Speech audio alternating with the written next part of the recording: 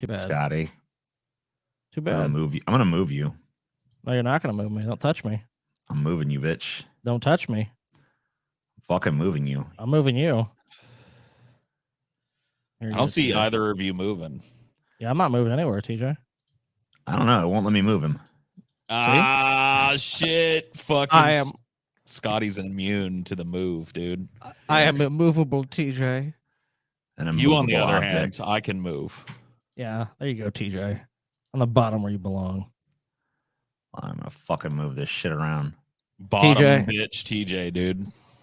Dude, TJ's a fucking piece of fucking junk, dude. He's a piece of garbage. He's a piece of shit. We're supposed to have a meeting yesterday.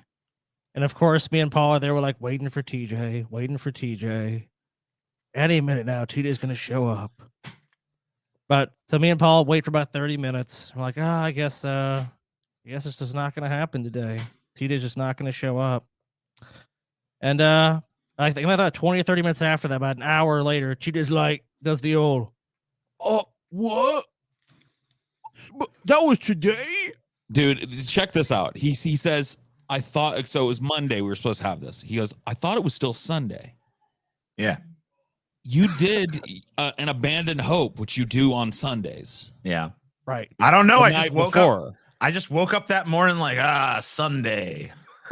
Nah, dude, this is exactly what happened. TJ was either out eating lunch or had something to do. He went out to do it, and he's like, oh shit. I'll just tell him I spaced on it. Yeah. Look, I know how it goes. I know how it goes. I didn't have a meeting one time with TJ. That's some fighting boy shit, which, I mean, you know, TJ doesn't even do that anymore. He's lazy. But and then TJ's like, oh man, they want me to go see a movie, but I was like, no, I guess I gotta have this meeting. I was like, yep, that's exactly what's going on. TJ was out eating some fucking chicken wings or some shit. And was like, oh shit, I spaced on that. They won't be bad. We'll reschedule. See, that's why TJ's hiding his face, because he knows it's true. TJ, look me in the eye and tell me. I'll get on camera here too. If I guess my camera's not up. That's weird. I'll get that fixed. But TJ, look at me eating mac and cheese and tell me that you legitimately just got lost track of the day. You weren't eating chicken wings or some other shit like that. What happened? Yeah.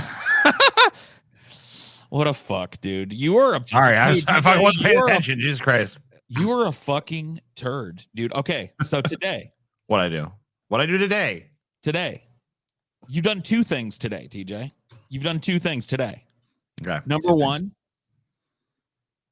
you got fired by an editor for being unprofessional. That's true. Which, I mean, hey, you know, fair enough. I mean, TJ is unprofessional. You got fired for being an unprofessional piece of shit. That's true. Then, okay, all right, look, maybe there's some shared blame on this one. Scotty was a little late tonight.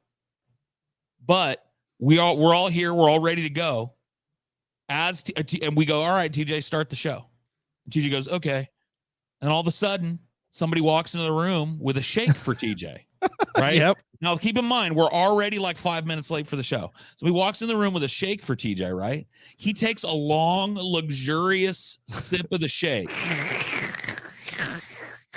And then is asked, hey, TJ, do you want to try mine? And he's like, yeah, give me that.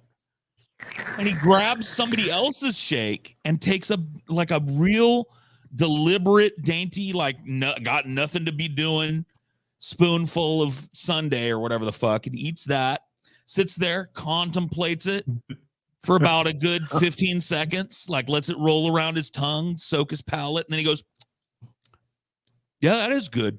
All right, TJ, I'll make you a deal right now. I won't give you any shit. Okay. I won't give you any shit about this if you just tell me the truth. Bullshit on you. Look, you went to eat some chicken wings yesterday. You didn't forget the meeting. You just want to do something else. Dude, the meeting totally slipped my mind. To be honest with you, I thought it was still Sunday. All right, at the time that we messaged you, were you at home or you out eating chicken wings or some shit like that? I don't know. You don't know? Yeah, I didn't even see the message until I don't know, an hour and a half, 2 hours later. So, all right, well, were you at home at that time or were you somewhere else? I don't know. He was out. I don't know. How do you not? Okay, did you go anywhere yesterday? Dude, I don't even. Okay, let me think. Well, yeah, I mean, yes, I'm asking 2 weeks ago. So I'm yesterday asking yesterday was Monday. Correct. The only thing, I think the only time I went out yesterday was I went out and got some white wine. Okay. Because I was cooking a recipe. So the only time was fair enough then. The only time I was out of the house yesterday was when I did that, and that was probably like 20 minutes of my day. All right, well, fair enough. I don't think I went out to eat or anything Were like you that. out getting the white wine when the meeting was supposed to be on? And is that why you didn't answer? I don't know. Uh-huh. Oh, shit. I wasn't paying attention, but Paul, right? You don't know. Yeah, dude. Grim, nobody knows what's up, dude. He knows. He knows. I mean, I believe she didn't go out to eat because I mean, Tito does eat out quite a bit now, which surprises me. I'm mostly I've been eating these little meal prep meals from like a local place. Okay, so they sell you like 20 of them or whatever the fuck for like a flat rate, and you just eat those. Because I think they're like calorie controlled and shit. And they're actually pretty good. Well, yeah, that's actually a change because I pretty much every time I'm like TJ, you know, I would call you up or something like I'm going out to eat some. I was like, damn, TJ eats out more than I do now. Like, fuck. Well, I fucking gained like so much weight doing that I pretty much had to stop. Yeah, I feel you on that. I thought TJ was on a diet. I knew this was gonna happen the second I fucking got this shake. Why did it have to be when I was doing a fucking show? That's so true. I've been fucking good. All right, this shake is a fucking exception. Okay. I'm not drinking a shake every fucking 5 minutes like, I told those suckers I'm on a fucking diet, but meanwhile, is it milkshake diet, bitch? No, it's a fucking, it's a normal ass milkshake. You should have said, dude, you know, you should, here's what you need to do. You want to cheat the people, get like one of those like smoothie cups and be like, yeah, I'm having a protein shake. I'm disappointed in you guys too, because neither of you have even made fun of me for being Amish again. Like, come on. I mean, I'm just used to it now. Like, it's not even a wild. It's not even a wild change anymore, though. Like the first couple of times you did it, it was kind of wild, but now it's like, yeah, I don't think it's gotten passe, I guess. Okay. Yeah, I don't think it again. Yeah, I don't think it looks good. I think you look better with the mustache, but I mean, that's up to you. I kind of agree that the mustache looks good, but I'm kind of just sick of it because it's just a pain in the ass. I hate mustaches so fucking much. Yeah, but I mean, I'll just be straight up with you, dude. This isn't me just being like a troll or anything. Like, you are legitimately, I think, look better when you have a mustache. I know they're a pain in the ass. I agree. But I'm over it. Like, aesthetically, I'm just done with. I mean, aesthetically, yeah, whatever. But I'm just done with the fucking mustache. It's too. We have the same shaving cycle. It's like every once in a blue moon, it's like, oh fuck, I gotta do something about this shit, and then we shave some shit off, and it's like, oh, okay, and then we wait about 6 months and do it again.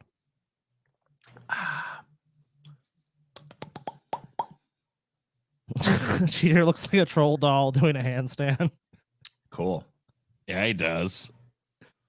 Creep J. It's Creep J. So fucking mean. Dude, you know what he looks like? He looks like the bearded lady. Cool. A bearded lesbian, dude. Yeah. Let me ask you a question. Lesbian. Let me ask you a question. I mean, this is about dieting, dude. We do something about that, Scotty? Okay, Taylor does it. There you go. Full credit to Taylor. Let's say this hypothetical diet is the perfect diet. Like, the stars align, you get to this goal weight, you achieve this thing. Mm-hmm. I mean, would you even maintain it, or would you just feel like you can rest on your laurels? I mean, like, what would you do if you actually had the perfect diet? History has shown that at a certain point, I'll be like, I have accomplished it, and then I'll just get fat again. So even if you got down to your goal weight, everything was like, you looked as good as you think you could possibly look. Everything just was perfect. You're just gonna go fuck it at some point. Yeah. Why even bother? Because otherwise I'm just gonna keep getting fatter from here. It's better to get fatter from there down there back up to this than it is to just keep ballooning from this point. So you just want to yo-yo is what you're saying. Yeah. You're a yo-yo dieter. Yeah.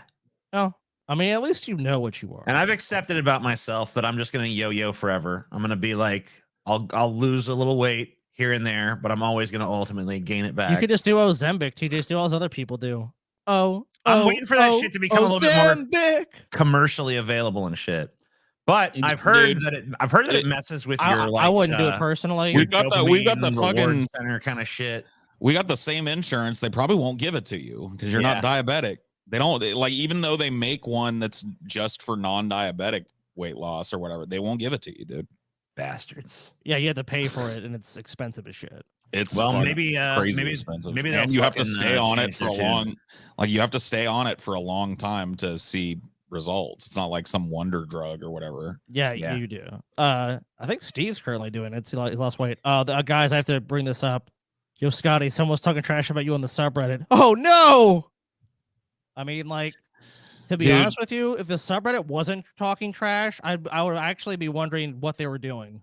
Like, that's what subreddits exist for. There's, like, Dude, I want to read this one to you, Scotty, because I want you to hear how fucking pathetic this is. Because it's even more pathetic than you think it is, dude. I don't know. That's a pretty low standard. No, trust me, this will beat it. This will beat it, dude. This is below. It's a little long, but I'm gonna read the whole thing. Okay. Okay. Perfect. The name of the thread is Scotty Sucks. Okay. I love it, dude. This is the best fucking thread. This is like TJ's ideal thread.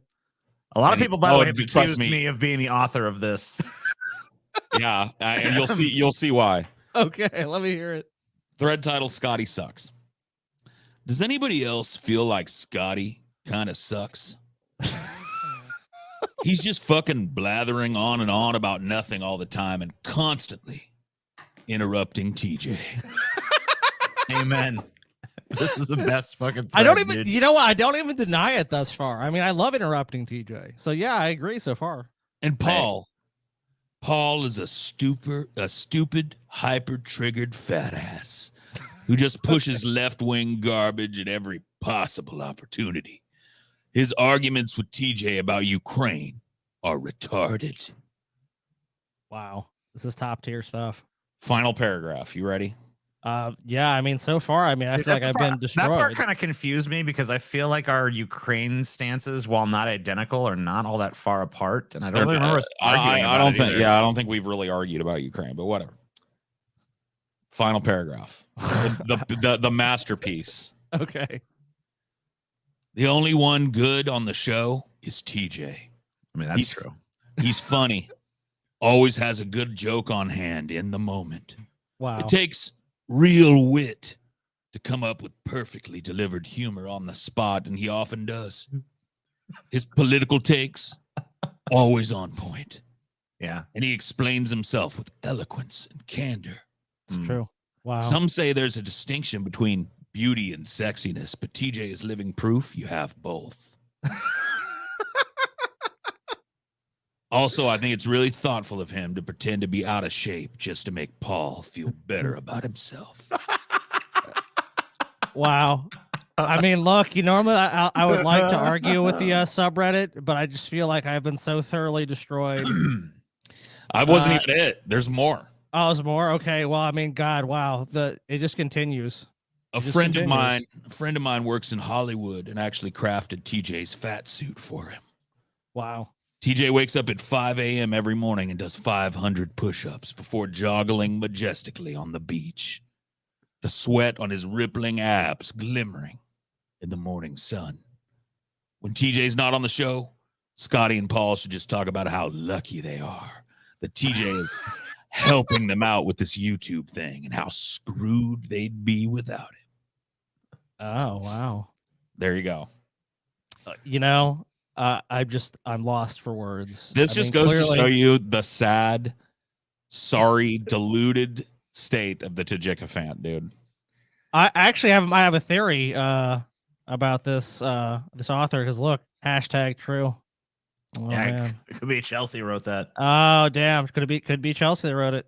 A lot of hate. Yeah. Look, terrible. Just terrible. I mean, look, I would argue with it, but like I said, I mean, obviously 100% accurate. TJ clearly lives in a penthouse in West Hollywood, enjoying his life. He loves long walks and jogs on the beach. That's all undeniable. Fat suit. I mean, I don't want to reveal it here now, but yeah, clearly, TJ is actually in great shape. Very muscular. He says fuscular, but look, the denial comes in. Chelsea, the jig is up. All right. I mean, it's just pretty obvious. I mean, but yeah, I mean, interrupting TJ, you bet. 100%. I own up to that every fucking second. Every time I'm around TJ and he speaks and he says something fucking stupid, which is, I mean, pretty often, I gotta try to correct the record. You know, so I have to do what I have to do. Yeah, I don't think it was TJ that wrote it, because I know TJ's writing style, and it's a lot more grandiloquent and meticulous than this was. But this was an agent of TJ for sure. How dare you? He may not. Oh yeah, dude. I can guarantee you. I've already closed my fucking window or whatever, and I'm gonna go back. But I can guarantee you, TJ knows the person that wrote this, has known them for a long time, and somehow ceded its authorship. Like, he may not have outright asked for it, but he may have implied that it needed to be said or whatever the fuck during some fucking, you know, Discord rant or some shit. You know what I mean? This is an agent of TJ's. This dude he's definitely affiliated with TJ. He's a TJ affiliate for sure. Oh, dude, 100%. Without any fucking doubt, dude. Out any fucking doubt whatsoever. This is like a longtime fan that TJ's known for a long time. This is a dude that's done stuff for TJ, like fucking editing or made art. This is some affiliate of TJ's. Guaranteed. It has to be. I mean, look. Do you deny it, TJ? I mean, I can't. Yeah. I can't say that I know the author of the fucking thing or anything. I mean, you very well could, though. I mean, I don't know that I know them, but I could know them. I mean, a lot of people are saying, was it seems Peyton? Like they knew. I mean, they do know a lot about. I mean, Peyton's feeling very sick right now, Scotty. Yeah. How dare you? Sick of our bullshit. How dare you even bring up Peyton? Peyton's no, people not are asking in the well. chat. People in the chat are saying, was it Peyton? Peyton's not feeling well right now, Scotty. Peyton's a sick boy. I mean, he's so sick he can't get on a computer. He can't get on a phone. Type some stuff up. Type lies up about me, TJ. Look, you know, TJ, I hope this person remains anonymous because, you know, I have a very good lawyer named Jacob Rosenthal, and I may just sue this person. These people want to come to the internet and talk shit about me. Well, you know what? I'm going to find out who they are. Number one, they can't hide behind anonymity. I know they think they're anonymous, but I'm going to find out who they are. I'm going to sue them, TJ. And if they have any affiliation with you, you know who's getting sued next? Is you, TJ. So you better hope, you better pray to the God you don't fucking believe in, TJ, that you have nothing to do with this. Because I find out you have something to do with this, TJ. We're going to see each other in court. Oh, dude, this is beyond fucking, like, I could just tell from the smirk on TJ's face when he was like, you know, I can't say that I know the person that wrote that. I could just see that it was fucking horseshit, dude. He knows who this person is. He's aware of this person. This is a person in his orbit. Mm-hmm.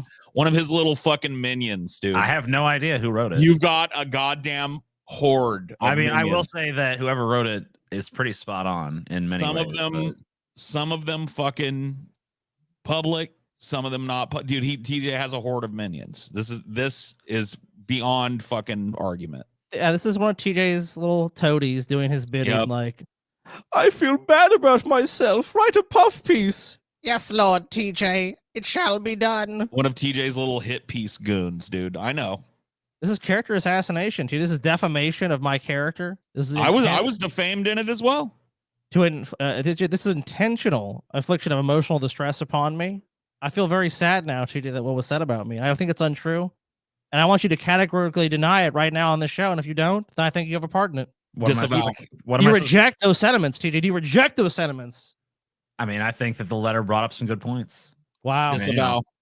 Wow. Disavow it, TJ. Disavow it or lawsuit, TJ.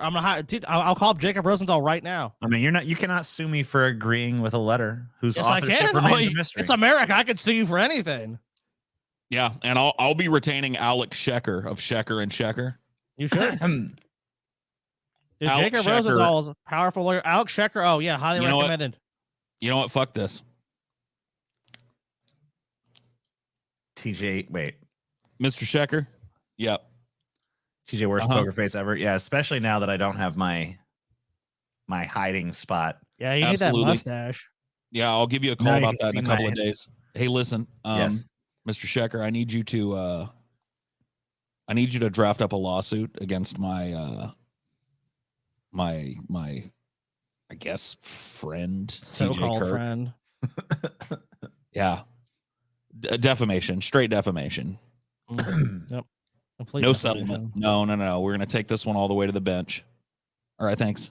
I'll look at another suspect. I'm not checking that, but the post is accurate in a few ways. Oh, was accurate? Really? Do you think so? Think it was accurate? You're in timeout. To Jickafant. All right, you should have a fucking drafted letter of intent to sue within the hour, TJ. Okay. Here's another lie someone came up with. Paul and Scotty probably wrote this so they could smear King TJ. I would never stoop to those depths. Yeah, that's bullshit, dude. That's a lie. I categorically deny it. Paul categorically denies it. We have nothing to do with that letter. That letter is a vicious attack on both of our characters, and we find it, frankly, to be offensive. That would even be suggested that would be behind this. This letter is a work, an inside job By TJ. Yes, an inside job by TJ. I agree. Dude, everything is a work. Dude, I have this like when I'm sitting and just kind of like mindlessly scrolling YouTube, sometimes I'll watch these like chiropractic videos. You ever seen those where they like crack people's backs and shit? Those kind of freak me out, to be honest with you.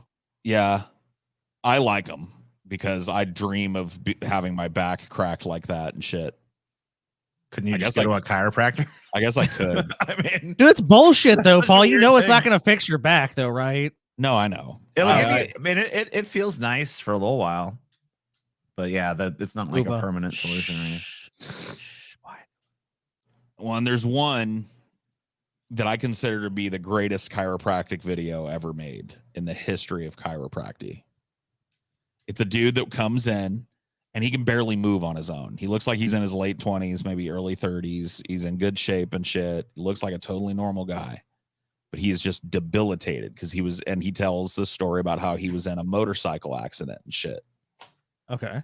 And he hit a fucking pole or something at high speed and broke his back. And ever since then, he's just been debilitated with pain and numbness and can't walk and can't sit. And it takes him forever to, do anything.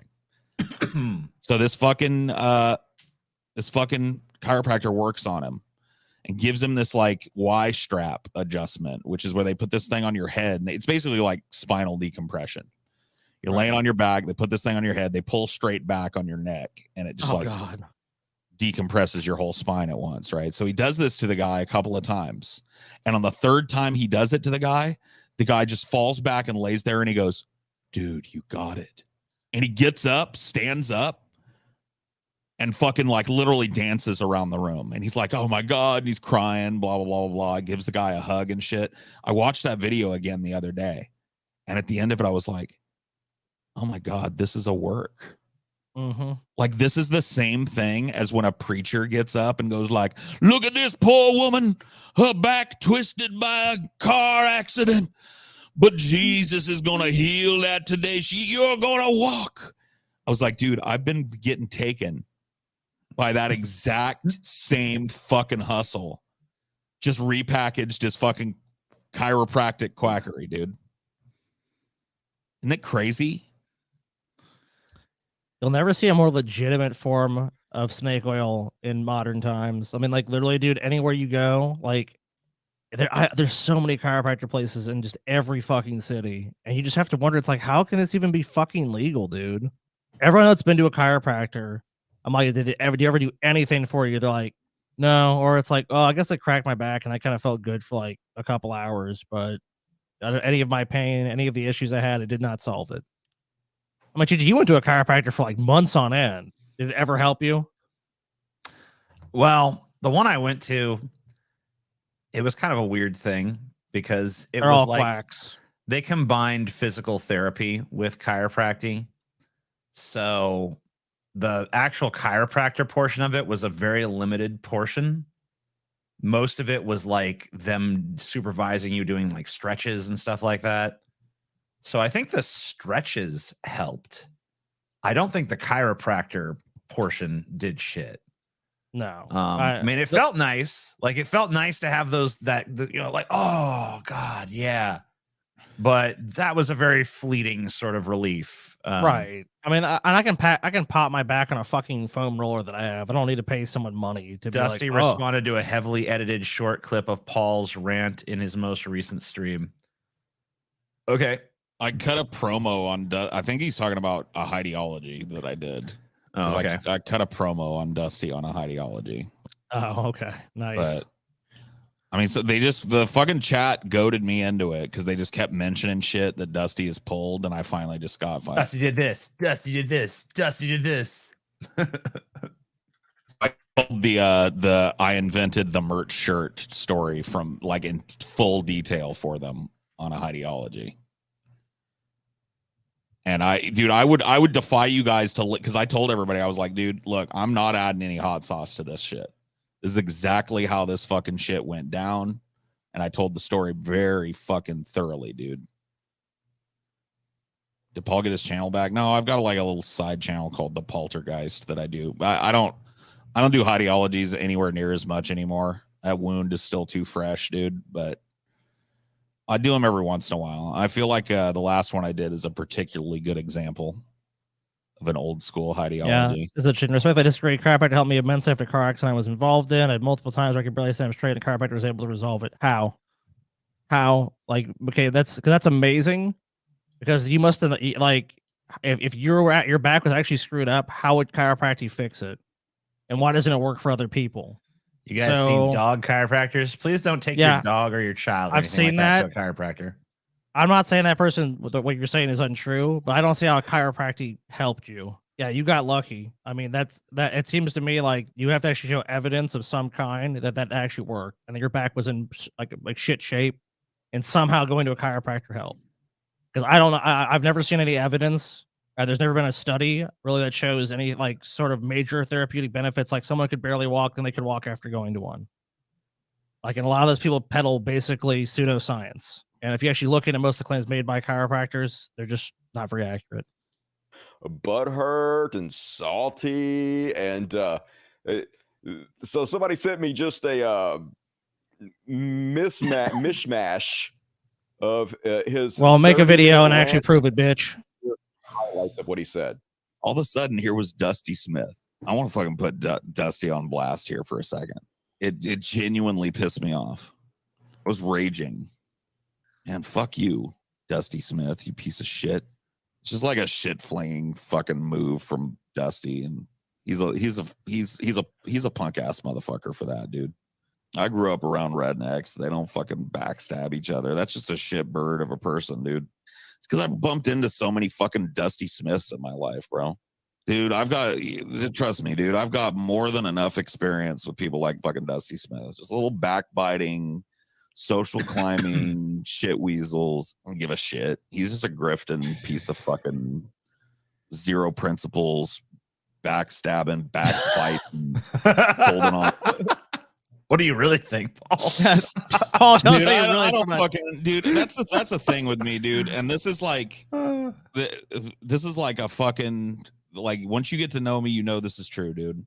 If you do me fucking dirty and don't try to make it right at any point and won't admit that you did anything wrong, then I'm gonna fucking I'm gonna tell everybody exactly what I fucking think about you, dude.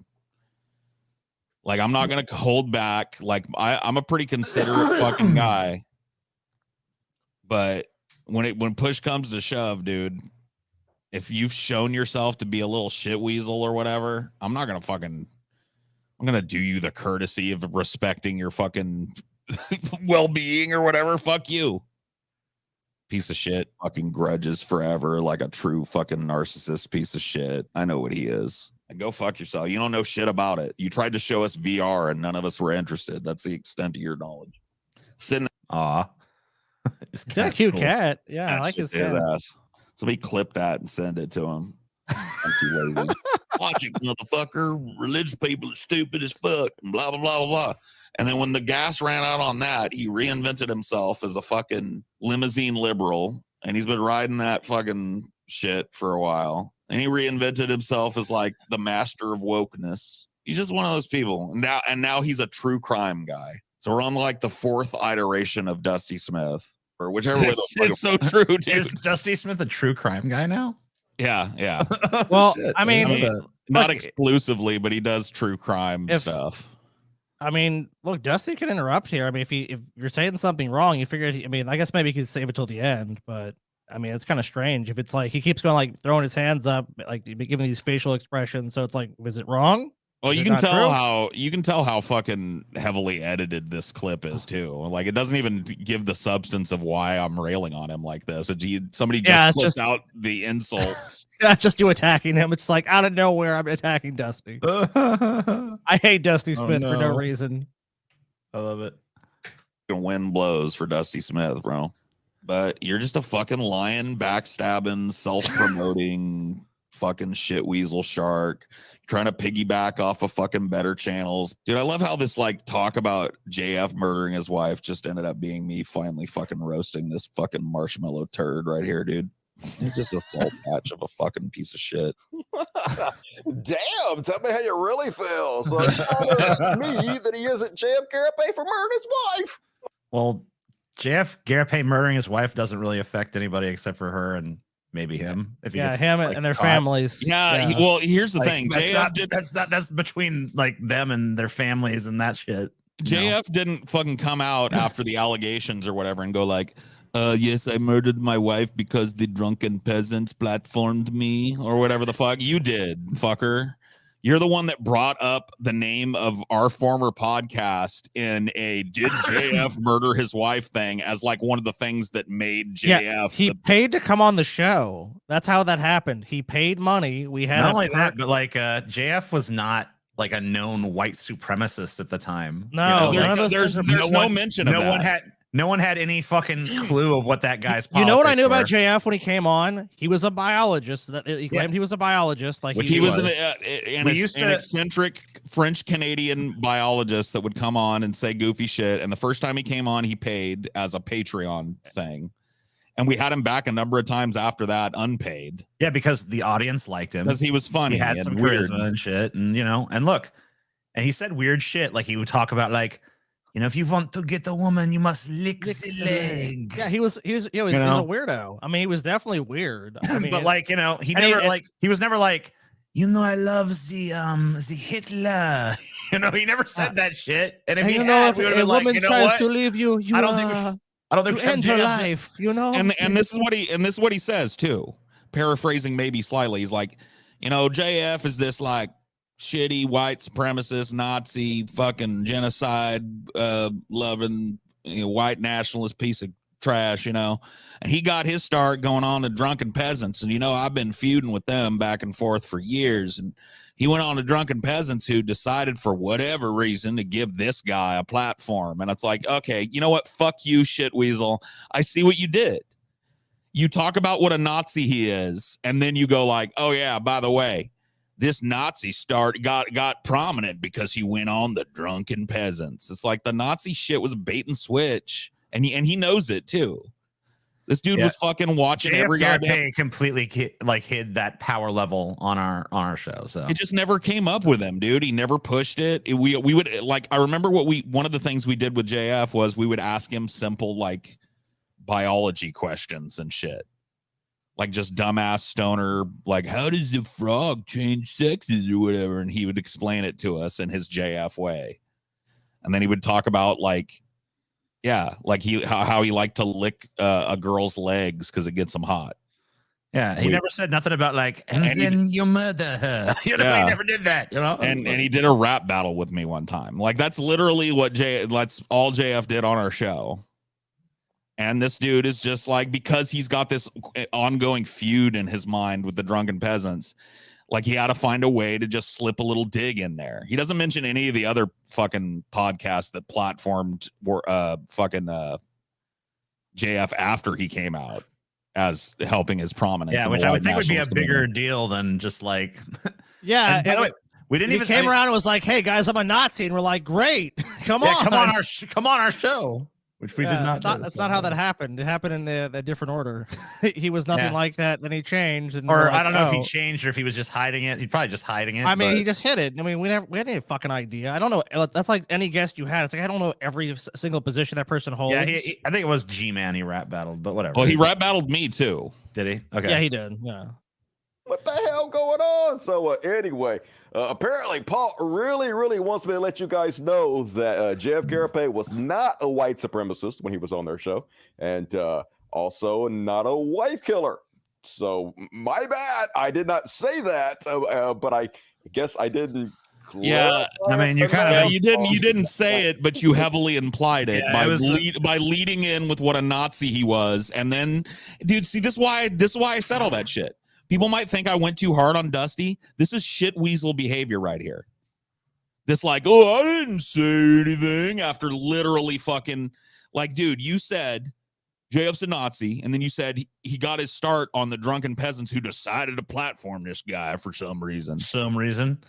Like you heavily implied that we brought a Nazi to prominence, and directly led to somebody's wife being killed or had any involvement in that. Go fuck yourself, Dusty. Ridiculous. Fucking completely ridiculous, dude. Total backstabbing, backbiting. Stoners in a Room podcast somehow led to murder and mayhem and platforming Nazis. Give me a fucking break. Yeah, he's definitely like Brett Keane with a few more brain cells. He'll do anything to climb that fucking ladder or whatever. He'll fuck anybody over. He'll fucking take responsibility for every good thing that comes about, like the invention of t-shirts or whatever the fuck. Like, fuck, just fuck off. So, Krusty Smith. I'm gonna go over our goals tonight. Goal number 1. Paul shits all over Dusty Smith again. Goal number 2. The whole crew shits all over Dusty Smith. No, I'm kidding. I don't want to devote that much time. So Why not? I don't know. I really don't have much to say. So at 150, we have more Cenk for president stuff, because I guess there were a few things we missed last time around. Like, we didn't watch his official announcement video. That's kind of an oversight. So we're gonna take a look at that. We're also going to take a look at his website, see what's going on over at the Cenk for President webpage. It's pretty crappy. I imagine it probably is. So for 300, we're going to look at some people, 10 in particular, who were killed by their pets. Oh, dude, for a second I was going to boycott it, but I was like, people who killed their pets? I'm like, I'm not going to do it. Then you're like, oh, people were, okay, it's fine if they were killed. People were killed by their pet. And I saw that the first one was just a little parrot. So I'm like, oh, shit. Dude, parrots are vicious, was man. killed by a little fucking parrot. That's nuts. For 450, we just have like a random assortment of some crazy videos. What's this stuff? JF got a large sum of money from Jeffrey Epstein in 2014 for research. Lol. Okay. To the Cenk zone. Hope it's good. I mean, it won't be good. It'll be sweaty though. It's gonna be, yeah, it's gonna be I very want to sweaty. see how sweaty he is in the video. For sure. I mean, he's probably going to make sure in his official announcement video, you think he's going to make sure he's sweatless. And I'm looking forward to the next election just to see how much he fucking sweats. So this next one is a little, I guess, a little short film. It's called Modern Education. I messed up the spelling here. Education. And a lot of people are saying that this video is very prophetic. I went and I watched a little thing from the middle of it, and it was like, you used a red pen. Red pens are offensive. So I think it's one of those kind of things. For 750, we have Israel Simps. This section is going to feature Ben Shapiro, Ted Cruz, Jesse Waters, and some more of our favorites. And for 900, our final goal of the night, Daily Wire for kids. But don't worry, because it's not political. Wink. Winky face. Winky face. And after this show on our sloppy seconds, we're going to be watching some Manatee. Oh, God. The Manatee, he made a video about my good points. Oh, fuck. The stuff he likes about me. Yeah, that's unique. So this part of the Brett Keane cycle again, trying to woo TJ into being his friend and advocate. It's very, let's just say the compliments are a little bit backhanded. I'll just say that. A tiny bit. Well, I mean, they wouldn't be the Manatee if they weren't. A wee bit backhanded. I also want to remind you guys, if you join our Patreon, you're going to be able to watch our Tournament of Terror. That's going to be on the 27th of this month. It's going to be Tournament of Terror 2. You guys might remember we did the Tournament of Terror a couple of years back. Pumpkinhead won. Yep, we pitted all the horror icons against each other, and as Paul just said, Pumpkinhead was the champion, and we're going to find out who Pumpkinhead will face off against And we're gonna fucking pick a higher caliber, I think, because we had a lot of people in there that we really knew going in they're not gonna win. Like no one thinks Chucky is gonna fucking win Or the Hannibal. whole shebang, that kind of thing. Hannibal So this Lecter time- wasn't. Well, Hannibal Lecter wasn't going to take it. Yeah, we're taking it up a weight class this time. For And- sure. But there's gonna be a lot of twists and turns in this one. So Yeah, Scotty wants this to be a more twisty, turny, windy road that we walk with this tournament. So I mean, We'll the spirit see of how that horror. goes. That's how it should be. exactly.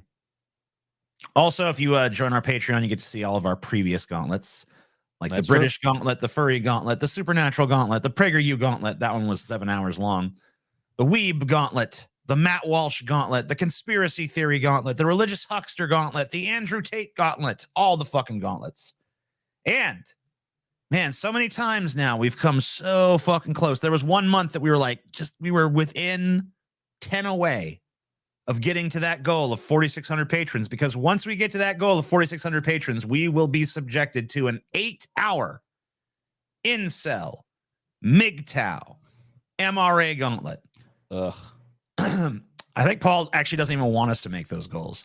I do, but I'm not happy about the payoff that I get immediately. Fuck no. Also, want to remind you guys to go subscribe to the Onion Nuggets channel. That's linked down below. And we post clips from all these shows there every day. And also, we post these full shows because, we take these down afterwards. We post the full show for our patrons. I'm innocent. I swear I didn't torture him to death. I swear his dick was just missing when I got there. I don't know what's going on with you, cockatoo and sunglasses, but it sounds like you're in some trouble. My fiance is wondering why I put $1,000 on our credit card to fly to Vegas just to be crowned a sweaty beanie. Anyway, here's some more of his money. Yeah. I remember. I remember nice- Zoe. Yeah, it's a nice beanie though. Zoe, she kept coming up to me during the night, and she was the one that won my sweaty beanie in the audience roast off. She's Yeah. mean. She's mean as fuck. Like Yeah, I know. She gutted her first opponent, gutted her second opponent, and then gutted me. I couldn't even make a comeback. And then just walked off the stage. Yeah, she didn't even want. She didn't even want the beanie. But yeah, she came up to me a couple of times that night. She's like, "Paul, I think you're my real dad." And I was like, I don't think that's possible. But I mean, what, like, she would be like, "No, you are.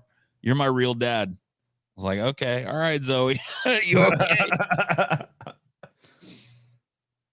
That's awesome. Dude, Zoe was the best. Yeah, she was pretty awesome. No, she was cool. Depending on what the novel will destroy pretty much any horror villain. Well, I mean, I guess it depends on what they have to do. Yeah, that beanie is a real fucking thing, dude. I bought those beanies probably like 15 years ago now.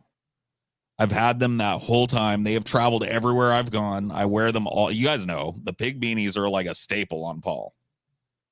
So that's a no shit fucking beanie. And present you're out of pig beanies now, right? Yeah, I have no more pig beanies. I've got a bunch of other ones that I wear a lot, but yeah, I moved out of the pig beanie phase. What can Are you I guys say? talking to Vosh sometime? You alluded to something like that. I have reached out to Vosh to appear on this program. I have done that. Yes. Now he has not responded yet in the affirmative, but we are in talks, so we shall see. I sent him I fucking did it in the best way too. I found some fucking like naked bitch in the woods with a giant ass, and I was like, "Vosh, I am the goddess of big butts, and I command thee to go on the deep fat fried onion nuggets show.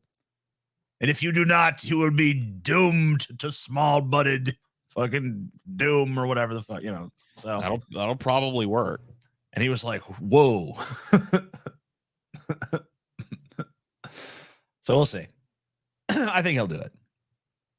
He's just said on stream he may talk to you. You may talk soon. Well, there you go. There you go. Yeah, I mean, if he gets back to TJ, sure. Yeah, I mean, he's reached back a little bit. He has yet to affirm a date. But yeah, we're looking forward to hopefully having him on here. Whoa, my dude. What are we gonna do with him? Like, what's the plan? Well, I mean, we're definitely going to argue about fucking this stupid electoralism argument that's happened a million times. That's just going to be inevitably a thing, right? Oh no, that can't be avoided. And how are we gonna avoid double teaming him on that? Because like you're fucking you're kind of like on an anti-electoralist streak. I don't know if we're at the same exact spot, but I feel like we're yeah, closer I don't on this think issue than we've ever been. I don't think I'm as strong on the position as you are, but I feel like I'm more on your side this time around. Whereas last cycle I was more on his side.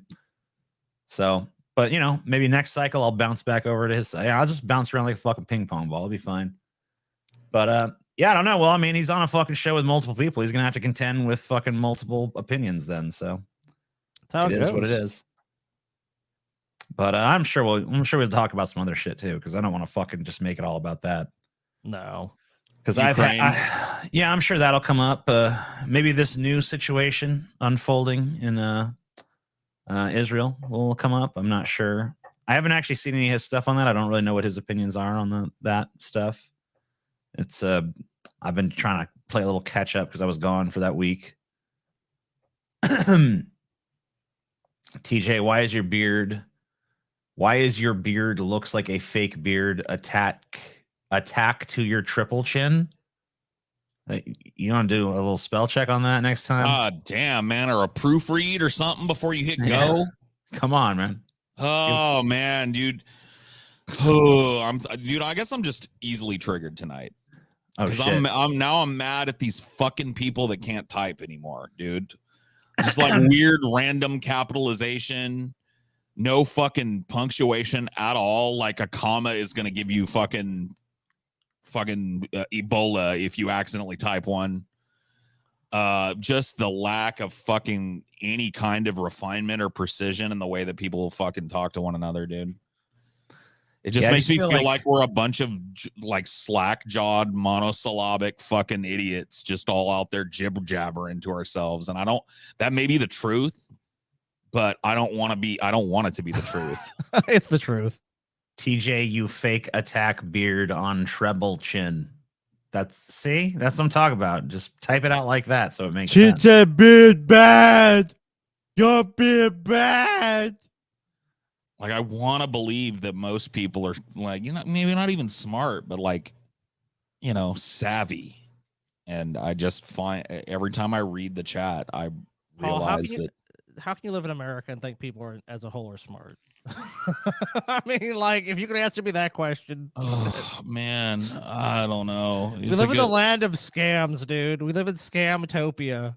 Like, come on. And it's not saying smart people can't fall for scams, but America is one of the scammiest nations on earth, dude. Like every way you're getting fucked. People like make horrible decisions over and over and over again. You know, collectively, we're just not a smart group of people. Blame public schools. I can't blame public schools because they're underfunded and fucking restricted in what and how they can teach, to the point where like it's not shocking to me that they're cranking out functional illiterates. Like, what can they do? They've removed all the power of the people that work within those fucking schools, especially directly with the children. You want to know what the worst thing for kids any is? Decision. I think one of the worst things to happen to children as far as their education in the last 10 years, tablets, dude. And I'll tell you why. You go to restaurants. You don't even have kids to know this. And there were parents who take their kids to the grocery store. They take their kids anywhere, and they put a fucking tablet in front of them. And if you talk to one of these kids, they sound literally retarded. I mean, I'm not blaming them because they're little dumb shits. They don't know any better. They literally sound like they're retarded, and they can barely fucking speak. And it's like, why are you fucking taking your kid out and not talking to your kid? Talk to your kid, show them the world, actually give them a head start in life. School can only do so much. Parents are with their kids a lot of the time. If you don't talk to your child and don't educate them about fucking reality and the things around them, that's not going to help them either. I got you an alt Velma today, Paul. Here, I'll show you the audio. Radio. We make your eardrums bleed. I just shoved a nuke up my pussy. Nuke radio. All right. I mean, I always got to do it for Paul, man. You can barely see anything here. yeah, I mean, this is like points for the pup, though.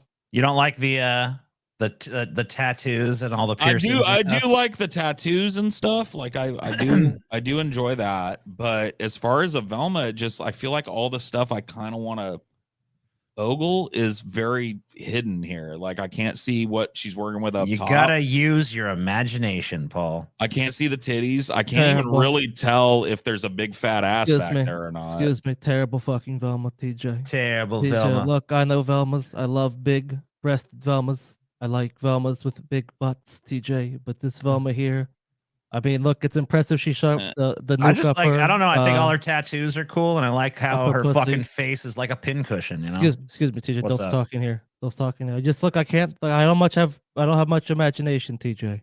Sorry. I just look. I gotta see what she's working with, and I gotta see it in my face. And if I don't see it, terrible. We're running low on the TikTok Velmas, though. I gotta be honest with you. Oh my god. Lie. This is just TJ saying that like he's tired of looking for a Velma. I mean, they're just becoming harder and harder to find ones that I think are gonna. You please just your want to ass. look at Daphne, TJ. I mean, I don't dislike this Velma. But I think this it's maybe it's time we switch to another character. Is all I'm saying. Dude, we haven't even fucking started to go through all the Velmas, dude. I just literally searched sexy Velma cosplay the other day and found like, dude, there were the whole page that I searched was shit we haven't used. Give me them big fat Velmas. Yeah, there you go. Well, Yeah, I don't know. I don't think it's the worst. Fucking femboy Velma, you fucking crybaby. God damn. I'll do it. I'll find you. When are we gonna get a femboy Velma? Well, then fucking send one over. Punk ass motherfucking bitch. Tell you what, I'll create a little fucking Velma cosplay fucking thing in my Discord server, and you guys can go fucking fill that motherfucker up with as many Velmas as you can fucking imagine. And then they'll just have I'll have an endless font of them from now until the end of time. I mean, they can't be like, because I think a lot of the problem is that you can see titties or pussy in a lot of these Velma things, so they can't be NSFW. Well, then if you got one that's NSFW, censor that shit a little bit. I love it when Paul did those Twitter Spaces. I don't even think they do those anymore. Do they still do that? Yeah, I think they do. I don't know. I honestly haven't been on Twitter at all in about 6 months, so I couldn't fucking tell you. I think they still do though. So Netflix is planning to open some brick and mortar locations. Oh my god, we're going in reverse. Dude. What is happening? We're going in reverse, bro. Huh? I don't understand. What are we doing? Why are we doing this? We're going in reverse. Why? I guess they're trying to get people who can't afford internet or whatever an option to fucking. They want that money too. Netflix recently shuttered the long-standing mail-order DVD service that led to the closure of video stores around the world and ushered in the era of streaming. But now the company appears to be embracing brick and mortar. According to a Bloomberg report quoting Josh Simon, the company's vice president of consumer products, Netflix aims to open a network of stores offering retail, dining, and live entertainment that leverages its TV shows and movies. Netflix has not announced that it will be selling what it will be selling at the locations. It's unclear if DVDs or any type of physical media will be part of the inventory. So it's like a Netflix themed restaurant or something. Yeah, it said dining, right? I mean, it said that was going to be part of it, so I don't know what the fuck they're doing. We've seen how much dining and retail shit. We've seen how much fans love to immerse themselves in the world of our movies and TV shows, Simon told Bloomberg. Yeah, and we've been thinking that's what a lot about how we take that to the next level. It's gonna be a place that we're like a Netflix themed dining thing, and then they're gonna have a bunch of like exclusive merch from their Netflix original series and shit. Gotcha. Very weird, very strange idea, but I mean, it's like a Hard Rock Cafe of Netflix properties. That's probably what you're probably right about that, Garrick. Yeah, I mean that's exactly what it's gonna be. It'll have like little fucking it's like sealed costumes that are used on their shows or whatever the fuck. Stranger Things, yeah. Yep. They'll probably host like Q&As and stuff with some of the people that are on those shows. it's going to be, I can almost guarantee you that these are not going to be popping up in most places. These are going to be, these are going to be in major tourist areas. Yeah. The company also has launched pop-up stores offering merchandise from its hit show Stranger Things in cities Paris, Las Vegas. I went to the one in Las Vegas. It was pretty cool. Oh yeah. It was like half store, half social media photo op place. Because they had all these little things, they had all these little areas set up to take fucking pictures and shit. Like, of course, take a picture on the couch, take a picture with Vecna, take a picture with this creature and that creature and stuff. And then there was like little store stuff, and you could buy, you know, like things that feature like memes from the show and shit. I didn't buy anything from it. I just took the photos and left pretty much. But it was a pretty cool little store. It's fucked up. You stole from them, TJ. The malls never died. They just moved to new places like airports and train stations. Okay. Netflix is an ecosystem. It opened a merchandise shop a couple of years ago. It's investing in mobile games. Blah, blah, blah. Anyway, so yeah, Netflix is just like another one of these giant corporations that's trying to take over the world. And it has a good shot. It's up there in the contenders. It looks like the Disneyverse isn't going to happen. So maybe the Netflix verse can happen. Because Disney really has been pretty shitty at leveraging these properties. It's almost like they run everything into the fucking ground. So now you got some fucking politics bullshit. Legal expert warns Trump lawyers could face disbarment and possibly be jailed over court stunts. Trump attorneys engaging in stunts, games, and frivolous tactics in violation of New York state ethics rules. I love how even Trump's lawyers can't be fucking trusted to not make an ass of themselves. Well, he's having trouble finding lawyers because he's fucked off most of the legal establishment and can't afford them anymore. And so, yeah, of course he's going to be doing every weaselly thing to try and delay.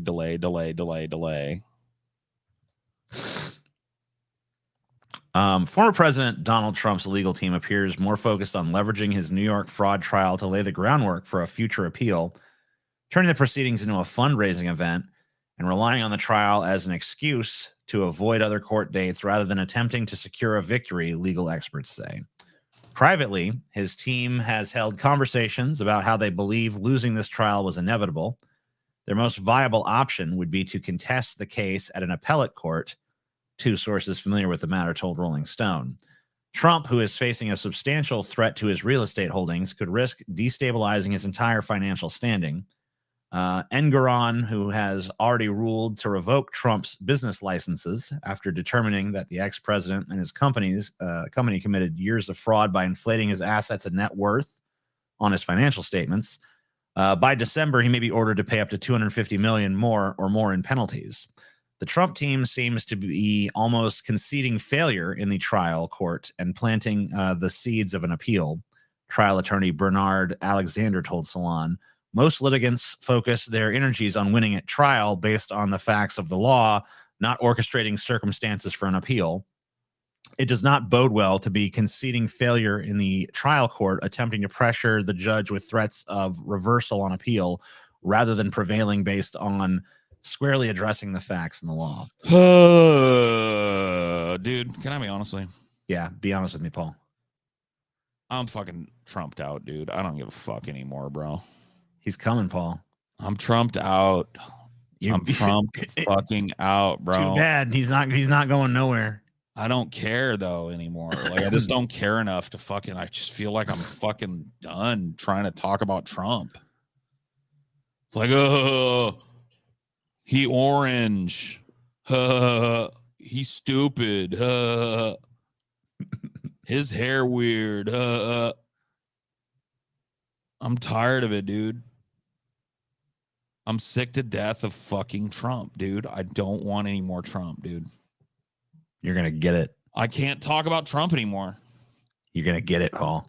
I can't do it. I don't even know what to say about the dude anymore. I don't even care.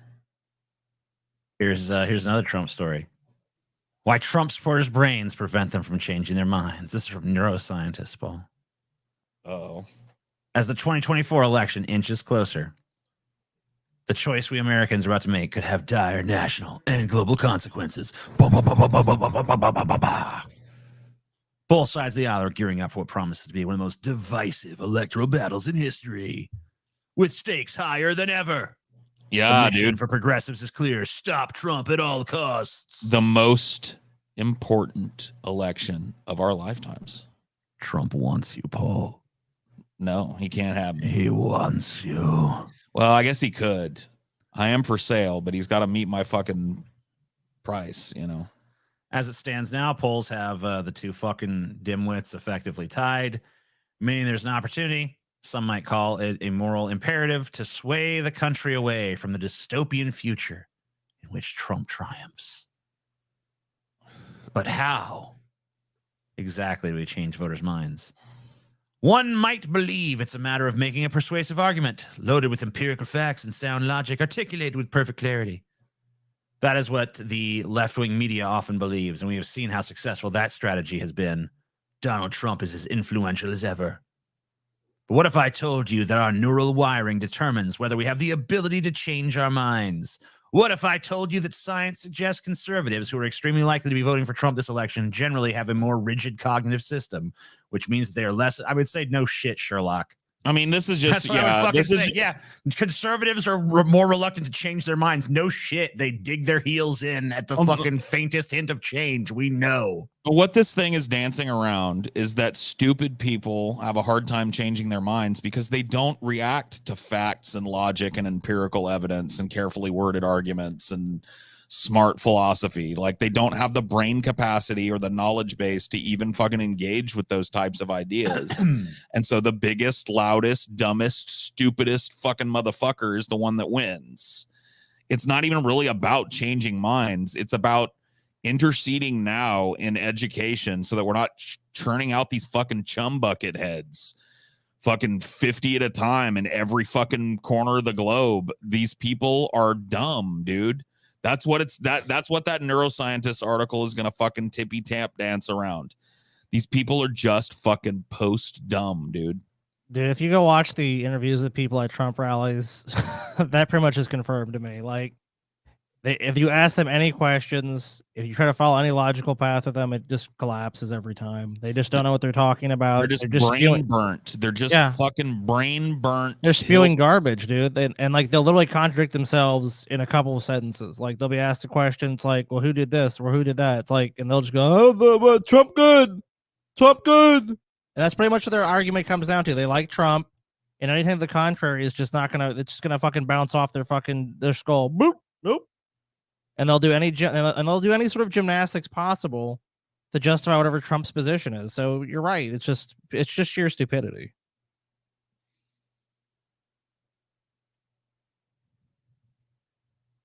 You're muted, TJ. Thankfully, you're muted. Ron DeSantis said, well, first of all, I guess he's running out of money.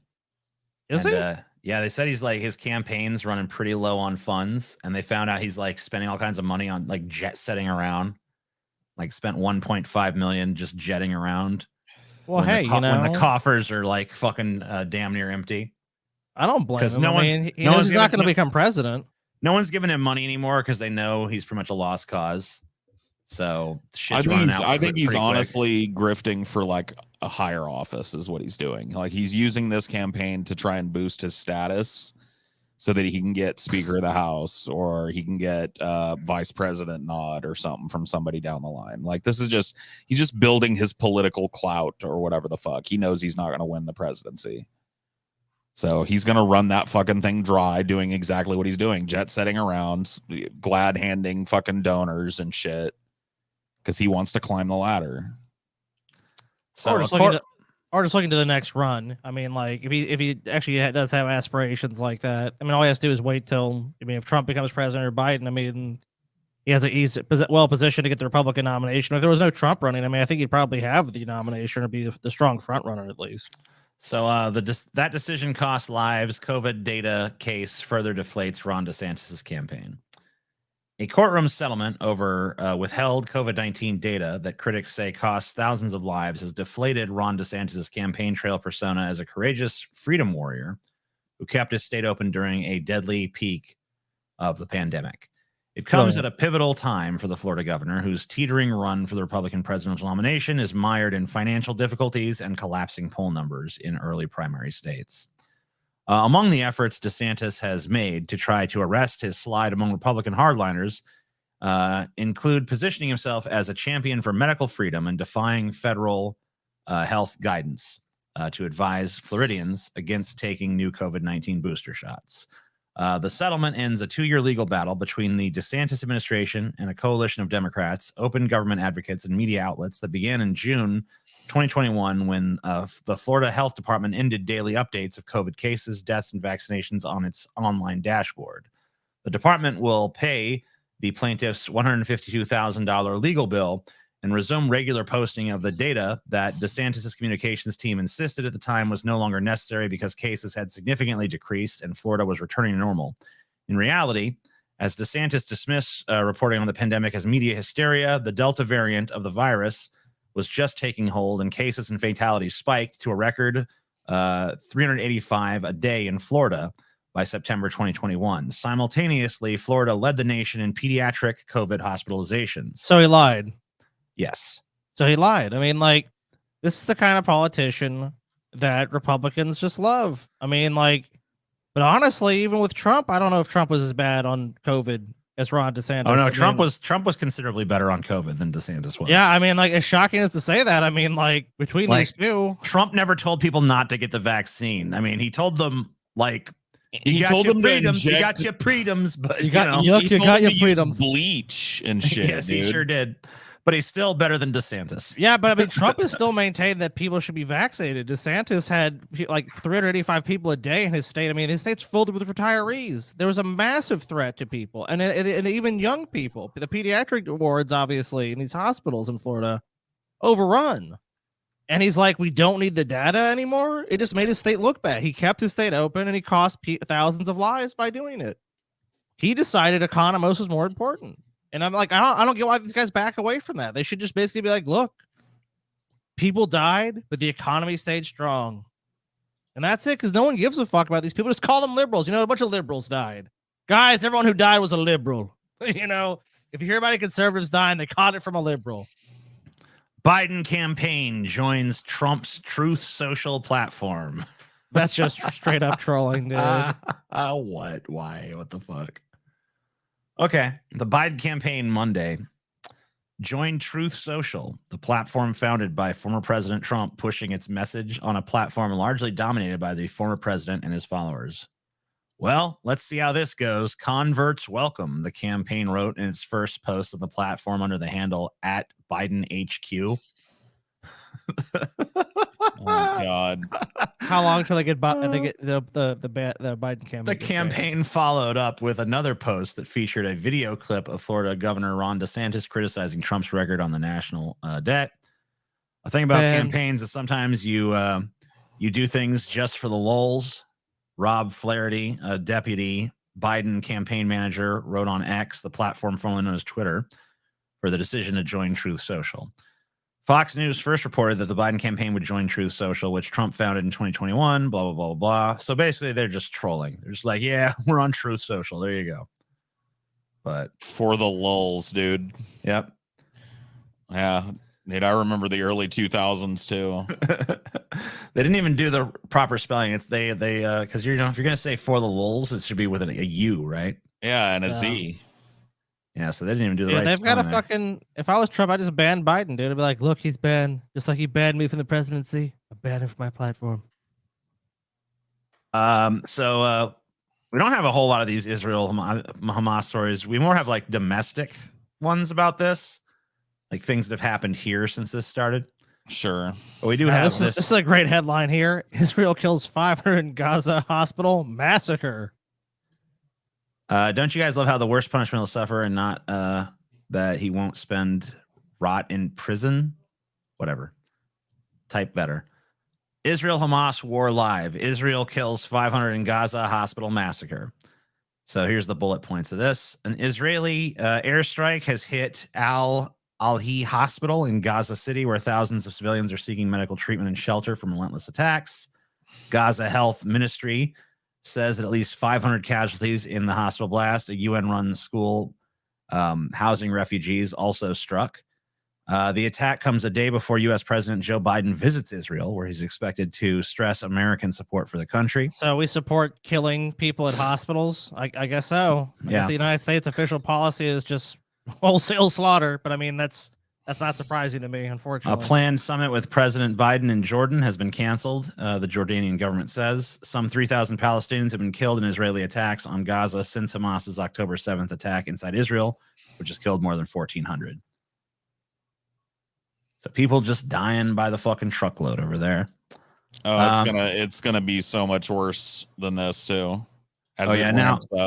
Well, I mean, one of the stories I didn't pull yet, because at this point it's just kind of maybe fear mongering, but still definitely a possibility, is that Iran has put out statements just saying like we might do a preemptive strike against Israel and shit. So we'll see. We'll see if that goes down. All right, sweet. So World War III is kicking off. Yeah. Awesome. Yeah. Maybe. Dude, new World War just dropped, dude. So here's what's going on over here as this stuff ramps up over there. Once again, the Sikhs are the innocent victims because no one in America is smart enough to tell the difference. Oh my Sikh God, and a dude. fucking Muslim. So I've seen so many times. I've been on a plane with someone who's Sikh, or been on a gate, and I've seen people like, "What the hell is that guy wearing a turban for?" It's like that guy is a Sikh, almost guaranteed, not a Muslim, which you shouldn't. Oh my God, dude! When we were flying to Las Vegas, I kid you not, it was literally the most stereotypical thing. There was a guy who was Sikh, and there was a black person, and then there was us going through security. They literally gaffled them all up, and as white people, they're like, "Go through." And we're like, "Oh my God, this is literally."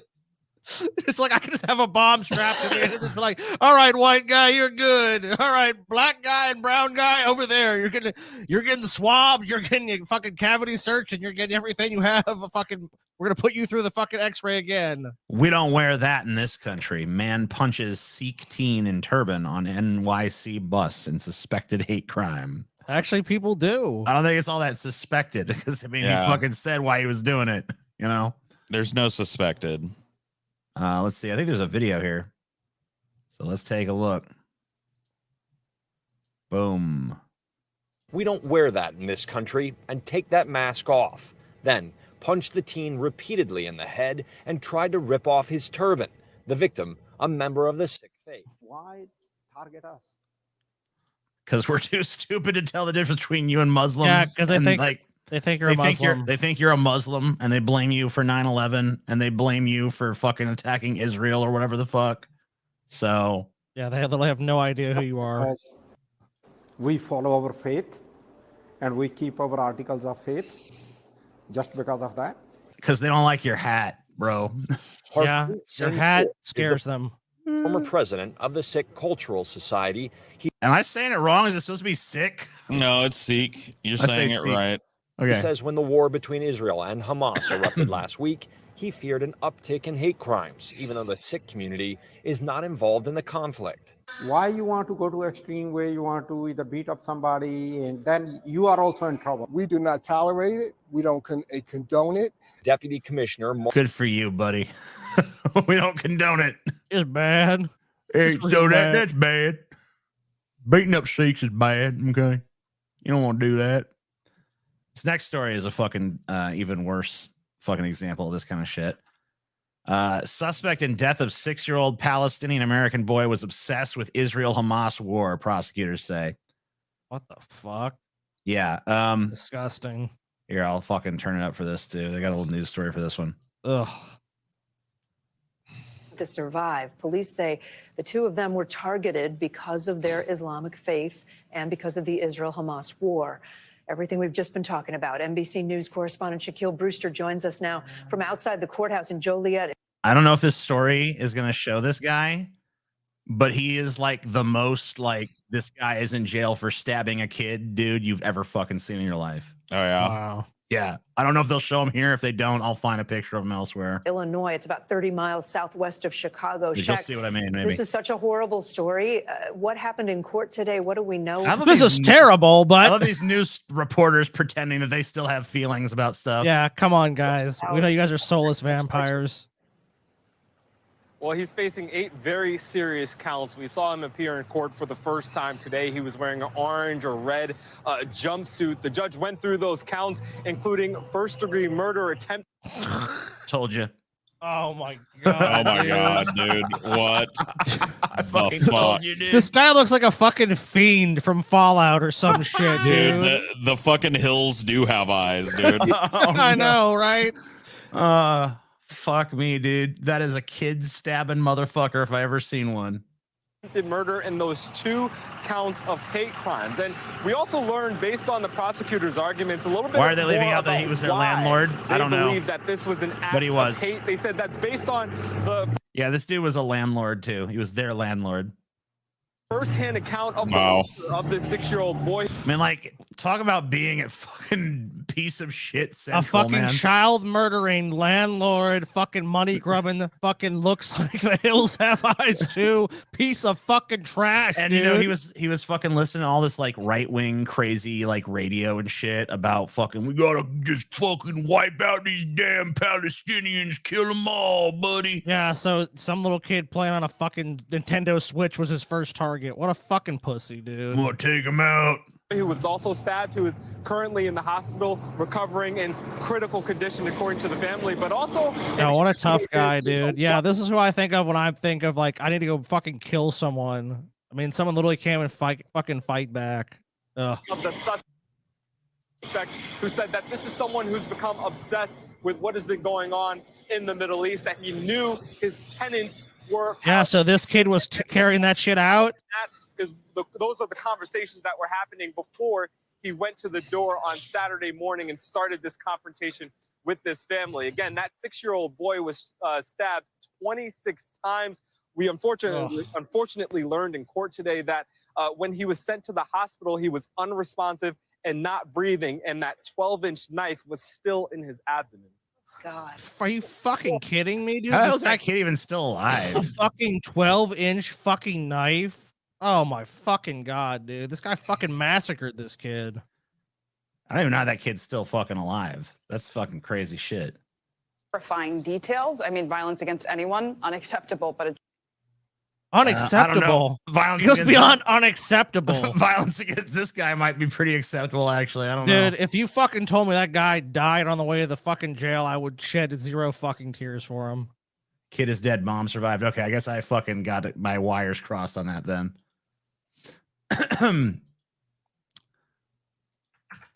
Muncie woman steals car from dealership to drive to exotic dancer interview in Indianapolis. Court docs reveal. You know what? This is the kind of crime I like.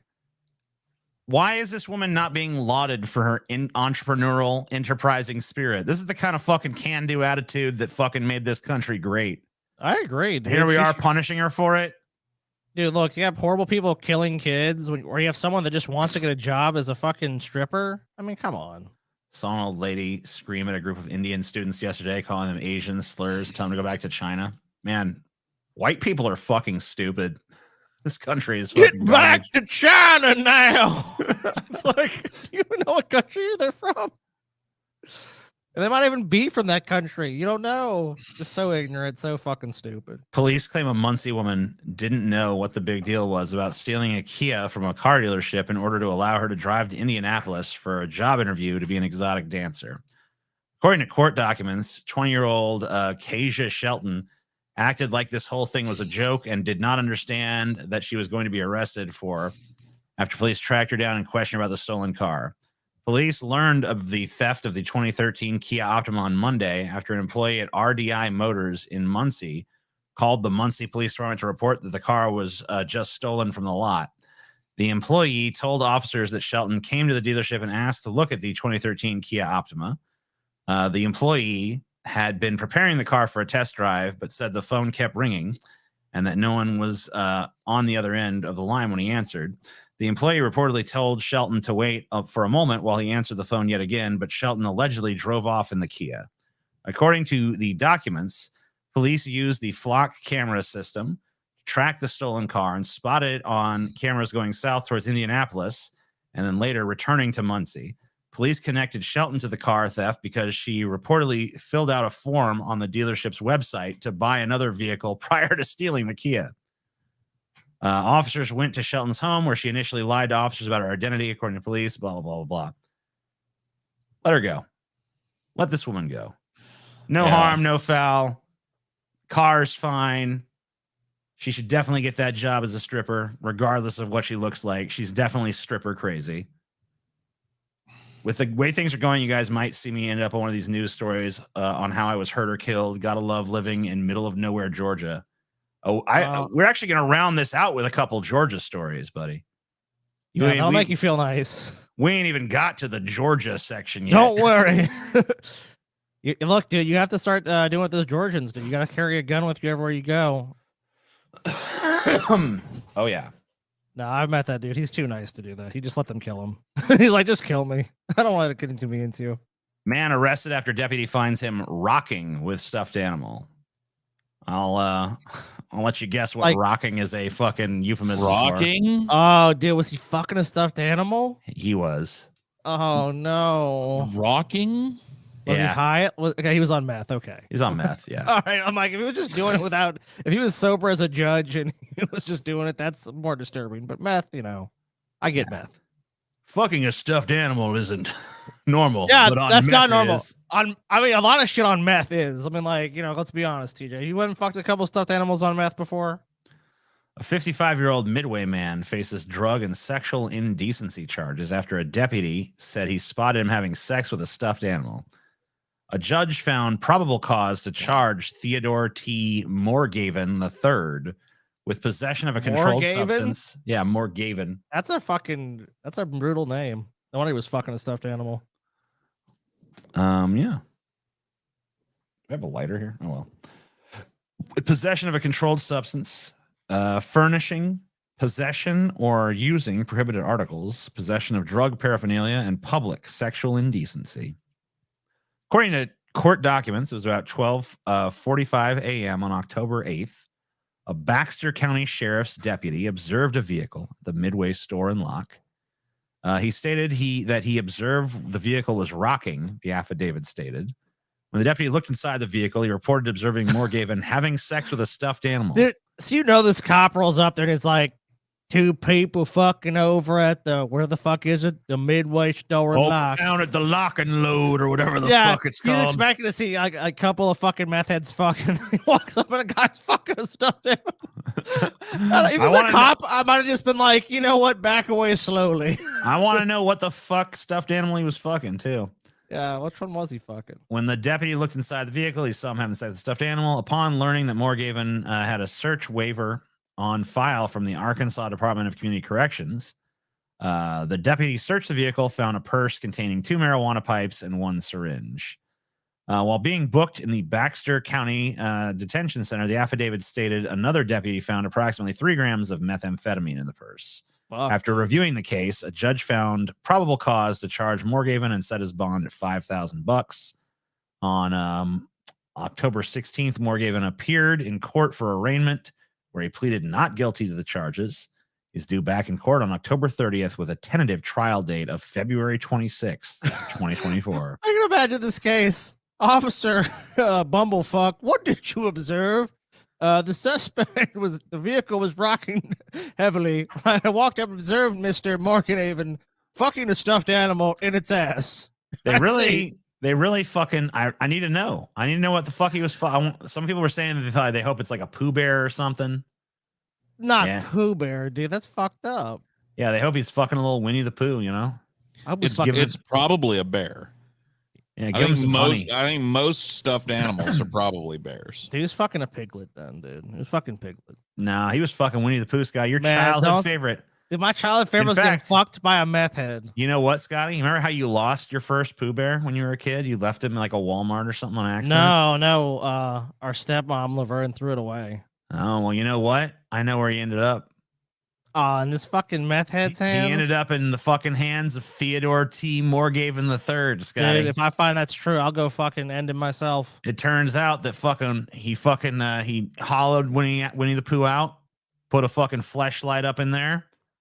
Oh man, that's he's fucked up, dude. He's canonically, Scotty. He's canonically fucking your childhood Winnie the Pooh. When he gets out of jail, he's gonna lose his member, dude. He's gonna lose it. Snip, snip. That's what he's doing, Scotty. You don't want to believe. Well, he ain't doing that now. I mean, he's in jail now. Oh, they're letting him bring it in the jailhouse, Scotty. They're very nice. They ain't letting him bring his fucking Winnie the Pooh flashlight. Oh, they did. It's the only way to keep him calm, Scotty. He's a fucking pain in the ass to deal with otherwise, you know?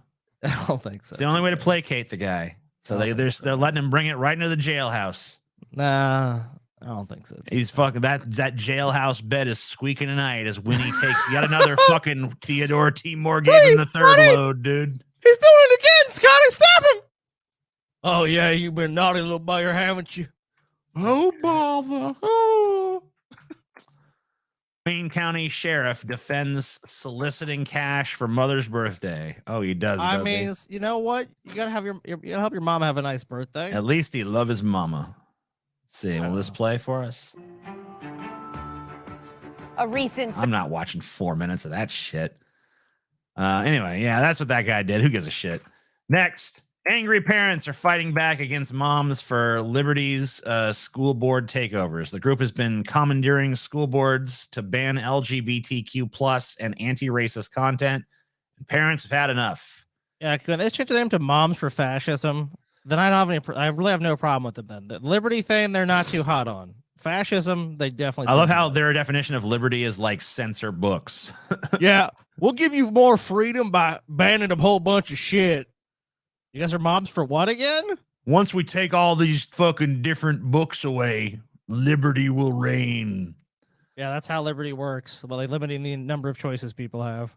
Community members in Bucks County, Pennsylvania, are fighting the takeover of a local school board by members of the anti-LGBTQ plus so-called parents' rights groups, Moms for Liberty. The group, described as an extremist group by the Southern Poverty Law Center, has whipped up right-wing hysteria against anti-racist and LGBTQ plus content in schools.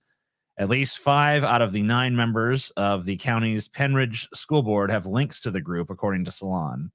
In response, parents and concerned locals have been organizing against Moms for Liberty using a variety of methods, including a Facebook group called the Ridge Network, which has about 1,400 members. Ridge Network members have said that the Moms for Liberty first began eliminating diversity, equity, and inclusion policies and began a censorship campaign to remove pride flags, as well as anti-racist and LGBTQ plus inclusive books from schools.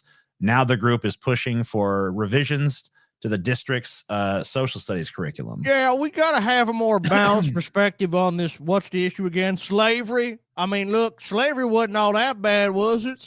Look, slaves got 3 hots and a cot, didn't they? Let's have a balanced perspective on that issue. One Ridge Network parent, Jane Kramer, said that Moms for Liberty used a specific strategy of throwing a lot of change at people all at once to overwhelm them. This strategy was reportedly suggested by Jordan Adams, a speaker at Moms for Liberty's recent summit in nearby Philadelphia, whose education consultant company Vermilion got a board-approved contract, reportedly rushed under secrecy, to rewrite the school district's social studies curriculum. Adams was previously hired by Florida Governor Ron DeSantis to ensure that progressive social policies aren't in the state's textbooks. He has also worked for Hillsdale College, a leading force in promoting a conservative and overtly Christian reading of American history and the U.S. Constitution in schools, Salon wrote. Local board meeting attendees have inspired outrage against Adams' proposed curriculum changes by reading passages from it that minimize the evils of slavery or the genocide of Native people, the aforementioned publication wrote. The rushed contract for Adams' company and his proposed social studies curriculum have enraged local citizens and made them more politically engaged as a result. Man, I love this shit. These fuckers, not only do they fucking want to go and like rewrite history, but they fucking make sure they make a fucking pretty penny while doing it by rushing through these fucking contracts and shit once they've got on the school board. All right, kids, how did we decide to declare our independence from Great Britain? George Washington prayed to Jesus, and Jesus said, kill the British and then genocide the Indians, who will be happy because then they will become Christian. That's right. Very good answer. It's not like school boards are in great shape without these types of fucking groups taking them over. Most school boards at this point are populated by just like people that want to get rich off of it, people that want to use it as a fucking local grift and shit. Oh, dude.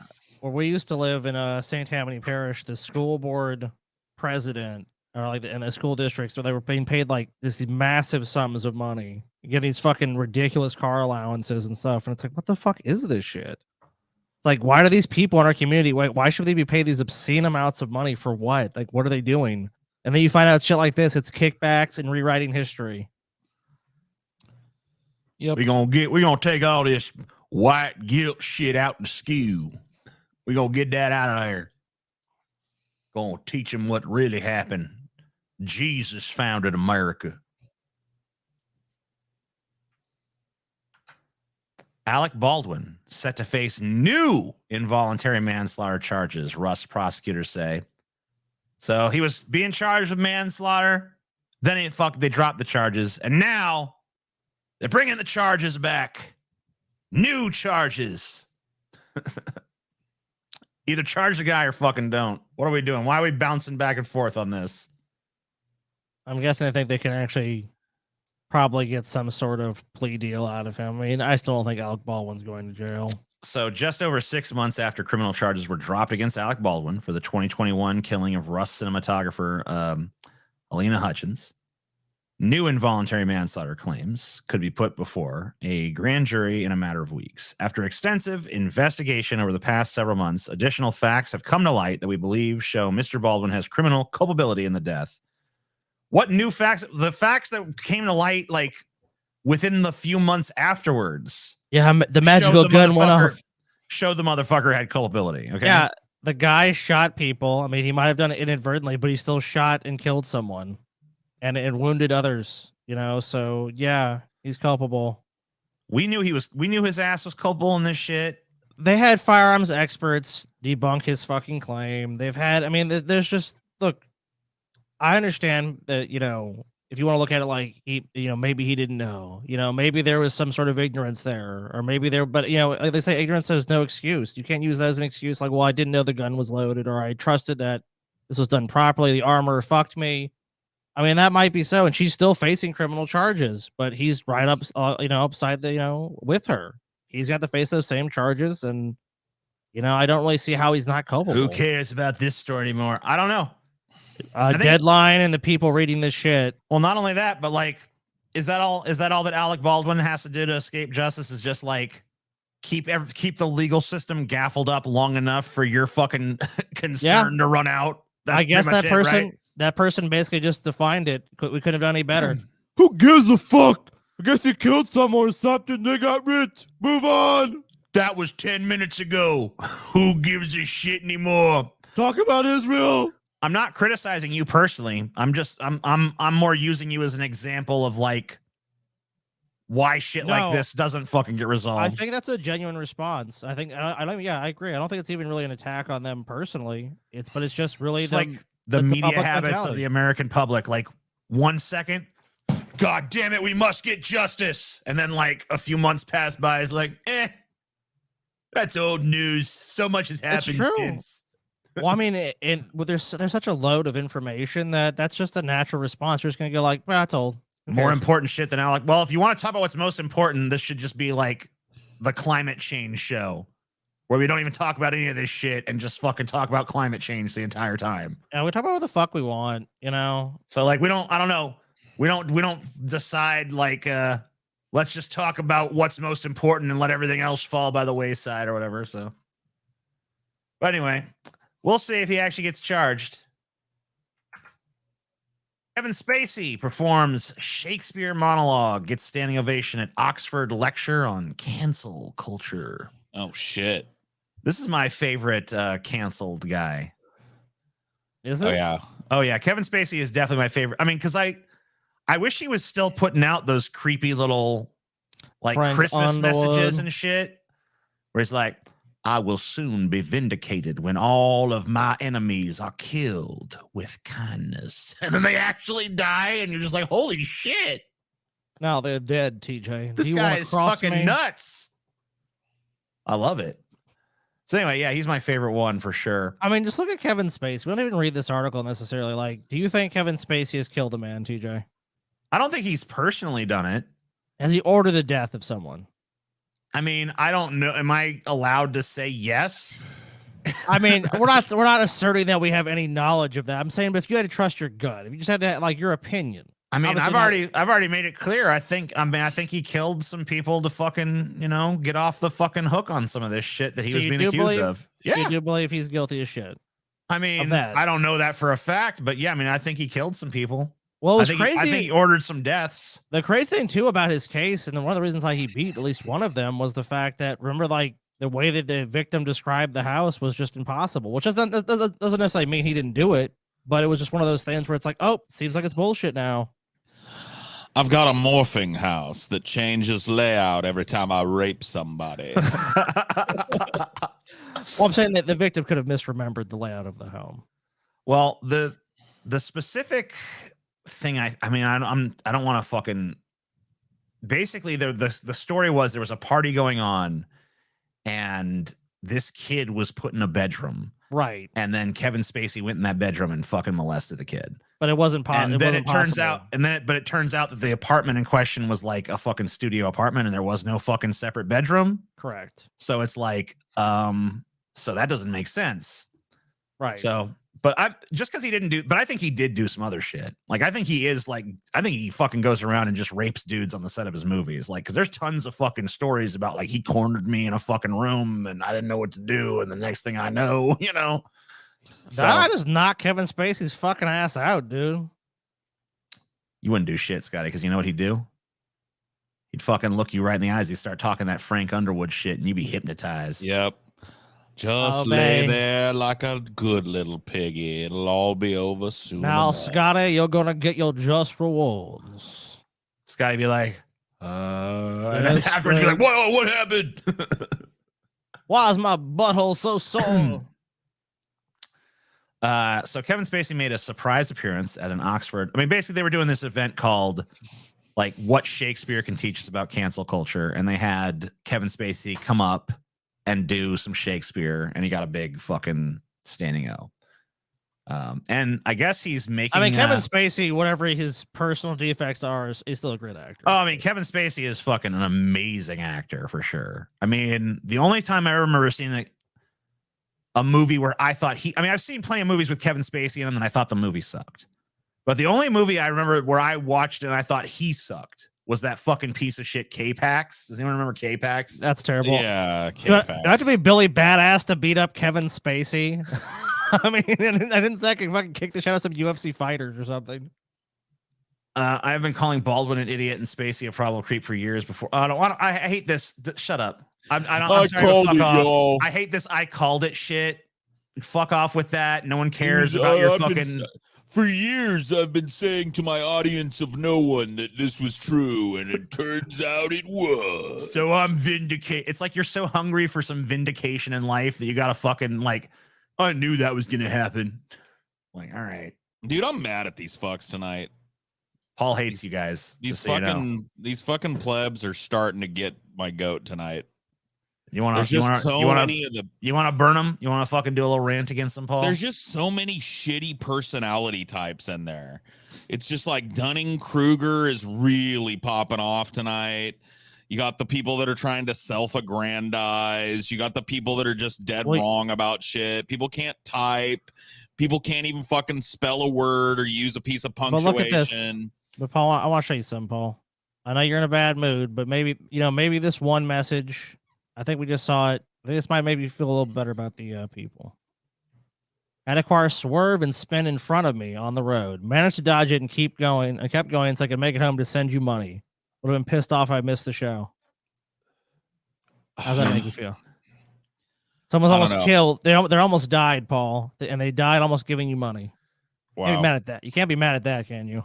I guess not that particular one. No, it's not everybody in chat, but There's a good portion of you chatters tonight that are just fucking drooling idiots, dude. And it's starting to fucking get to me, bro.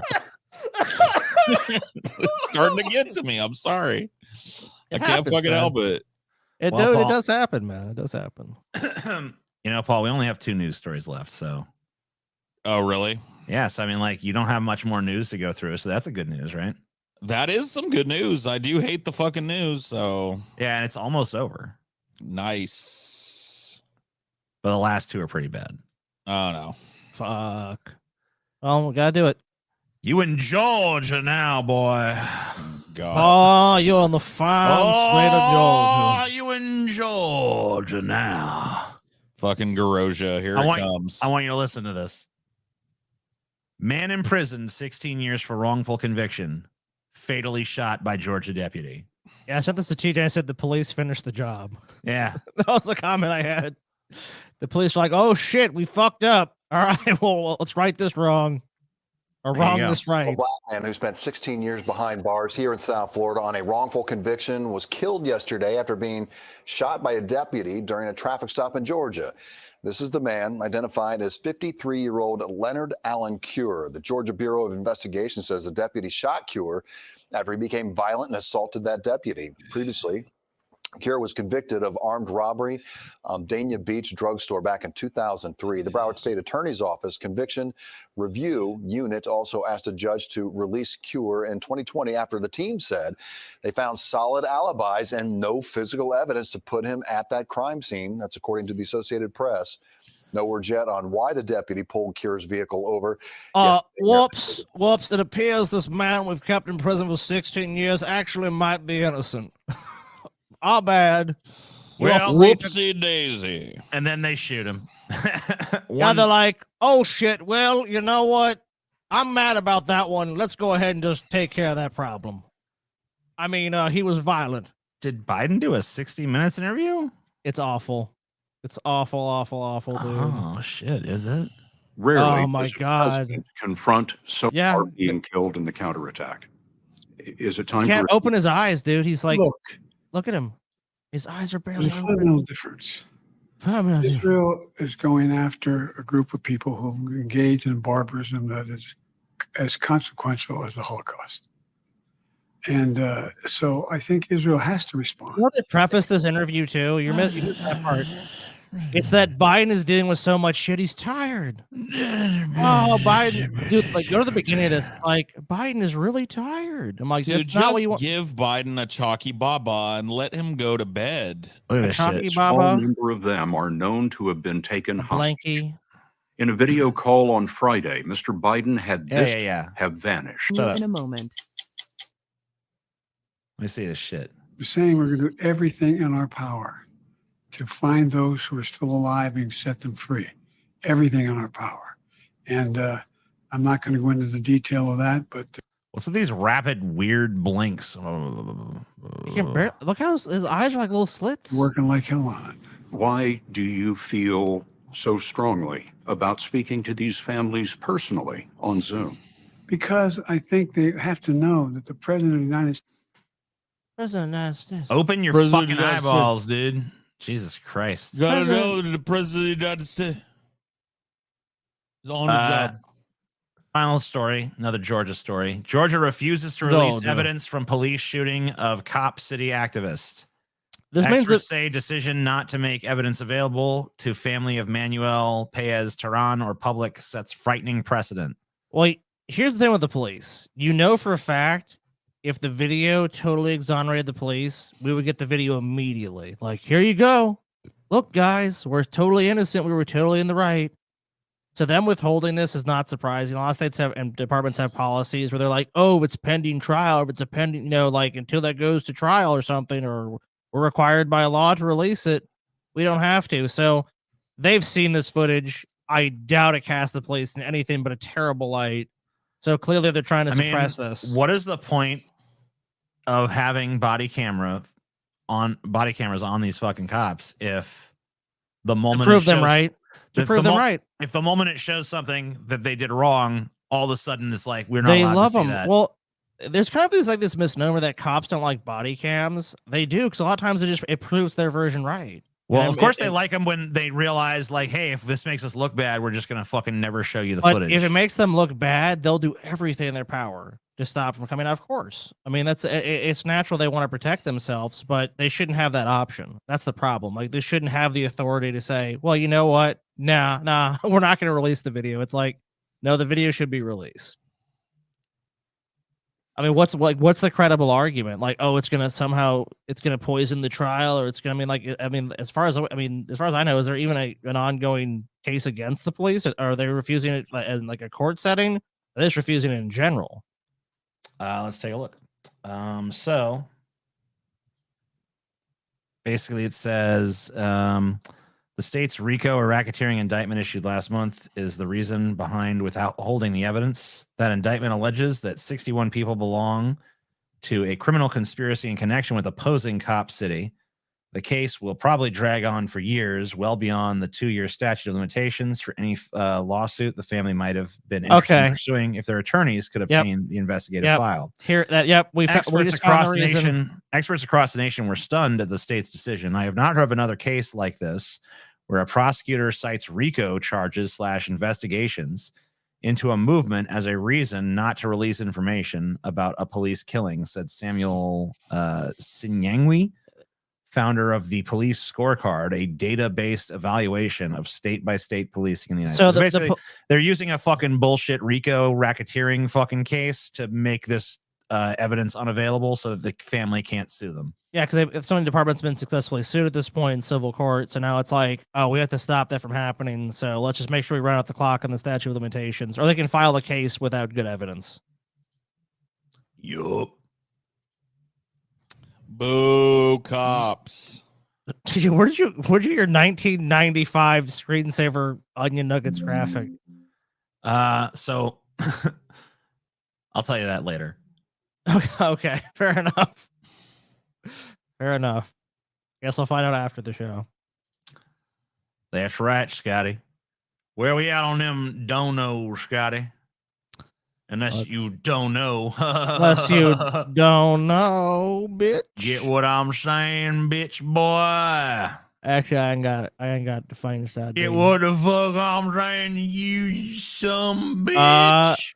Looking good for us who wants a short show. We're at 277.75, so we've made exactly one goal. We have only made our first goal. Stingy plebs tonight, too. Stingy. On top of being stupid, they are also stingy.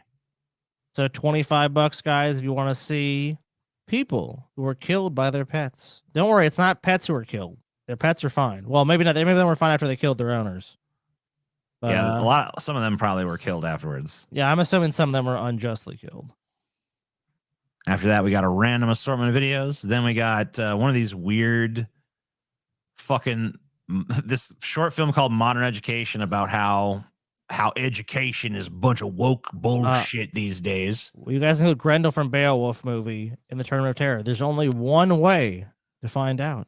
You have to watch the Tournament of Terror, my friend. Yeah, you got to tune in, you stupid bitch. I'm not going to tell you now. Come on. Although then after that, we got some Israel Simps, and then we got Daily Wire for kids. We look at all the Daily Wire kids programming that's coming up, including they're mad that Snow White is getting played by a fucking Hispanic chick or whatever, because they're like, it's white right in her name. So they're making their own Snow White. They with should. That, you know, that fucking like little that little Ben Shapiro clone, the chick that looks more like Ben Shapiro than Ben Shapiro's own sister, Brett Cooper. She's gonna be playing Snow White in the really? In the Daily Wire version. Yeah, that's gonna be fucking. It says white in the name. It says white in the name. And her skin was white. That's why she was named Snow White. God damn it. Anyway, a few people are wanting to see that. Getting closer. Only $16 away now. It's time for a little bit more of this Cenk Uygur shit. Remember, if we get to the end of this Cenk Uygur section and we have not made the 300 for the people who were killed by their pets, then the show shall end and we will go directly to sloppy seconds in probably what will be one of the shortest onion nuggets ever. Cool. This is Cenk Uygur. I guess I'll put us back on the screen here. Cenk Uygur announcing his candidacy. This is, Welcome back to TYT. guys, As I pause it mentioned, for a second, TJ. Yes. Guys, there's a few dates in American history. It's like, where were you when the Japanese attacked Pearl Harbor? Where were you when Kennedy was assassinated? Where were you when 9/11 happened? And now we have another one. Where were you when the sweaty bull made his run all the way to the White House? Good question. Good question. So everyone, I want you to look around where you're at. I want you to think about where your state of mind is. I want you to be living like really present in this moment, because this is going to turn out to be a monumental thing in American history. Already, I'm going to just say that Cenk Uygur's announcement for president kind of pisses me off a little bit. Why? He hasn't even appeared yet, and it's because it just looks like another fucking episode of TYT. Like this motherfucker's got money. This motherfucker's got money. Like, if you're gonna put some theatrics into it, bitch. TJ, give the guy a chance, man. He's trying to save America. He's just gonna appear at his desk like he normally does. I'm Cenk Uygur. I'm a big fat motherfucker. I'm running for president. Of course. There you go. Like, motherfucker, come on. Like, do something special for it at least. mentioned there's a big announcement that will basically take up the entirety of the second hour of the show today. Here to make that announcement in the capacity as an hour. Yeah, well, the actual announcement is only 2 minutes 41 seconds, so we're good. Yeah, don't worry. Cenk Uygur. Yes. Cenk, Yes. you do have this big announcement, although you've already kind of made it on the set of Breaking Points, but now it's official. Yeah. No, I had not yet made up my mind, but I have now, and I have filed. I will be running for president of. Oh my God. You know what? I didn't think anyone could enter this race and really shake it up. But now I can safely say this race is, I thought it was going to be Biden, it's going to be Trump. I don't know anymore. I'll be honest with you guys. I really don't know who could be at this point. I mean, this guy's got a definite chance to really change things. RFK, I dismissed him. DeSantis, all these other people, I dismissed them. This is the first real serious contender we have, TJ. I think it'd really be a credible challenge. I mean, he wasn't even born in America, so it's like what? He's like disqualified. Nah, dude, no, dude. He's talking to some lawyers and stuff. They're gonna be like, "Nuh-uh, that's bullshit," and he's gonna be president. Okay. Of the United States of America. So coming cenkforamerica.com and dude, I mean, the I'm gonna be president. This doesn't even, and like, he sounds less confident here than I've literally ever heard him sound in my entire life. He was way more confident when he was fucking talking about how he should be allowed to jerk off a horse or whatever. So he did. Like, yeah. come on, like this is your big I'm running for president moment. So I guess I'm running for fucking president, you guys. I'm gonna do it. I filed and everything, So, what's that website? Cenk for your crankforjank.com. Jerkinforjank.net. Yeah, that's it. Jerkinforjank.net. If you want to jerk off a I'm horse, also running for president. You know what? We should all just run for president. Every fucking motherfucker in this country just run for president. I'm Crafty Arts. That's good. I'm eating Taco Bell and jerking off before work. I'll remember the moment forever. Well, I mean, you'll remember where you were. It's a beautiful moment, dude. the idea here, guys, is let's change the course. Right now, Joe Biden is down 24 points in the economy, 19 points on jobs when he actually did better on jobs than Trump did. He's down 13 points from where he was. Where's Cenk Uygur on any of those things? 99% of the country says, who? Hey, Mr. Naughty Priest. Dropping the big dono tonight, huh? Once again, Naughty Priest carrying these plebs. Every fucking time, dude, Mr. Naughty Priest just swoops in like a fucking Valkyrie to save you fucking pathetic mortals. How's your kitty, Mr. Naughty Priest? He's still cute. Doesn't Mr. Naughty Priest have an orange cat like you? I don't know. I haven't seen his cat. I don't know. Oh, okay. I thought he. When I am running, yes, I am a break glass in case of emergency candidate. It shouldn't. No, you're not. Dude, you're like fucking flush down the toilet and like hopefully something better comes along, candidate. Not break glass in case of a fucking All emergency. right, I'll tell you dude. what. Like, if it's like, I can't even imagine an emergency where I would break that Dude, glass. if it's fucking Cenk Uygur corn pop for president, I'm like, how bad can the cat do? Just jumps on the button. Well, at least he's not Cenk Uygur. I mean, yeah, fuck, total nuclear annihilation. That's bad, but better than Cenk. Paul, I got the pig beanie back. Mission successful. Whoa. Oh, nice. I am also running for president. I'm too young to be president, but apparently such legal barriers don't matter. It doesn't. Yeah, you're president now. I'll vote Cenk only after he beats up Joe Rogan like he said he could. What? Good luck. Did he say that? No, he did. Yeah, he did say he Cenk could beat said, up Joe Rogan. Look, no Hold fucking up. way. Hold up. No fucking way in hell, dude. I'm not gonna give Joe Rogan credit for much shit, but Joe Rogan would fucking wipe the floor with this dude. Dude, Joe it wouldn't even be close. Joe Rogan is in would phenomenal obliterate him. fucking shape. I mean, the dude, he's not big. I'm sure Cenk is bigger than him, but Cenk's a fucking fat, fucking lazy sack of shit. There's no way. Joe Rogan works out. He's a trained fucking fighter, dude. He's gonna wipe the fucking floor with grass. Yeah, he's actually done professional bouts. He's trained in a couple of different martial arts and shit.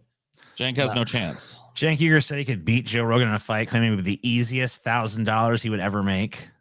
Although the political commentator's remark is unlikely to lead to a celebrity boxing, blah, blah, blah, blah. I'll make you a $1,000 donation to your trash network or your charity of choice if you to see you call Rogan, who is not only the most successful podcast history, but a black belt in martial arts, a loser to his face. Deal. Easiest 1,000 I've ever made. You think he's going to assault me? Sure, whatever. That's incredibly dumb, but also wouldn't work. I'm much larger than Joe, and I fought my whole life. I'd end him. Who have you fought your whole life? What are you talking about? Huh? Come on, bro. Dude, is there some kind of like hidden fucking history of Cenk Uygur that no one else knows where you're like some kind of secret martial arts master? I mean, not to mention Joe Rogan is such a rich fuck at this point. Like, even if you call him a loser to his face, he's not gonna go like, oh, I'm gonna beat your ass now, bitch. I'm pretty sure he's able to have like at least some sort of like self-discipline and emotional control, dude. I think Cenk is like projecting what he wants to do, which is fight a guy that he would lose to. Not have been me. It should have been someone else, but unfortunately, it was not anyone else. And now there's only what an egotistical fuck, dude. He's sweaty too. It must be you. Of course, dude. He's sweaty. Look how sweaty he is up there, dude. You are the chosen one. He recently fucking wiped it down, but it's already starting to glisten again. He's sweaty up there, dude. The sweat index is high on this announcement. TJ. This is not a good look. This is a pretty weak announcement for president here. This is one of the worst announcements I've ever seen. There's no theatrics to it. There's no bravado. There's no confidence. And this logic is just like, look, guys, no one else is even going to run. So It's I guess a bullshit it candidacy. It just has to be me. There's no He choice. can't even I don't get a even want to gaggle. do this. I don't even want to do this, you know? Why not get a gaggle of TYT supporters in some restaurant or some bar, fucking just somewhere, and gather and make a fucking speech about like, we're gonna reshape America or whatever Yeah, bullshit. dude. Like, you got to fucking get on a stage, find your ass an audience, fucking write a fucking barn burner of a speech and get out there and fucking do some Cenk Uygur magic. What is this shit? Hey Just fucking guys, by the way, Park your fat ass in the same chair you always sit in and just be like, well, I don't know, man. I guess I'm gonna run for president or something. I asked my mom if it was okay. She said, "Yeah, I totally could be president." So I'm gonna be president. And the reason I'm running is because like no one else will do it, so I guess it's all on me, you guys. You know. Everyone's like, "Cenk, please become president." And I didn't even want to do it, but I guess I will. Fine, I'll be president. Whatever. Like, this is such a fucking weird goddamn thing. Must change course. He has at best a 10% chance of winning. Donald Trump is an actual fascist. So, dude, I hate to break this to you. I mean, like right now, it's pretty much a coin flip. I don't know where you get this 10% chance of winning shit. It's a coin flip. That seems a bit low. I do think that Biden is in more trouble than a lot of the establishment is letting on in terms of that. But Biden's definitely not got it. I mean, but like the thing is, once again, as many people as love Trump hate Trump. Yeah. So I mean, like, you know, the fact that Biden is fucking a big old slow-witted bowl of fucking tapioca pudding really is not that big of a factor in all this. How dare at the you end of the day. How dare you insult tapioca? Because really, it's just a yes or no vote on Trump, and everyone fucking knows it. He'd be running against a fucking brick, and the outcome would be the same. I'd like to argue with you, but I think you're right. So I am running as a proxy. I'm running to win, but I'm also running as a proxy for. If you were running to win, why don't you fucking project that in your announcement by fucking putting together a legitimate fucking campaign event instead of just doing it on your show? Or if you're going to do it on your show, at least like do it in a different fucking place. Set up a different shot. Do something a little fucking different to fucking make it stand out. If you say you're running for the American people, then you have a crowd of people and you have energy and you have you're going to react to something. You're reacting to that crowd and you have people that seems like, yeah, there is support. And you lay out some kind of fucking agenda or some kind This of is what I'm going to do. I'm the actual progressive option for America. Joe Biden has failed us. He's failed unions. He's done this. You know, like you have some sort of like plan of attack. To sit in your fucking studio just seems even more out of touch, and it doesn't seem like he's actually a serious candidate. It seems like a publicity stunt for TYT. That's all it seems like. Can Cenk run in general? Not really. I mean, he literally doesn't even actually qualify. This is such a weird joke. And to me, I mean, he's never had much credibility in my eyes. Not for a very long time. There's a but video this totally destroys it. There's a video that's like an addendum to this one where he addresses that. But I mean, we don't have to watch it. Yeah, I mean, he basically just says like, "Oh yeah, they're gonna it's gonna go to the court, but I'm gonna win because some fucking reason or whatever." I mean, who cares? It's not gonna go that far. It's not. Yeah, it's never gonna happen. Do you think Chunk's political run will beat the time Sargon of a cod got slapped with a fish on TV and ghosted for debated over his political run? No, not really. I don't think it's not gonna be. See, the thing is that, you know, whatever you want to say about Sargon, he actually did try to go out there and like do the politician thing. Cenk's not even really trying. Cenk is not going to make it onto the ballot. Cenk is literally just sitting his fucking fat ass on his show. I'm president, dude. And just be like, yeah, I'm gonna be president or something, guys. You know, there you go. It's like, this is such uninspired shit. It's not only is it a publicity stunt, but it's a fucking shitty one. It's almost only notable for how shitty it is and how fucking terrible it's being delivered and managed. Like, it's not even like cool or interesting or fun as a publicity stunt. It's just lame. Also a money-making scheme because, I mean, he's going to get a bunch of money, right? Yeah, because you know there's going to be at least a fucking few dumbasses that are like, man, I'm going to give money to the idea Cenk that Cenk could will be president. Yeah, Cenk will be president. Trying to sell his dumb book. Yeah, that's another reason. Is this an actual run or attempt to... or do you think there is some kind of, you know, get more clout or attention? Or is he possibly being blackmailed into it? I don't think anyone's blackmailing him to run for president. God, no. That's weird. This is attention and money making. This is all about fucking money, in my opinion. This is just because he wants people to donate to this campaign because he wants some of that campaign money. Or any other candidate. We have got to get Biden out of the race. Thank you for winning in 2020. But if he loses this time around, it's not just his problem, it's all of our problems. I actually think democracy is on the line. And so if it takes me running, then that's what I'm gonna do. And we're all gonna do it together. And by the way, I'm not. We're not. Count me out. Count me out. I don't want to do it. I'm not doing it. Let me off here. Let me off at the last stop at the station, dude. I'm gone. I tell you what. He's not even a fucking good candidate. I know. I don't think he would be like it'd be one thing if I thought he could maybe do the job and he was just dreaming, but I don't even think he's fucking prepared to do the job. I'm gonna tell you this right here, right now. I have fucking decided that if I cast a vote in this next election, it's gonna be 100% based on which candidate I think would do the best. Regardless of what fucking political party, regardless of whether or not they have a chance, I'm going to vote for who I actually would want to be president out of the field. And if there's no one in there that I want, I'm just not going to fucking vote. And that's what I'm going to fucking do. So let's say Cenk Uygur's on that ballot. even by my standard of just like vote for who you think would do the job the best, I don't know. I don't think he'd get the fucking vote. I think there's probably someone on the, I mean, like if Cornel West is on that fucking vote, I'd probably vote for Cornel West above him. I might even consider voting for Joe Biden above his ass. So, I mean, like, it's a pretty fucking pathetic prospect. I don't think this guy has anything. I don't think he could. I think you're totally 100% right, Paul. I don't think he has the fucking chops to do that job. I don't think for a second that he has the leadership qualities necessary. I don't think that he has a principled fucking stand anywhere in his being. Dude, I would vote for Kyle a million times. Oh yeah, dude. If this was a fucking Kyle Kalinske announcement, I wouldn't care how impractical it was. I'd be like, yeah, he's got my vote. Yep. Because I think Kyle, at the end of the day, whatever we might agree or disagree on, or fucking whatever, way more competent. Kyle's way more a fucking competent. Kyle's a genuine dude too. I believe that. I don't believe Kyle has ever gone on his show and given an opinion that he didn't 100% believe. Yeah. Cenk Uygur. I think that there used to be a time when Cenk Uygur was honest. A fucking a few maybe like 15 years ago. But I think that time has long since passed. I mean, I think that basically what you have now is just a clout beast.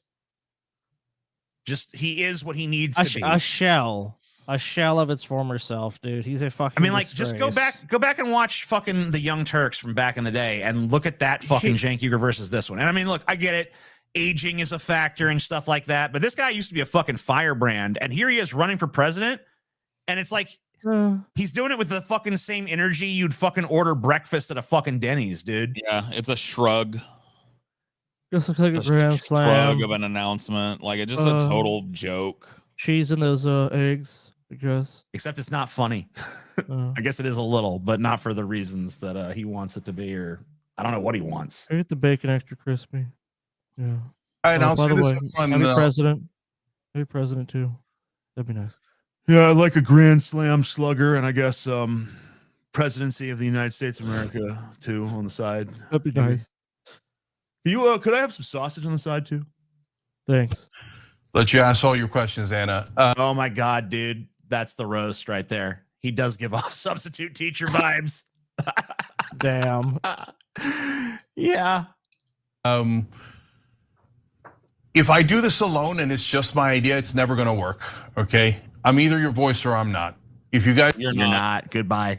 Goodbye. It's not going to work. You are the weakest link. Goodbye. The thought of you being my voice literally makes my butthole cringe. So no. TJ, I'm your voice. No, It's you're me, not. your voice, Jake. No. I know Of I can't actually even be president, TJ, because of like that Constitution thing or whatever. I don't know if anyone here actually watches the Young Turks or whatever, but if anyone in here does he still do the of course thing? Is that still a thing he does? Does he still shout of course? Does he do that, or is that just like something he left in the dust? I Years couldn't back? tell you. Because I don't know, because I don't watch this shit anymore. But I see clips of it like we're doing now. I haven't heard it in a while, I guess. So, guys want to have a stronger candidate in this race and you want to beat Donald Trump, you're going to make that happen. JankForAmerica.com or in any way, volunteering, whatever you want. Okay. But if I'm not your voice, I have no chance at all. All right. Well, then you don't. You don't, because you're not. You've dumped all your credibility in the crapper. You're a union busting, faux liberal, limousine liberal piece of shit that likes to LARP that he's some kind of fucking resistance against the fucking status quo when you're not. Nobody believes what you're saying. I don't believe you have the emotional fucking stability or acumen to do the job. I don't think if you did by some fucking goddamn moonshot win that the country would be better off for it. Go fuck yourself, Cenk. Amen. I mean, that's pretty much all true. I agree with everything Paul just said. I have no pushback. The most important election of our lifetimes. We need a new candidate, TJ. I'm sick look of at this, that dude, with fucking his- phrase. With Oh, this no. fucking moonshot of a campaign, his like, I'm just throwing it out there because I'm trying to get this, I'm trying to do something crazy. Look at these policies. All right. Time off for mothers, paid family leave, 84%. Higher wages, $15 minimum wage. You can't, $15 ain't even enough in this economy. Like, you're shooting low. Public option. Affordable Fight corruption wait a minute, and gerrymandering. not universal health care, affordable health insurance, public option. Affordable health insurance. Yeah, that's Finally. what we want, dude. Affordable health insurance. Like, no. The sensible The centrist abolition of it. policies we can believe in. I mean, I Just agree so with and middling. gerrymandering, but yeah, this is not some crazy progressive wet dream A policy. $15, points. dude, a $15 minimum wage, maybe if you were running in like 2001 or something. It's 20 fucking plus years later, and wages have stagnated while inflation has gone through the roof. $15 doesn't cut it anymore. Fight corruption. Cool policy. I know. Yeah, he's an end gerrymandering, therefore corruption dies. Which he's not even going to end that practice because it's mainly done by states. So, and let's see how many donate buttons are there. One donate button up here, another donate button there. Donate. And yeah, there's at least 2 donate buttons. Yeah. Oh, question about the And campaign. How will the money be spent? That's my question. Yeah, my question is, why the fuck are you doing this? Please stop. What a little fucking shitty thrown together website too. Like, have you ever I seen know, it's like it's just like a purple page. It's a template website. His ass up in the corner in a little circle, and he's like, "Here's the most important lecture of our lifetimes. Here's a couple policies In a form. money." Yeah, so it's a form, like, yeah, 4 policy points, a fucking less than a paragraph of text, his nasty ass face, and a donate button. Oh, and a Twitter icon. Dude, was this a Wix website? What the fuck is this shit, dude? You're fucking running for president and you didn't even spend any money to actually. That's how you know this is bullshit. That's why I fucking pulled this part of that. I was like, because look, that's the effort he put into his fucking website. Nothing. Just a total fucking turd.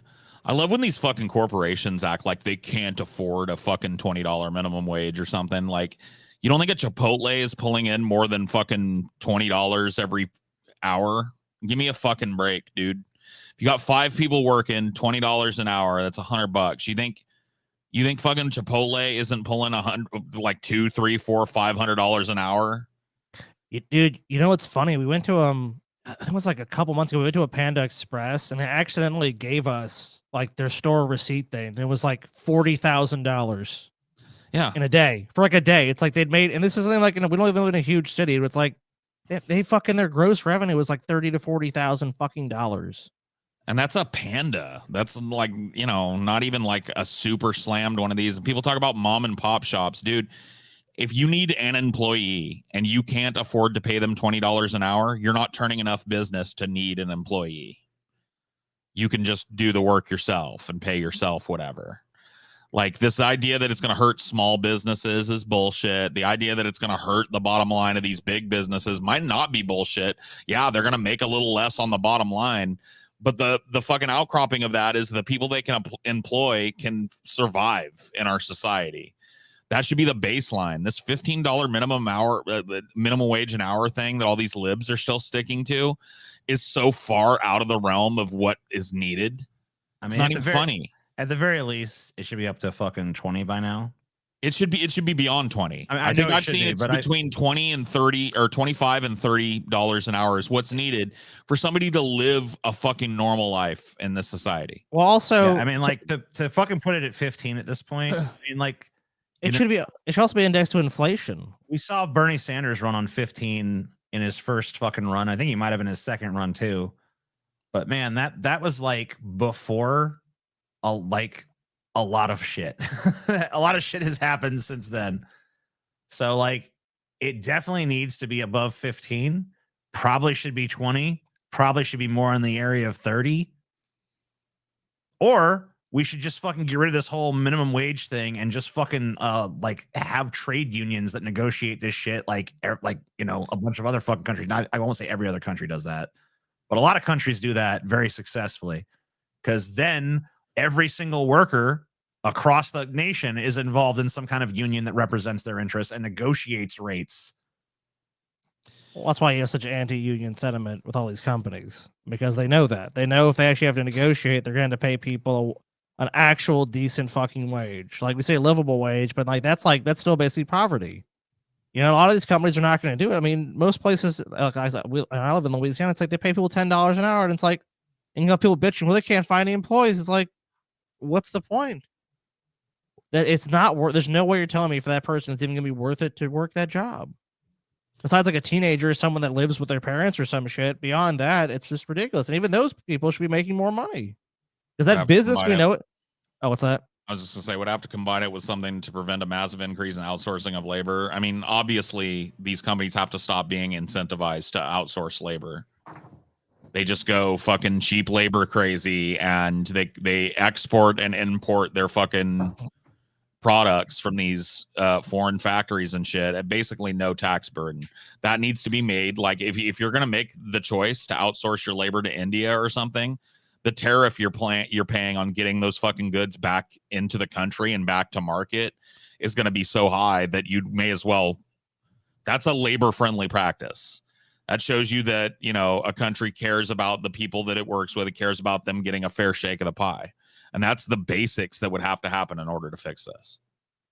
Like outsourcing has to end. Corporate outsourcing has to either end or be made comparable and even with employing people in their own country, employing actual citizens of the country that they service. So it's just fucking, I'm just sick of these fucking arguments, dude. I feel like the left is just so cucked on these arguments, and they've been settling for crumbs for so long that they don't even know how to fucking talk about these issues anymore. I mean, the federal minimum wage settling for nothing.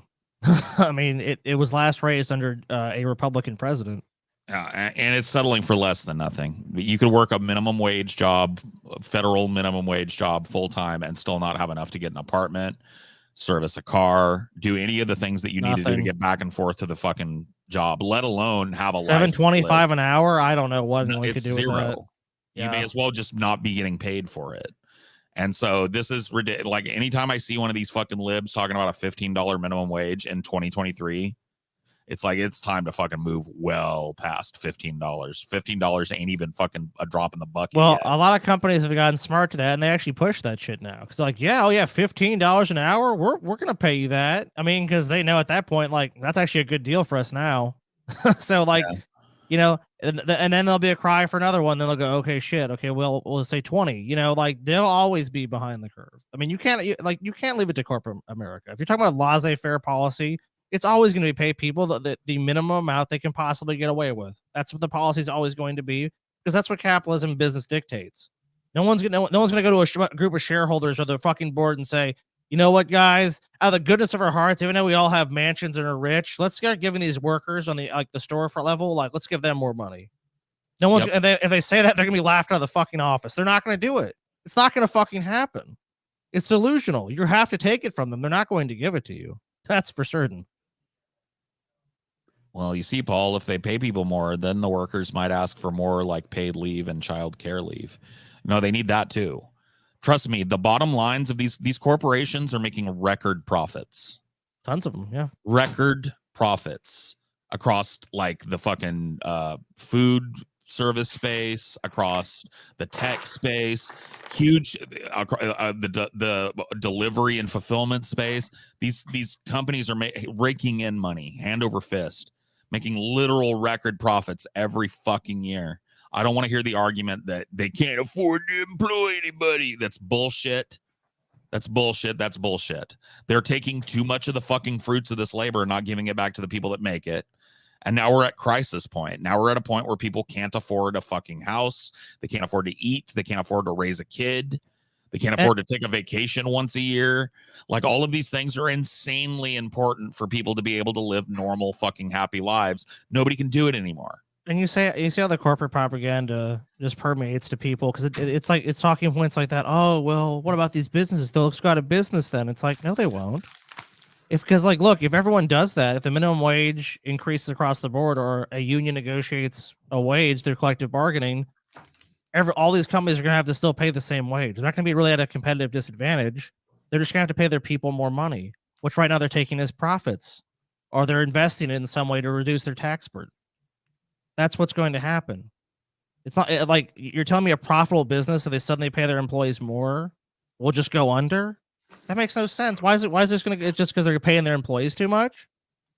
Well, obviously they're paying their corporate structure too much. That's always the case. There's too much fat at the top These fucking corporate CEOs and board members and shit are raking in fucking hundreds of millions of dollars a year, tens of millions of dollars a year, depending on the size of the business. And this argument that they can't afford to take a fucking pay cut in order to distribute that money more fairly amongst the people that actually make their products is just ludicrous and stupid. And I hate when fucking normal people that aren't business owners make those fucking arguments, because it just goes to show you how fucking cucked people have gotten into on this false American dream of like, I'm going to advocate for fucking hardcore crony capitalism because one day I'm going to be the millionaire. No, you ain't, dude. They're going to make sure that you ain't. It's a small fucking club and you're not in it. They're going to put up every barrier that they can against your starting a fucking business and becoming successful. And they're going to win. 99% of people that try that shit fail at it. So, and look, dude, I'll say it again. If you're running a small business and you can't afford to pay your fucking people a living wage, then you're running a business that's underwater. You're not making enough profit to justify the business, period. That's just all there is to it. This idea that you have to exploit people because otherwise my mom and pop store will close. Your mom and pop store should already be closed. You're already floating a deficit. Yeah, I mean, you're right. You're right. It's either an insolvent business or it's basically someone who's greedy. And most times it's really just greedy. I literally got laid off because my team didn't make $200 million in 4 months, but the bank was still bringing in a fuck ton of money. Yeah, that's, well, I mean, it's because it's a lie. It's just, oh, you know what? Shareholders want to see that we're making aggressive cuts here because we didn't make that target. So, because some fucking financial dude is sitting in an office in New York City went, oh, your company should have made X amount of money, but you didn't. So that's going to be underperforming. So you have to let people go, even though you're right. It's not even necessary to let you go. You know, I've got to say this. The left has got to wake the fuck up on shit like this. You need to be hitting economics as hard as you fucking can. I'm not saying you ignore LGBTQIA social issues and shit. Make that part of your platform. But this, like, that is your platform now to the exclusion of people's fucking wallets is suicide for leftists. Absolute fucking suicide. It's shooting yourself in the foot to hyper focus on social issues and leave these fucking glaring economic disparities laid bare in front of everybody. Yeah, I mean, because you're creating. Look, dude, I'll say it. You're just creating people like me. You're creating people like me that are so disaffected by the fucking two-party system and so disaffected by the fucking Overton window shifting to the right to the point where labor is just an afterthought amongst the left now, that I don't want to fucking participate. I don't believe that you have answers for me or the people I care about anymore. You've radicalized me away from fucking politics to the point where I don't even want to participate. I see it as a dog and pony show. I see it as a pro-capitalist act to vote. Fuck that. And it's on you. It's on you. And I'm pointing at everybody in this fucking room, everybody in the fucking chat. It's on you as a leftist to make these arguments. There's just too much fucking fluff and not enough substance. Leftism is not just social acceptance. Leftism is not just gay acceptance. Leftism is not just racial justice. Leftism is economic justice. And this has to be fucking drilled home. Cenk, Uygur, stuff your $15 minimum wage up your union busting brown buffalo ass. That's not enough. And you need to say it with a resounding voice. That's not enough. And if that means a fucking Republican got to get elected because they couldn't turn out the left, so fucking be it at this point. Because electing these fucking stuffed suits over and over and over again that immediately capitulate to business as soon as they're elected ain't working, folks. It's not doing the job, folks. Yeah, I mean, look, not everybody is fucking LGBT. Not everybody is a fucking racial minority or a sexual minority or any of that shit. But pretty much everybody gets fucked over in this economy. Well, that's the point. 99.9% of us. Economic justice is racial justice. Economic justice is social justice. Who do you think is vastly underrepresented in wages and shit? People of color, immigrants, migrants, LGBTQIA people, people on the fringes of fucking society. If that's who you care about, your central issue should be getting more money in their fucking pockets. Because, dude, I'm all for society being polite to them and accepting their identity, but that doesn't buy a gallon of milk. No, it sure doesn't. You can't fix social issues without fixing economics too. Virtually every social issue is underwritten by capitalism. Yeah, I mean, people look at the problem. I mean, I saw this post on like Instagram or something the other day where it was just like, people see the problems of capitalism all over the place, but they just don't put it together. They just don't realize like this is all part of one larger problem. These are just a bunch of like, oh man, all these social ills, this social ill over here, this social ill over there. And it's like, the Bible told you this actually a long time ago. The love of money is the root of all evil. And it is to this day. I mean, it's still doing it. At least that person didn't misgender me when they're throwing 2 nickels and a penny in my tin cup. It's like, no, that ain't how you fucking win, bro. I'm sorry, Paul. Please don't hit me. I've been doing it. I've been yelling about it. I'm trying. Okay. I'm sorry. Try harder. Yeah, do it more. Try harder because your voice is drowned out, especially in the online leftist community. The absolute woe-begotten state of online leftism is just fucking sad, dude. This is why I try to put in people. Why I try to put in people's heads the boss paying themselves more than you is theft. I mean, I don't think it's necessarily theft if that boss, came up with the fucking idea. Look, dude, I don't like the capitalist system, but I'm not going to go so far as to say it's theft. When that person is paying themselves millions upon millions of dollars and paying the people that actually make their products $7.25 a fucking hour. Okay. Yeah. That's theft. If they're sharing that wealth with the people around them, that's one thing. If they're fucking them over and then buying yachts and taking, whirlwind vacations and just saying, oh, here's some tips to, to deal with your problems, as if the problem is not that their job pays them nothing.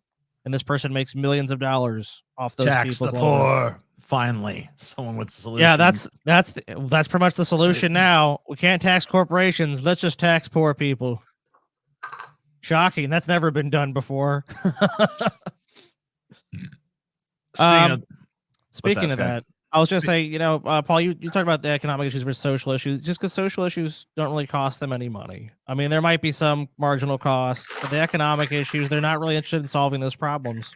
Plus, If they cared about those social fucking issues are not a people. threat to a corporate bottom line either. You got to. They're not, because they can embrace that easily. If you say paid sick leave, if you actually give maternity leave for both parents, if you do these other policies that are better for the social structure, Like, better for our let's civilization. say you're Coca-Cola, right? Hey, Coca-Cola, we're rounding up all the gays into camps. You still gonna make some money as selling Coke? Yep. Can we sell gays to the cokes when they're? Can we sell gays Coke in the camp? Yeah, okay, we're fine with it. Whether it's gay acceptance or gay persecution, Coke makes money. But when it's like paid sick leave or something like that, or Ooh, mandatory vacation, that all of a sudden that's like, ooh shit, that's gonna Pay cut into time my off? profits a little bit. Yeah, we're against that because look, workers need the right to choose when they want to take a vacation. My job has a safety bonus.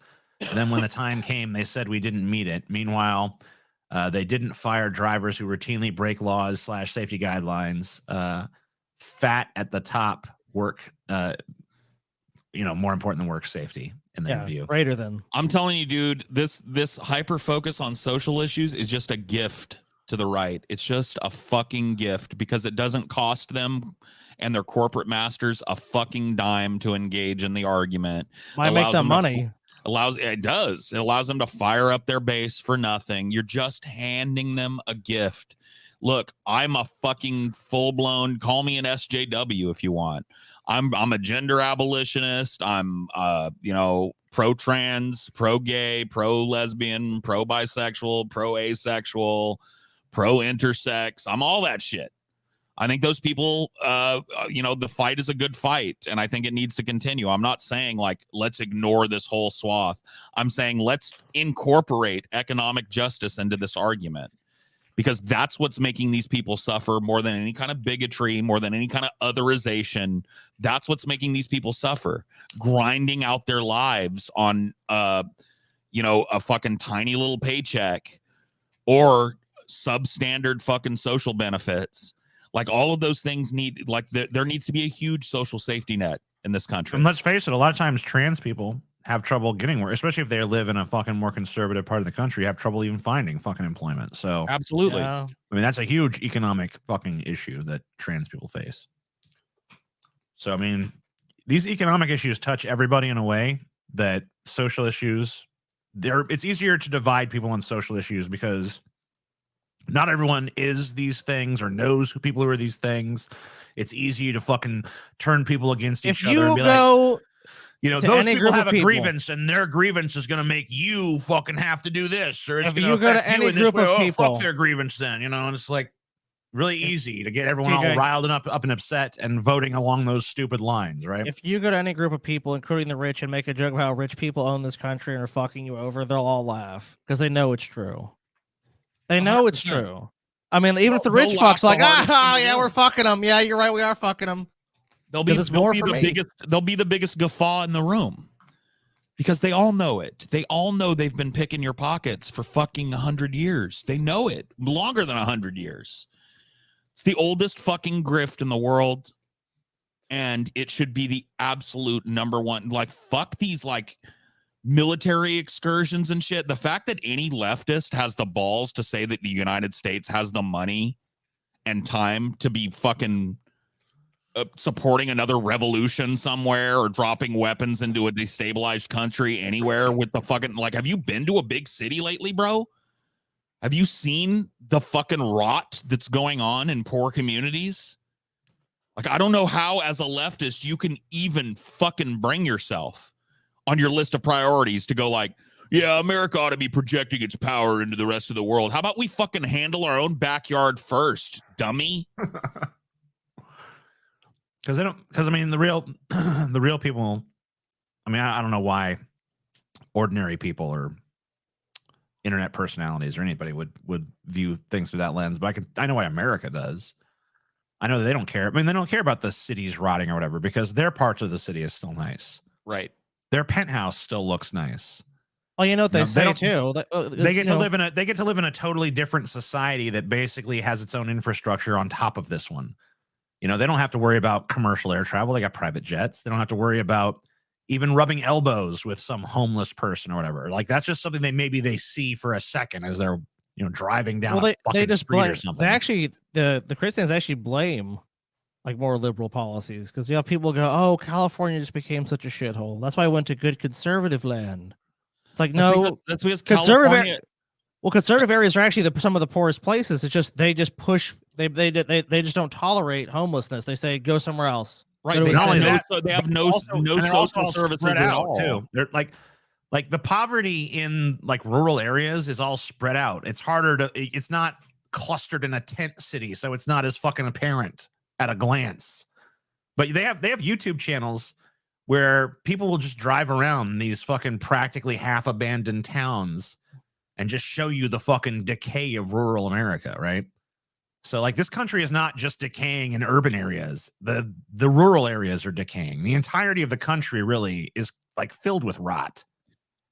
And we don't even have like benevolent rich fucks either. We don't have people who are like, you know what? The public square should be good to keep the population happy. We have the opposite. You're right. It's like everything privatized. Everything's going to be nice and luxurious for them. And everyone else just has to make do with whatever shit they get. Hey, pigs, come to the trough. Here's what we're dumping in today. I live in one of those towns. Yeah. You live in a town where the population has probably gone down by like 30 to 50% in the last like 50 years or so, right? Because a lot of these towns are like that. And half the buildings are abandoned. And you can see like these once vibrant town squares and everything is just fucking desolate. There's nothing still in business. Yeah, and tons of people have to leave and go other places to find any sort of economic opportunity. And you know, the fucking sad thing is, it's not like the town is completely abandoned. There's just not that many people living there anymore. And, you know, for the people who do live there, like, what do they even fucking do? Like, you go look at the fucking town square, that shit's gone. All the fucking little local businesses that used to be like part of a thriving fucking economic hub of the city are just fucking gone. And what they have now is like a Dollar General on the outskirts of town. I mean, where everybody fucking shops. People also forget the absolutely insane population density in a place like LA. It's like LA County, the LA Basin has the same fucking population as a couple of fucking Midwest flyover states combined. It's got like good 9 million people, 10 million people. Yeah, It's crazy. It's like absolutely absurd that people cannot see that this has nothing to do with leftist social policy and everything to do with opportunity. People flock to those places because there's more people. Even homeless people benefit. Even if you're going to go to LA and be homeless, you're better off than being in Bastrop. Oh, Okay. fuck yeah, dude. I mean, well, not to mention California, you have such a I mean, you don't understand the level of wealth. I mean, like, there's so many people are doing extremely well in California, but then there's a lot of people that are just really struggling because, like there's a lot of social policies in California that have done wrong. Like, single family housing is a big thing. So housing is unaffordable to a ton of people. Not enough socialized housing has been built to accommodate those people. But you're right. Even with the social ills of those areas, at least like in California and states like that, you see at least some attempt to deal with the problems. Maybe it doesn't deal with it perfectly, but at least there's actually an acknowledgement of those dollar problems. stores are more popular than Walmart now. Well, you know why? Because they're terrible deals. You can't put a fucking you can't put a Walmart on the outskirts of every little dying shithole town. But you know what you can put on the outskirts of every little dying shithole town? A little Dollar General. Yeah, a nice little vampire and to suck the last life out of it. Yeah, like, hey, this is your little hospice care store. As your town as your town circles the drain into death, this is the one place that's available for you to buy shit. They did put Walmarts in a lot of these shitty little towns. And you know what happened? It closed down all the mom and pop businesses that had a stake in the community. And then after people just no longer could afford to live there anymore because there was literally no opportunity other than Walmart to work at, then Walmart pulled up stakes and closed a lot of these Walmarts and left these places in food and services deserts. Mm-hmm. Where it's like they've got to drive 2 counties over to shop because there's just nowhere to get fucking food for a family. Listen to this insidious shit. I'm sure you probably already know about this, Paul. But this is one of the most fucking brilliant, but obviously unethical, nightmarish fucking things that Walmarts used to do. So they would go into the town, right? Like a small town, mid-size, not super small, but like towns that were big enough to sustain a fucking Walmart. They go to the town, they'd build a Walmart right on the outskirts of the town. Now, it would be in the town limits, but it'd be right on the outskirts of town. And one of the things that Walmart would do to get the city to give the permission to build a fucking giant Walmart store there is like, man, we're going to be part of your tax base of your town. You can't wait to have us as part, but you got to give us a little fucking leeway. Give us 5 years, okay, where we're not going to pay those taxes. So Walmart would go in, set up their fucking store, not pay taxes for 5 years. In those 5 years, Walmart puts all the local shops out of business. Yep. Then when the 5 years is up, Walmart picks up stakes and moves just outside of the town limits so they don't have to pay those town taxes. So now, not only are all the businesses that used to be that used to be thriving now gone, they're not, the fucking city is not getting any tax dollars anymore because now everyone's shopping just outside of town at the Walmart that's now located just outside of the tax base of the town. Yep. So that's fucking brutal. Basically, that's just like a fucking evil entity that goes to a town and knowingly just sucks all the money out of it and runs. Yep. They're money mosquitoes. They truly swarm, vampire capitalism. Yeah. They swarm into town, suck everybody dry, and don't put a drop back in.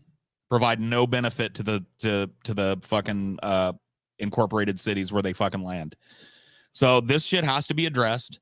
It's not going to be addressed by the right wing because the right wing is the ostensibly pro-capitalist wing. Dude, so what TJ is about literally happened in my hometown. Dude, it's happened in a lot of people's fucking hometowns. And I'm telling you, all across this country.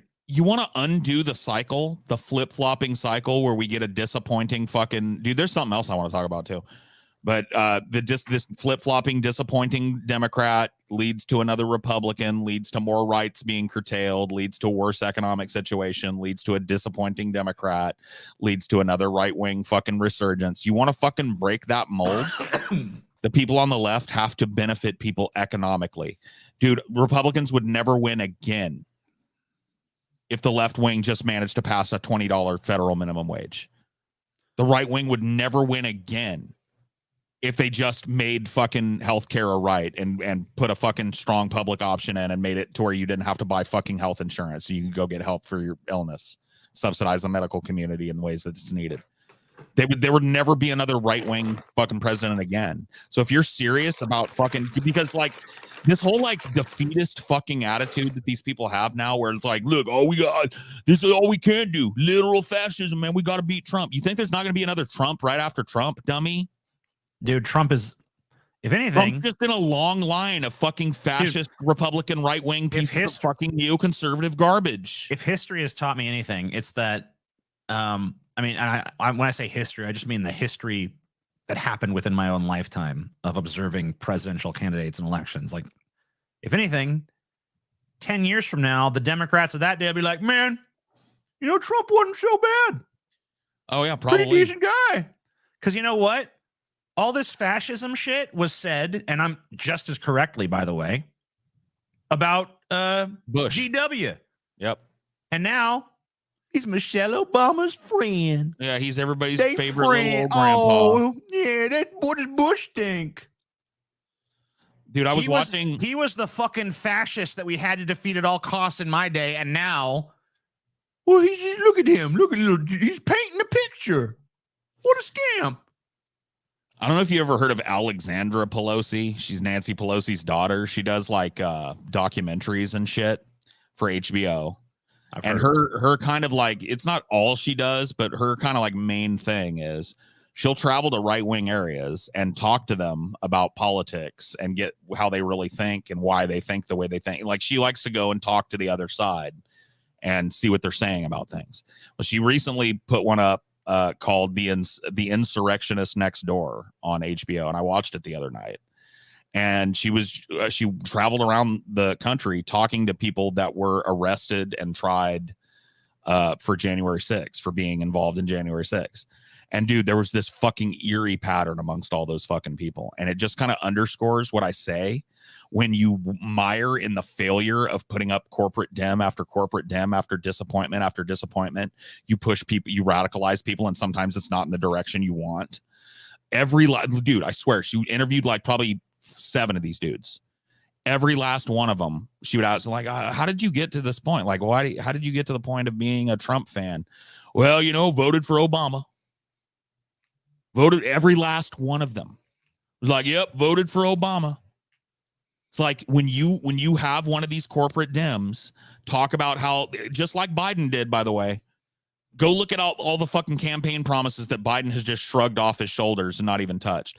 He was hammering home the $15 minimum wage to win people's votes in poor southern rural states where he needed the fucking votes. Didn't even fucking mention it after he became president. When you do that, you push people away. You push people that are in the political center towards the fucking far right. Try it, Jack. Try it.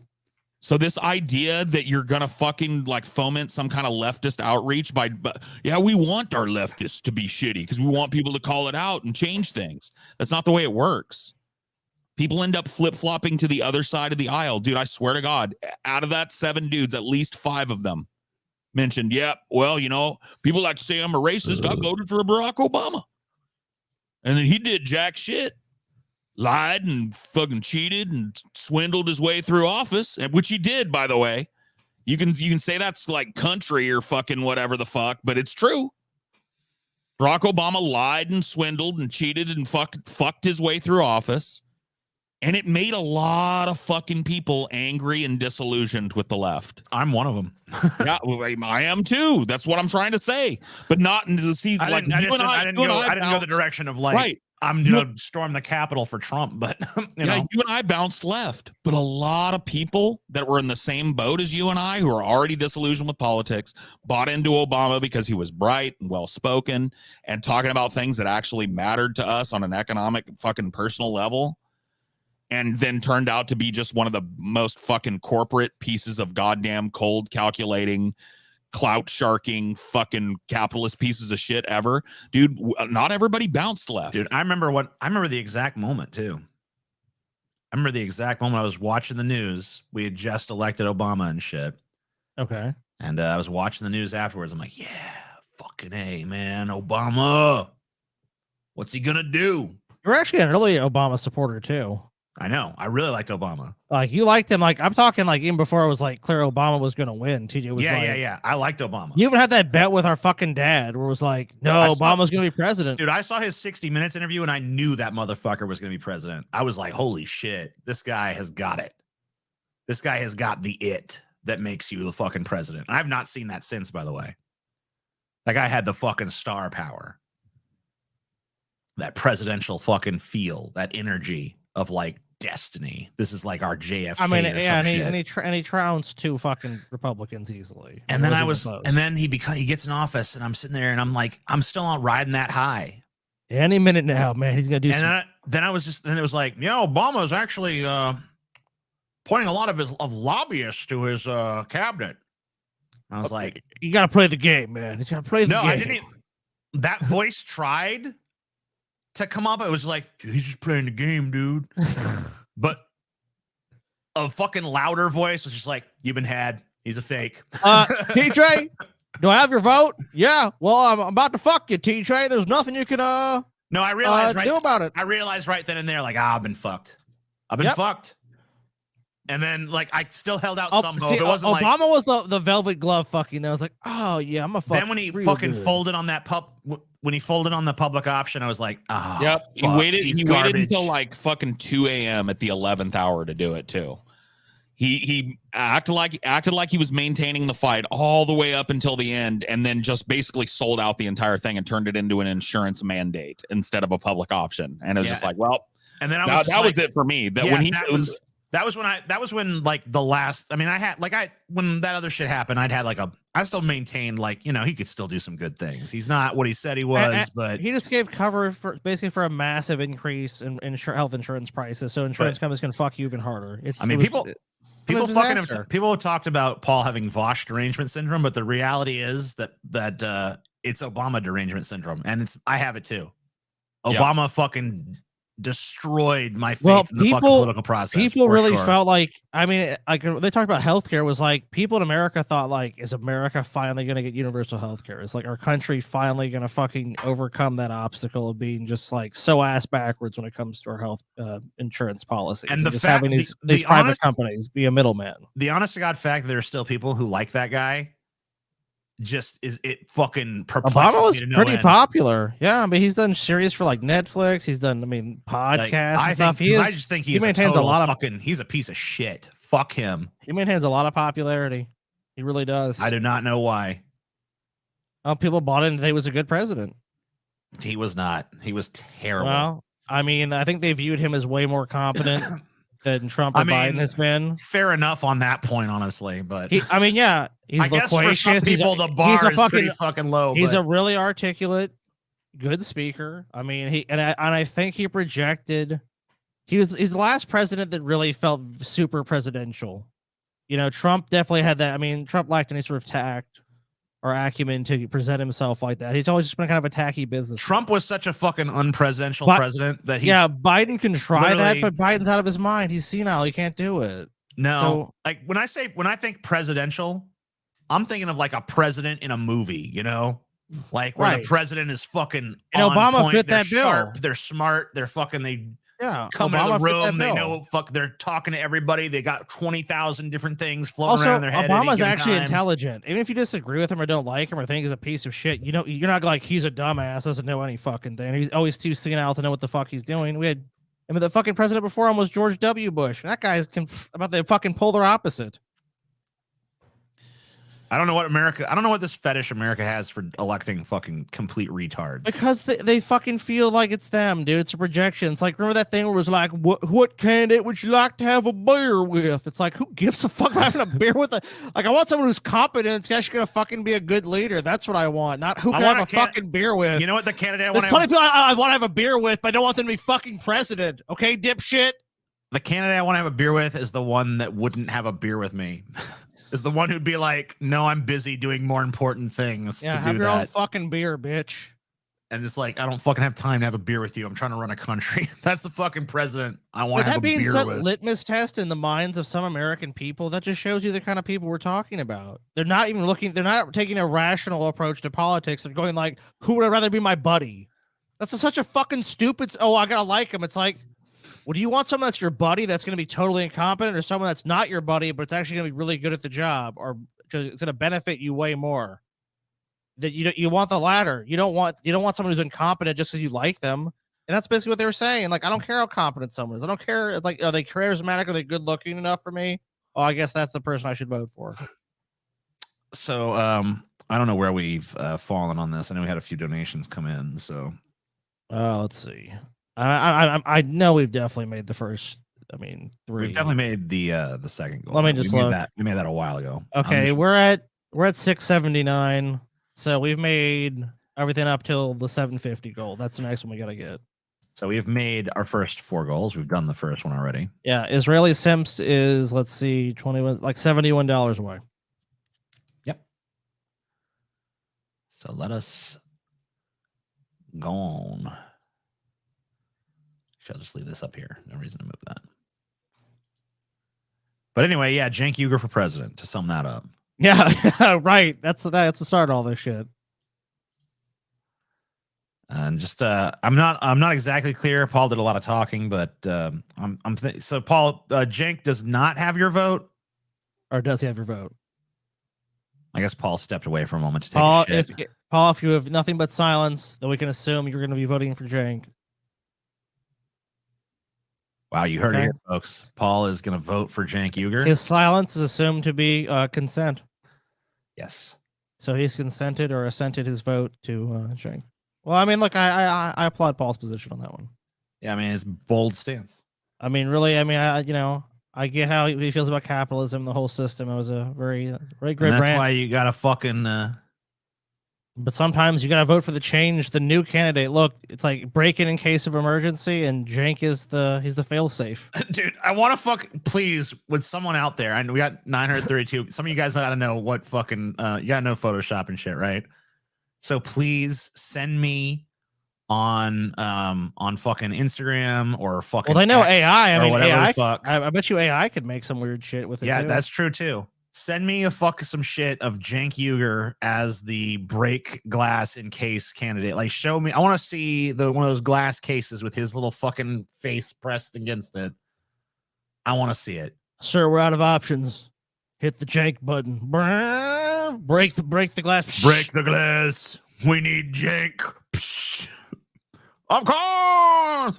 I mean, maybe if like if they were like, we need to eat this cheeseburger in record time, or we need someone that am I a pick of Paul?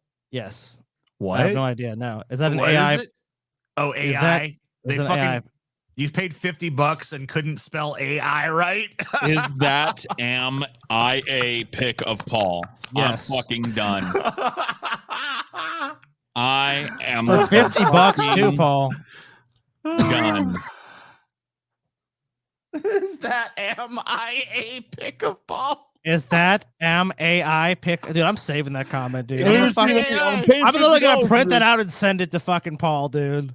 I'm paying $50 for this, so let me just make sure. Is that am I a pick of Paul? Perfect. And Paul, we're happy to break the news to everyone here of your vote for Cenk. We asked you if you were silent, if you remain silent, do you assent to voting for Cenk for president? You were silent, so breaking that news here to everyone. Yeah, Paul has decided, in light of Cenk's strong economic populism, that he will be voting for Cenk. I mean, yeah, it's look, it's a pragmatic choice. There's so many policy issues he listed. Those 4 he listed, he really sold it to me, and I'm sure Paul as well. Policy, guys. That's all you need. So, Paul, is that am I a picture of you there? I don't even fucking know, dude.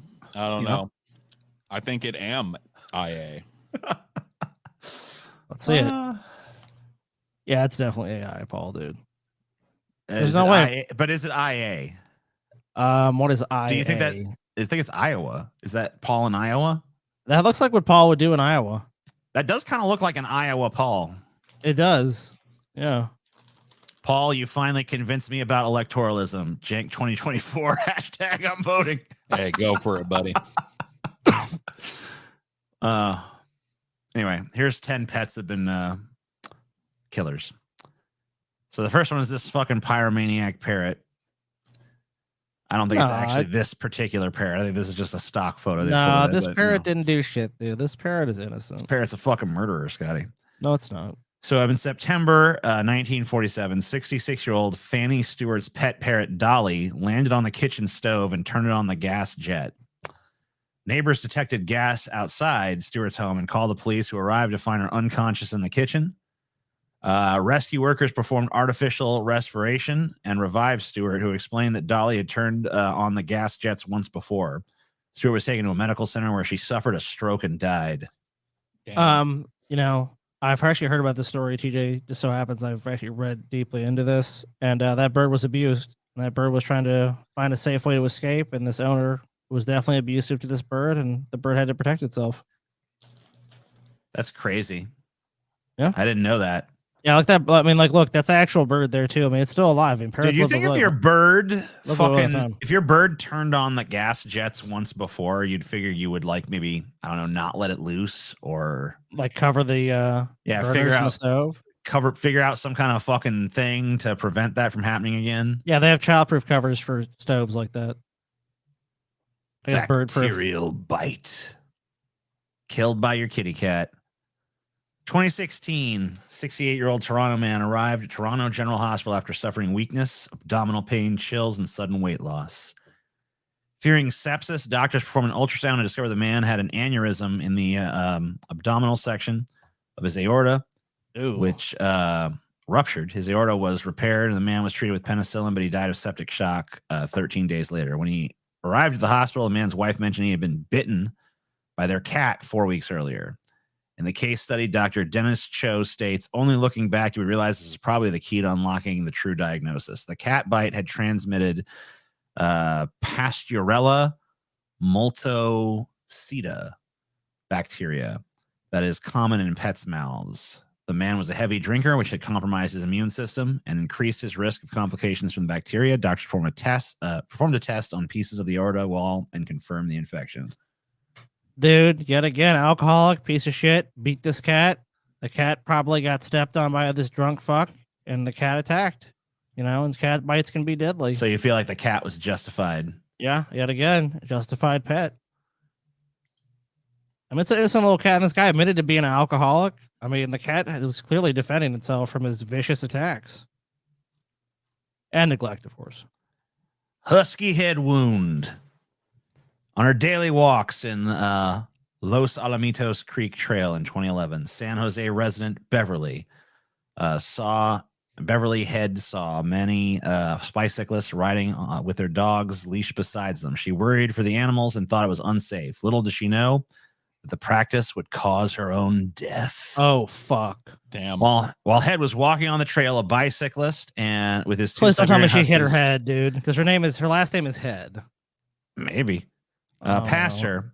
When one of the leashes caught behind her legs, she fell and struck her head. Oh, shit. Oh, fuck, dude. How The ironic. cyclist stayed behind until paramedics arrived. Head underwent surgery, but succumbed to trauma. Her death sparked a community meeting and city council vote. Was she wearing to a address helmet? Stricter dog. Well, I don't think she wasn't on a bicycle. She Oh, was walking. wasn't. Oh, she was walking. Okay. She was walking. She got fucking clotheslined by a leash. Damn.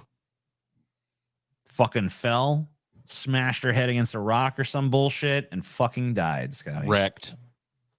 You know what, man? She should have been walking there, man. Should have been fucking walking there, dude.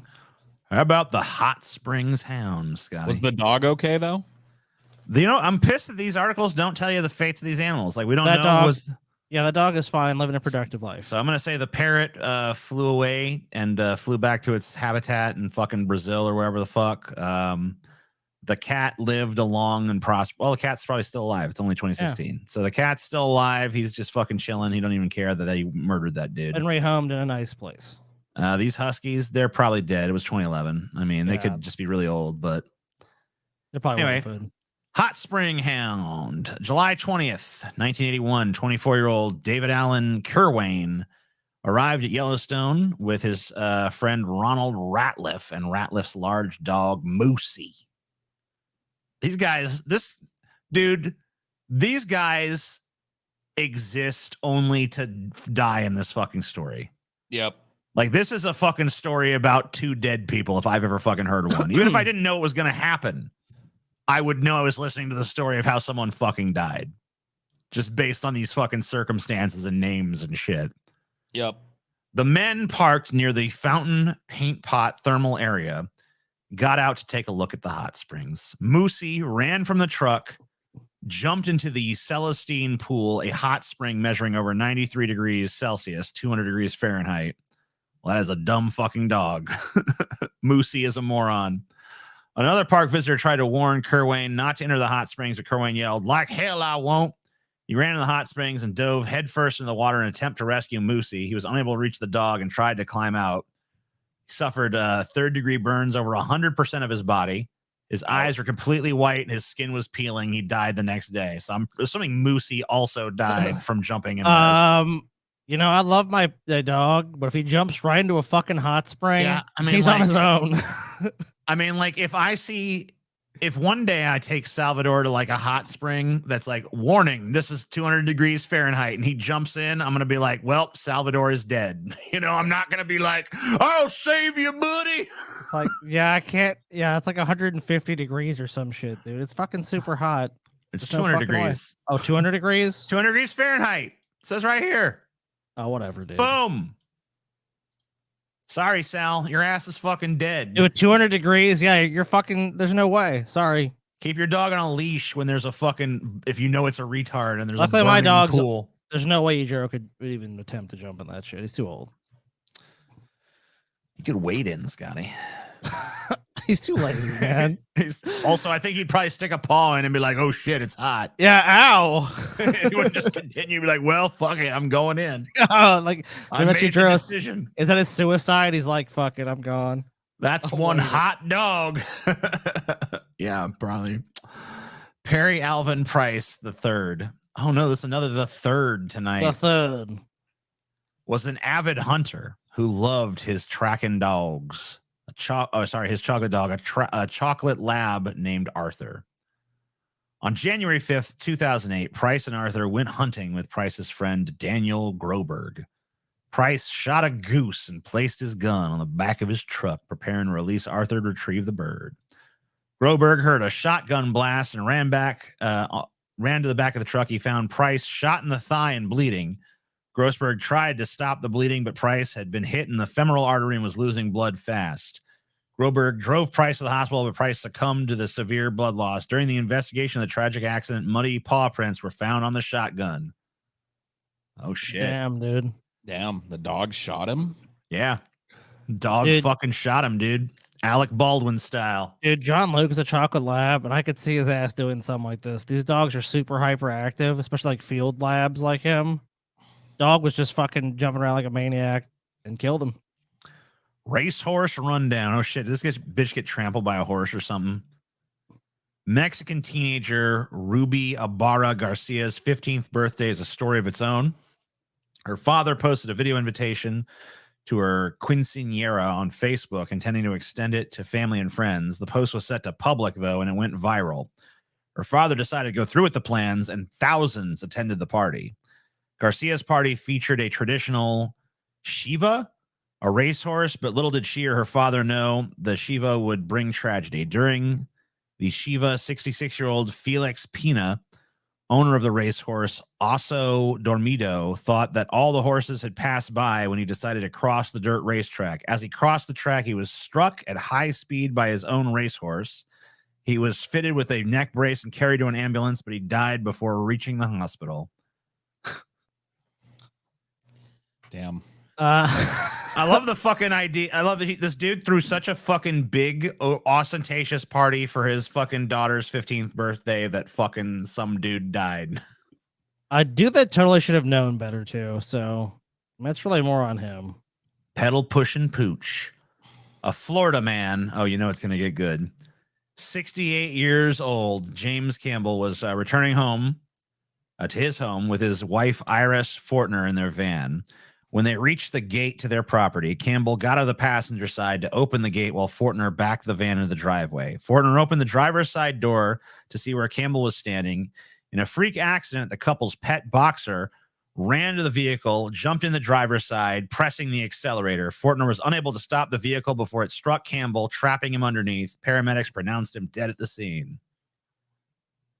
Fucking boxer murders you. Man's best friend indeed. Bullshit. Dog thrown under the bus. This is an insurance scheme. You think that the fucking they murder the guy and they're like, the boxer did it. Because they came up like, what's the craziest story we can even think of? They just cook up the boxer jumped in, he somehow got pinned. It was an accident. And the cops, of course, are gonna be, oh, what, a boxer killed him? No way. They bought a fucking hook, line, sinker. The insurance money was all paid out, dude. Many people are drawn to exotic pets, Scotty, as was the case with 67-year-old Wascom, Texas resident Gerald Rushton. Kept several exotic animals in pens behind his house, including a red stag that he had raised from a fawn.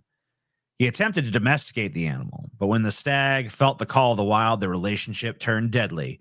The stag was entering the rutting period, so the stag is like, I want to go fuck, which is associated with elevated hormone levels. Bucks and rut will spar and fight to establish dominance. When Rushton entered the stag's enclosure, the deer pinned Rushton against the wall with his horns, gored him, and trampled him. Rushton's granddaughter saw the attack and ran to get help. When deputies arrived, they had to shoot the aggressive stag to enter the pen. Rushton was pronounced dead as fuck at the scene. Don't keep this deer from its fucking rutting, man. They're famous for that. They'll murder each other. I've seen a fucking deer walking around with another deer's decapitated head hanging from his fucking antlers. Deers don't fuck around when it comes to sex, man. Yeah, I mean, the only way you could have kept this guy content. They want to fuck. Yeah, it's like you have to have some fucking does. You have no does, you know, you got no bitches for him, and then he's gonna go crazy.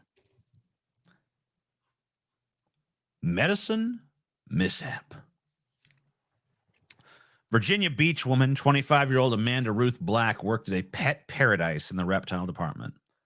Black and her husband owned several snakes, including a 4-meter-long, 13-foot tiger reticulated python named Diablo.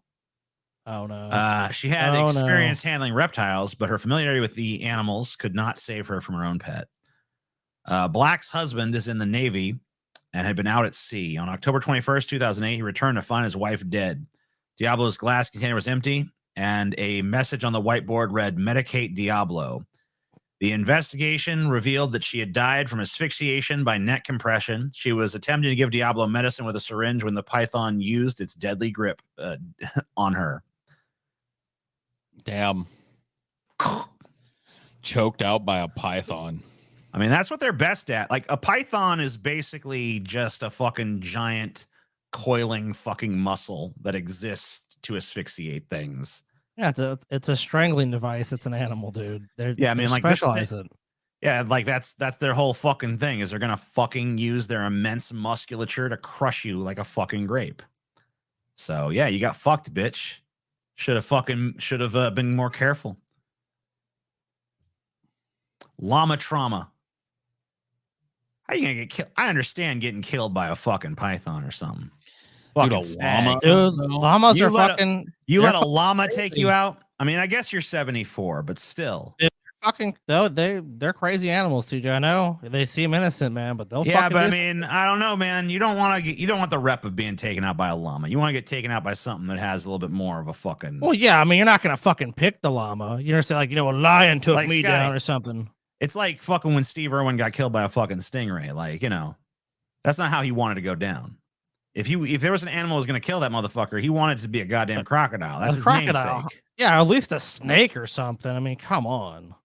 Like if I was to tell you, Scotty, you're going to get killed by a snake, a tiger, or a fucking llama, you're not going to pick the llama, okay? No. Florence Linehan, a 74-year-old woman in Delaware, Ohio, which I've been to. Yeah. Devoted her time and property to helping horses, llamas, cows, cats, and dogs. So this woman is a fucking compassionate lady. She's an animal lover. She's trying to help out the animals. Let's see what she fucking gets for her trouble.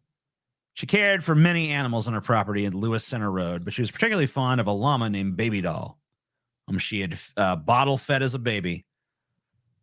One fateful day, Linehan's friend Kevin Scott arrived at her home and found Linehan on the ground. She was conscious. Baby Doll had slipped on wet grass, running to greet Linehan, and had run into her, causing her head to strike the concrete.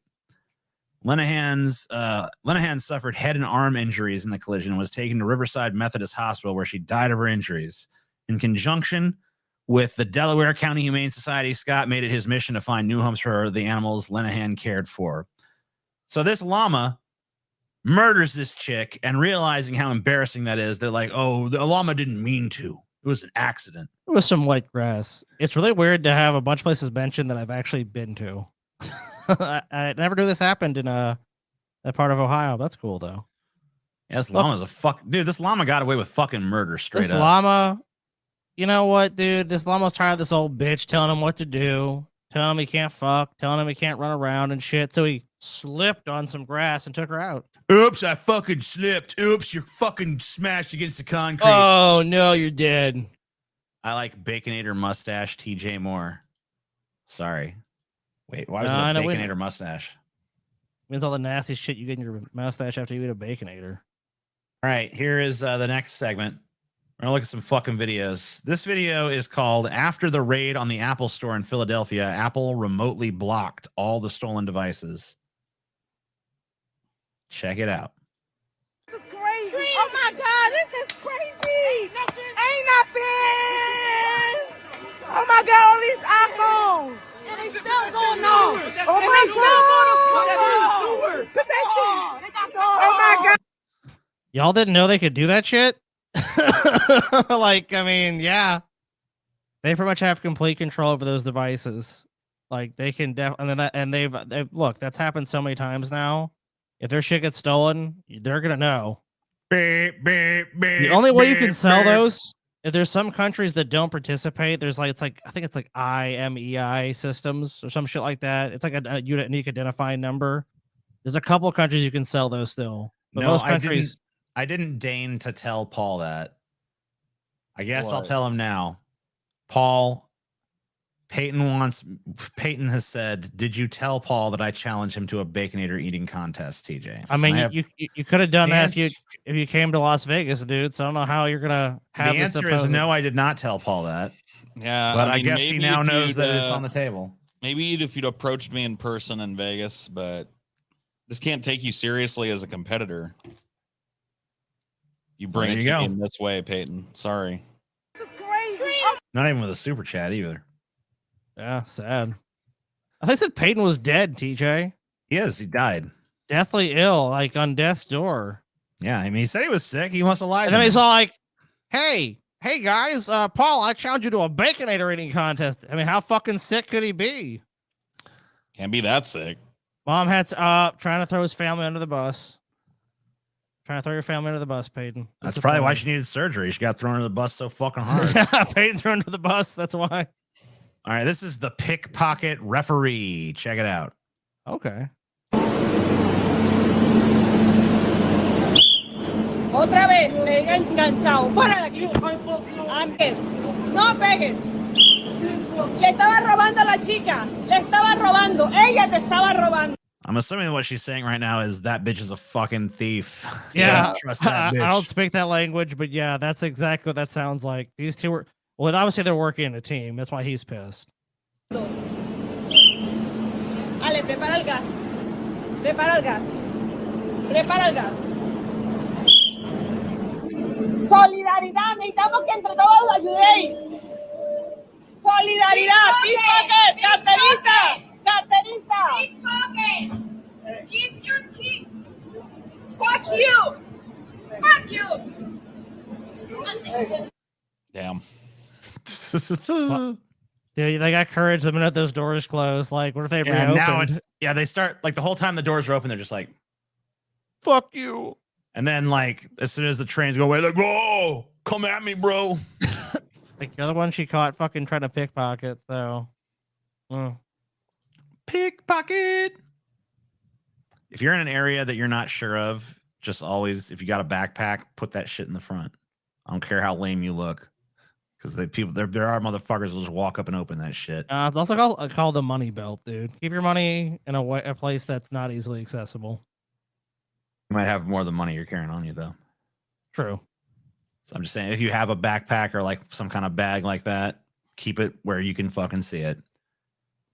Senator Tuberville, who told reporters he expects Biden to fall every time he appears in public, met with gravity today for a karmic showdown.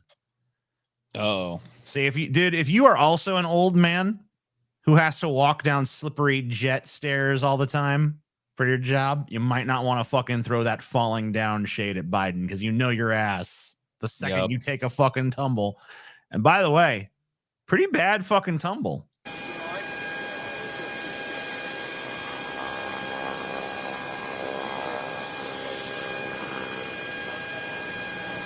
Better take this real careful. Yep. Oh. What the fuck? Go back? How did that even happen? Yeah, he hurt himself on that one. So watch his feet. You can see he was doing like the 1 foot at a time thing. It was going real slow. And then he decided to try to maybe he like thought that looked too bitch made, so he started trying to like take him real, and that's when he falls. Like, look. So watch his feet. All right, so notice apprehensive for sure. He gets both feet on that. He gets both feet on that. He does the same foot. Then he tries to do. Oh no! Yep. What the fuck, dude? Yeah. Should have just gone down the whole thing in the fucking like bladoop, bladoop, bladoop instead of trying to fucking walk down it. Because he was already fucking kind of thrown off by the fucking bags he was carrying, and probably the surface is a little slippery. So his ass fucking took a little slide down there. He got one of those falls where you bump your ass like fucking 6 times in a row real quick. Basically got his ass spanked by the stairs. I mean, those types of falls are rough on your neck. Oh yeah. Oh, he got fucking slammed when he did this. Oh shit. Throwing some fucking football shade. I'm gonna watch this one more time. All right, let's see if I can make it down this here stairs. All right. This time I'm gonna look at his face because I've watched his feet the last few times. 2, 3. Oh no! I'm just taking the fast way down. Dude, I'm paranoid as shit. If I can walk down any stairs, if there's a handrail, I'm grabbing it for sure. But yeah, was he holding the handrail when that happened? Well, I guess he couldn't. He was holding those bags. Yeah. That's why I also carry a backpack, dude, so my hands are free to do that. Okay, this is fucking kind of crazy. I don't know any of these streamers or anything these days, but I think I've heard of Ice Poseidon for sure. That sounds familiar. I have no idea who they are. Stream sniper arrested after throwing a mysterious smelly fluid on Ice Poseidon. Okay. Oh, I think I saw this. This is gross. Yeah, this is kind of weird. This is crazy. Here, we'll take a look. You live in Adelaide? Yeah, I've been living here. Oh! Oh, what the hell? What is that? What did he pour on me? What the fuck? Well, I just want to know what you poured on me because it smells like shit. We just want to know what you poured. This dude's got him in a fucking chokehold.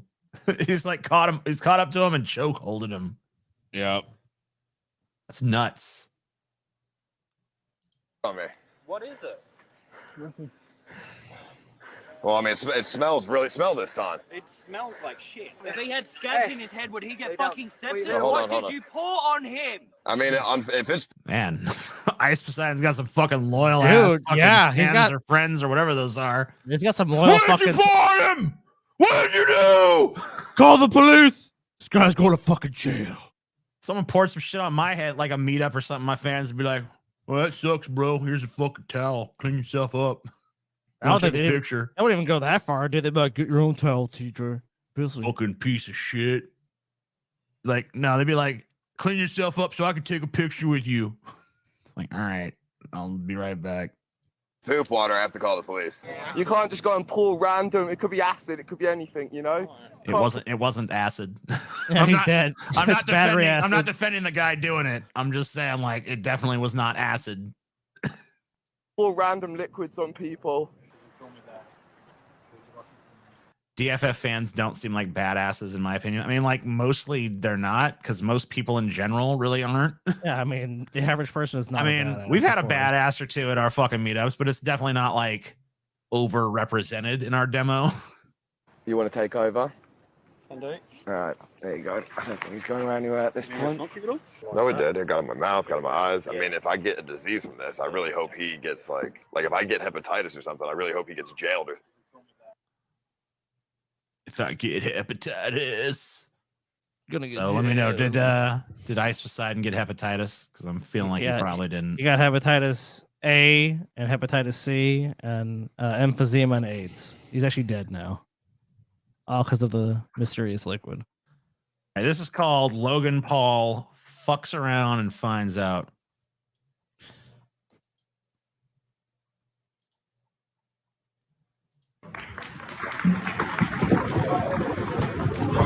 Oh shit. Yeah, he got fucking clocked with that mic. Ooh, damn. I'll show you that shit again real quick here. Oh, that fucking hurts, dude. And then I'll show you the aftermath.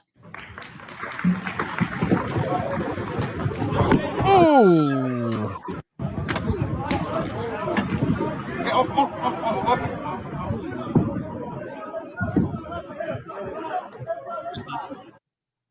Yep.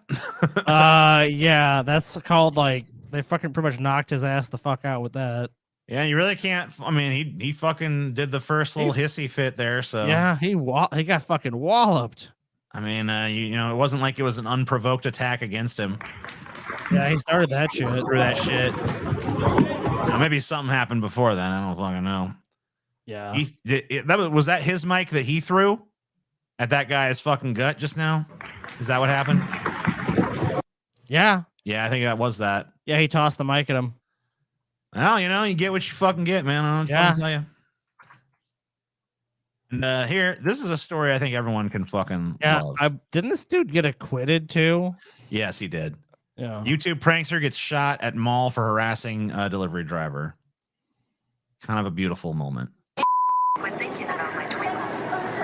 What's that? Man, I think that the era of pranks just needs to be over because we don't know how to do a prank anymore. Yeah, these people like somehow prank for like the dum-dums got devolved down to like harass people randomly in public and go like,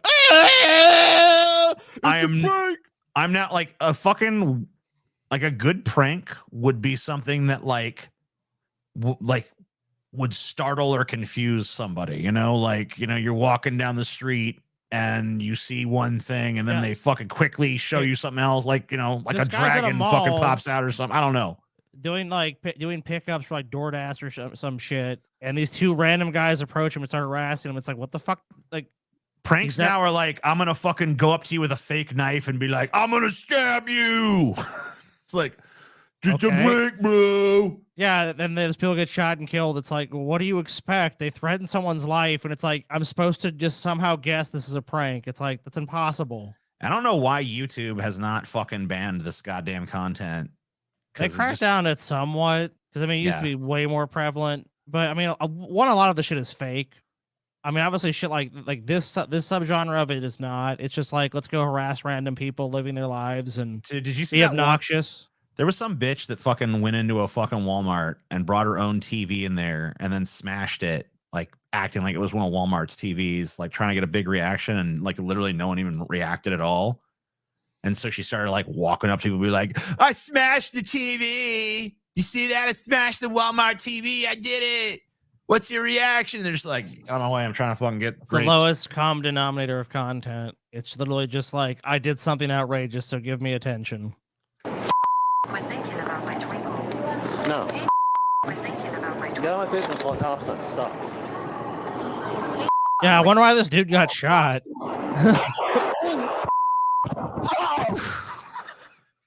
Damn. And the Darwin goes to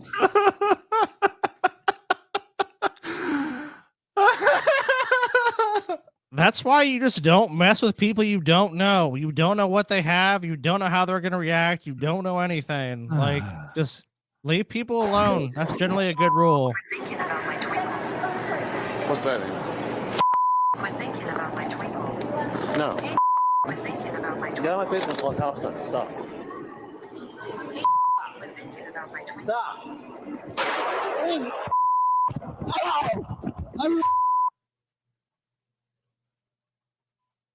20 seconds. It was 20 seconds from the moment Cook approached Coley before Coley pulled a gun and shot him. Coley's defense attorneys argued self-defense. And since this happened, the social media world has really gotten behind Coley, saying Cook was harassing him, a complete stranger. Now, you heard Coley tell Cook to stop a few times, but then pulled that gun and shot one round, injuring the YouTuber. Coley was... It's a shame it was just an injury, but can't have it all, I guess. Don't fucking harass people in public. I don't know what to tell you. Like, you know, and don't use other people for your content. How about that? Yeah, this guy does not want to be party to your YouTube channel. If you want Like, to if you want to ask people, hey, you want to be in my video? That's cool. You know, like have them sign a little waiver or whatever the fuck. That's all gravy. But like, you just going out in public when people are doing their own fucking thing and trying to make fucking content off of it.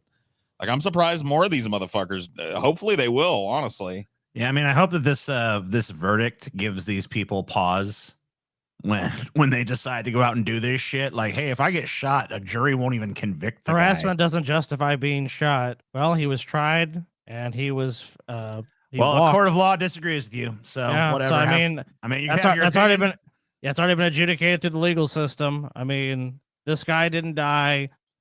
And, you know, in most states, honestly, you don't have really a duty to retreat from someone attacking you and harassing you. I mean, also you say that, but what if these people were going to had something else more sinister in mind? Like, you don't know. How this guy has no foreknowledge of what's going on. He doesn't have the benefit of like, oh, these guys were just doing this for some YouTube bullshit. Obviously, if he had the knowledge, he probably wouldn't have shot them or shot this guy. But he has no idea what the fuck they're doing. Are they robbing him? Are they going to assault him? Are they going to batter him? How the fuck is he supposed to know? They came up to him out of nowhere when he's fucking doing a food delivery. The prankster said he still wants to do pranks. Well, let's see if he does another prank where he fucking walks up to people and just holds a fucking phone. Hey, let me take this. Yeah, it's not even really a prank. Where's the prank? I love that noise that the fucking meme lord makes after this dude shoots him. It's like ah! Ah! It's like, yep. Let's listen again. Let's feel the beauty. I'm gonna know robbery equals holding the phone. Okay, let's actually watch what happened. No, we're not saying it's a robbery. We're saying you don't know what those people are going to do. How does this guy know it isn't a robbery? Two dudes walk up and get in his face. Be serious, Scotty. All he did was bother the guy. You don't know what his intention was. He was criminally charged. Well, you know what? And he beat the charge. I got a better fucking reputation. How about you be serious? Fuck off. I got a better reputation than that. Being a stupid he was just bothering the guy? Well, maybe he shouldn't have. Yeah. Maybe no, that's okay. No. If that dude, maybe he should have let the guy the fuck alone then. No, if that happens to that dude and someone approached him, he has no idea what's going on. He's just going to know what, oh, this is just this. Oh, it's no big deal. He's going to be totally fine with that shit. His family gets harassed in public by some random fucking dude. No big deal. Oh, I don't care. Oh, what a fucking moron, dude. You'd hate it just as much as this guy did. And he's somehow supposed to have the benefit of what this guy's intentions are. How the fuck is he supposed to know? Explain to me, stupid fucks. If you think this is overreaction, how is he supposed to know? Oh, he's just supposed to walk away. That guy was following him. This is charitable as I'll get. If it turned out that big dude was like, had some sort of like, you know, mental problem or something, and he was doing that shit not as a plea for attention, but because he had like some sort of like, he's deaf and he's just trying to get help or some shit, and he got shot, then maybe I'd be like, oh yeah, you're right.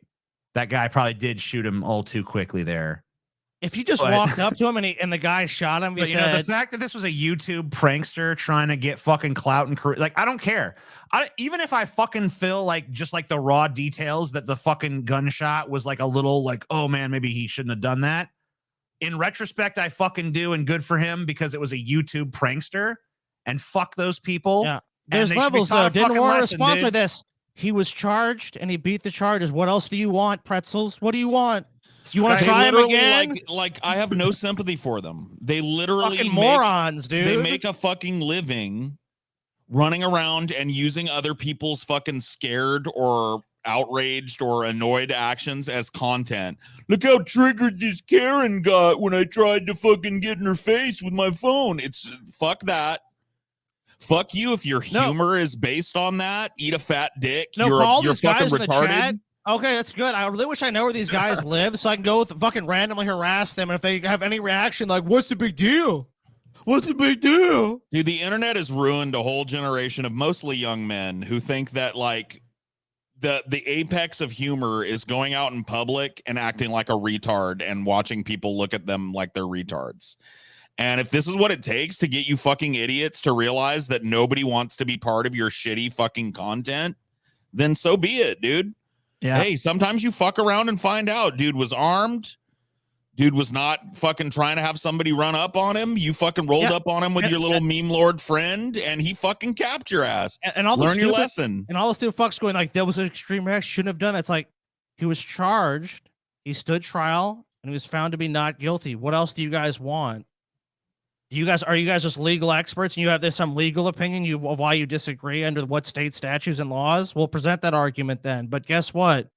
He beat it. So even if you guys think that was an overreaction, the system agreed with you. He was tried and he's found to be not guilty. So I don't know what else you guys would want in that scenario. Because we actually disagree with that. I don't think he ever should have been fucking charged. But that was different. That's not how it went. So I haven't heard anything compelling from anyone else beyond just like it was overreaction. Like, well, that was already dealt with. Man, this one got Scotty's goat. Unhinged Karen in training. Well, the stupidity is what got my goat. On unsuspecting German tourists in xenophobic NYC train rant. Come on, be real, pretzels. Why don't you just go fuck off? You're a moron. You're sincerely fucking stupid. Don't hit him! It's fake, dude. No, the Nike side is backwards. No, mine's you spoke with Garrett Wilson? What did you say? I do. You never breathe. No, tell me what you said. Are you scared? Breathe. Are you so fucking scared of what you breathe. No, get the fuck off. Breathe. Do not do this. Breathe. Do not do this. Breathe. Do not do this. Why should these guys? Oh, hey, well, let's use the logic of those last people. Why should they even be bothered? Well, I mean, look, she's just drunk, right? They don't know. Well, they should do nothing. According to those people, do nothing. Like, I guess. Maybe we do need more guns in society, dude. Because No, man, we they could just shoot this chick, and everybody could just shoot each other. We don't. We just need more fucking like robust harassment laws in society. Like they need to just make it blanket illegal to make people part of your YouTube video by harassing them. Apple bottom may be a Karen, but I like her ass. Karen, but I could fix her. Gyat. I don't know what. I think that's an ass thing, right? Booty cam. A lot of people like this Karen's butt. I remember being in my fucking teens and 20s and shit. We used to meme around and stuff, but not at the expense of other people. We weren't running up to people and getting in their faces and filming it so we could all fucking laugh about it later. Like that shit is straight up harassment. It's an infringement on your right to fucking privacy and to move about your day without being fucking impeded. And you need to stop doing it. I feel the same fucking way about these people that go into a public store or go into a public place or whatever and stand in the middle of it and do their TikTok dance or whatever the fuck. Like I'm not like this. These public areas are not for you to fucking cash in and make memes on. Like people are using these functionally. Yeah. This butt, like she has a good hip to waist ratio, but there is no fucking pop or oomph or fucking meat to this. There's just some horn dogs. See, this is what I'm saying, dude. This chat shame. tonight, this is one of the worst chats we've had all Terrible fucking year. chat. This Terrible is chat. the bottom barrel chat of 2023 thus far. Congratulations, you guys. You are the dumbest, stupidest, fucking drooling retards that we've had as a crew. Not all of you, night. honestly. Yeah, All Mr. year. Naughty Priest had some good. Look.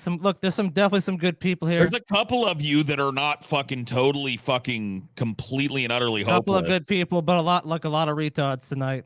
Just a lot of them, just filled to the brim. Retards as far as that's why I had to ban some people. Good bands though, great bands. That video's over. That's it. That's that. That's that. No, I don't fucking. I can't understand what anyone's fucking saying in that video, so I don't know what I'm fucking do with it. I don't care anymore. So I know we made Modern Education. Did we make the Israel Simps, Scotty? Let's see. Yes, we did. Okay. Did we make the Daily Wire for kids? No. No, we have not. That's $107 to go. So this is called Modern Education. And if you look at the comments down here, 2015 comedy, 2023 reality, 2030 criminal charge. Okay. Whoa. This has moved from being satire to becoming quite seriously prescient. The best / worst thing I ever heard a classmate say to me when I told her I disagree with her is, "You're committing violence against my personhood." Okay. Here we go. This is the either prescient or retarded Modern Education. I have no idea if I'll like it or not. This is like a dramatization I of think what the future's it's going a to be little like. short film, yeah, or something like that. Yeah, of like what education's going to be like. Yeah, I guess. Oh, so it's already got like horror movie vibes. Yeah, well, he's going to the class, so I mean, I dreaded going to modern school. Education happens. I dreaded going to school too. So far, I mean, like this isn't that far off. Like, oh fuck, I got to go to school today. So I kind of feel this so far. Yeah, I mean, I definitely walked faster to class than that, though. But I skipped the Karen because honestly, I was fucking really weirded out that she was getting all this love for having a good butt when her butt was mid as fuck. Yeah, that was a flat fucking pancake wide side saddle ass, dude. It was fucking sad, and the amount of you that are fucking horned up in the chat to the point where that ass was looking good to you just underscores my point about this being the worst chat of fucking 2023. Terrible asses. That was when I realized Paul was right. Look, The we know whole asses. fucking chat goes fucking ballistic over the most mid ass that we've had on the show ever. You guys are fucking lame, dude. This is what happens when you never leave your house and you grow up on the internet. That man getting shot was not an overreaction at all, Gen Z. What you just saw is the real world. Oh, like I know you fucking grew up watching Rice Gum troll people in public or whatever, but that doesn't make it right. That doesn't make it correct, and it definitely doesn't make it a safe thing to fucking do. There are people out there that are armed, and if you run up on them, they're gonna jerk a gun on you. And Also, you'll be lucky if you don't get fucking pistol whipped or shot. Think about the number of times this happened to people and the amount of restraint most people have. Like most people have tons of restraint. This very seldom has ever happened. Like most of the cases of people being killed doing these pranks are people literally have pulled knives on other people. By your guys' logic, what should they do? Assume that it's just a prank and not kill them or not defend themselves? It just doesn't add up. It's like, and that's, let's be honest, this very rarely happens. There's so many people making this kind of contact, acting these influencer types. Dude, there were these dudes. I used to see their videos all the time. I haven't seen them in a while. Maybe they got killed. There were these dudes. They would go to like bad parts of town and walk up to 100% of it was they'd walk up to men who looked like they shouldn't be fucked with, like had kind of like a gangster vibe around them, and they'd go like they'd say something like half innocuous to them, but look all fucking like mean mug them. You'd walk up to him and have some dude filming him from across the street. He'd be mic'd up and he'd say, "Hey, dude, you trying to get busy or what?" And the dude would, a person on the street would be like, "What the fuck are you talking about, man? Get the fuck away from me." "Well, no, man, you trying to get busy or what?" And it's just like, man, I hope one of these motherfuckers gets their hands, because their whole thing was as soon as the dude started looking like he wanted to fight, they'd run away and get the reaction or whatever the fuck. I was like, I hope one of these motherfucking dudes catches one of these. So like dudes the coward channel, basically. Yep. Okay. Just ignorant, dude. Just like going and starting shit with people just to get a reaction. And that's the kind of shit we're like, that's why we're condoning that shit. I mean, or condemning it, excuse me. Like, what do you expect is going to happen? Not every time someone's just going to be accepting of this behavior or trust that you have no ill intentions.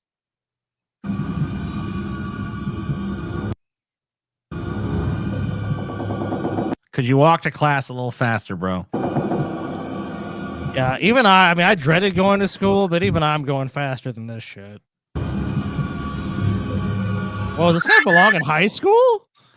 I mean, I never said it was high school. Oh, okay. It could be a university. I don't know. All right, okay, fair enough.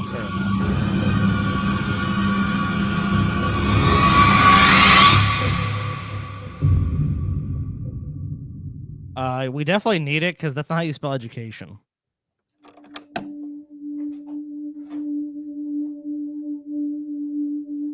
Why does that dude have a shirt on? Welcome. Welcome. Dude, I wish Welcome. modern class sizes were 4-to-1. That'd be, Oh, that'd be Jesus. sweet. There's a lot of personal attention from the fucking teacher and stuff, you know? This teacher looks pretty stern though, so. Still. Like to really make this to really nail this home, there needed to be like 50 people crammed into this fucking room. Didn't you guys already watch this? If we did, I've completely fucking forgotten it. I don't ever remember watching this. So if we did, yeah. Ignore that. It will end. Ignore that. It will end. Now, our first question, 1 + 1. Is that advanced? Yeah, that doesn't seem very advanced. It's like, it's 2, isn't it? Right? 2, Scotty. You should say fucking 2. Maybe an old math, Scotty. Yes. 2. Incorrect. That is not reality. It is 3. Yes. Multiculturalism. Well done. What? Oh God. What? Yep, I don't want to watch this anymore. Multiculturalism. This is gonna be Wokeness. like everything is woke. I knew he was gonna say some shit like that too. I knew he was gonna be like, depends on what you feel 1 + 1 is. Whatever your personal truth is. That's 1 correct. + 1 = trans. Yeah, that's right. And remember, this is according to the top comment on this video. 2015, this was comedy. 2023, it's reality. 2030, it's a criminal charge.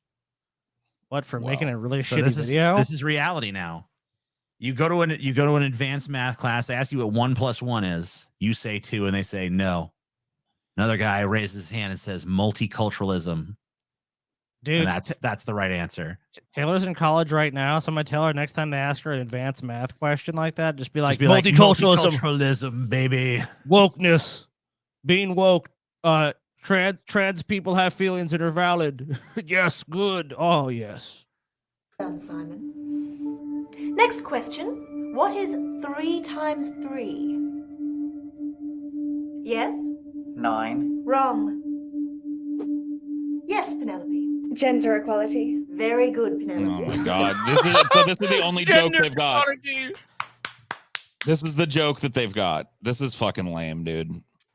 What is 4 × 4, TJ? Inclusion.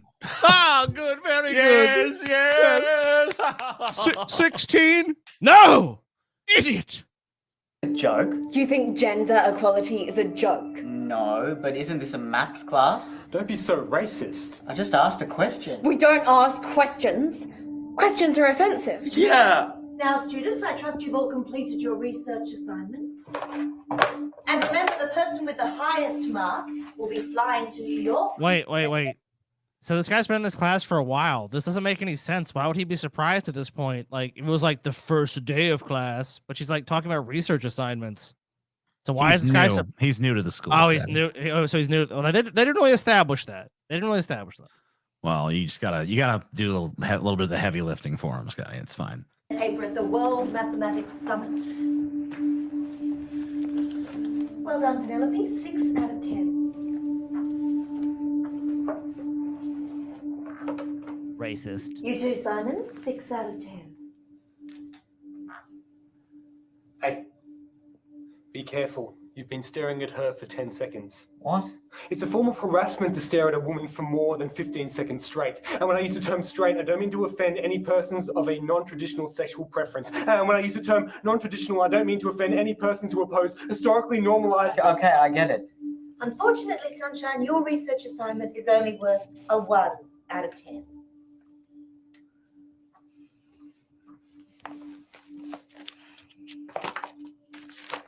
Zero. I've used Fourier transform.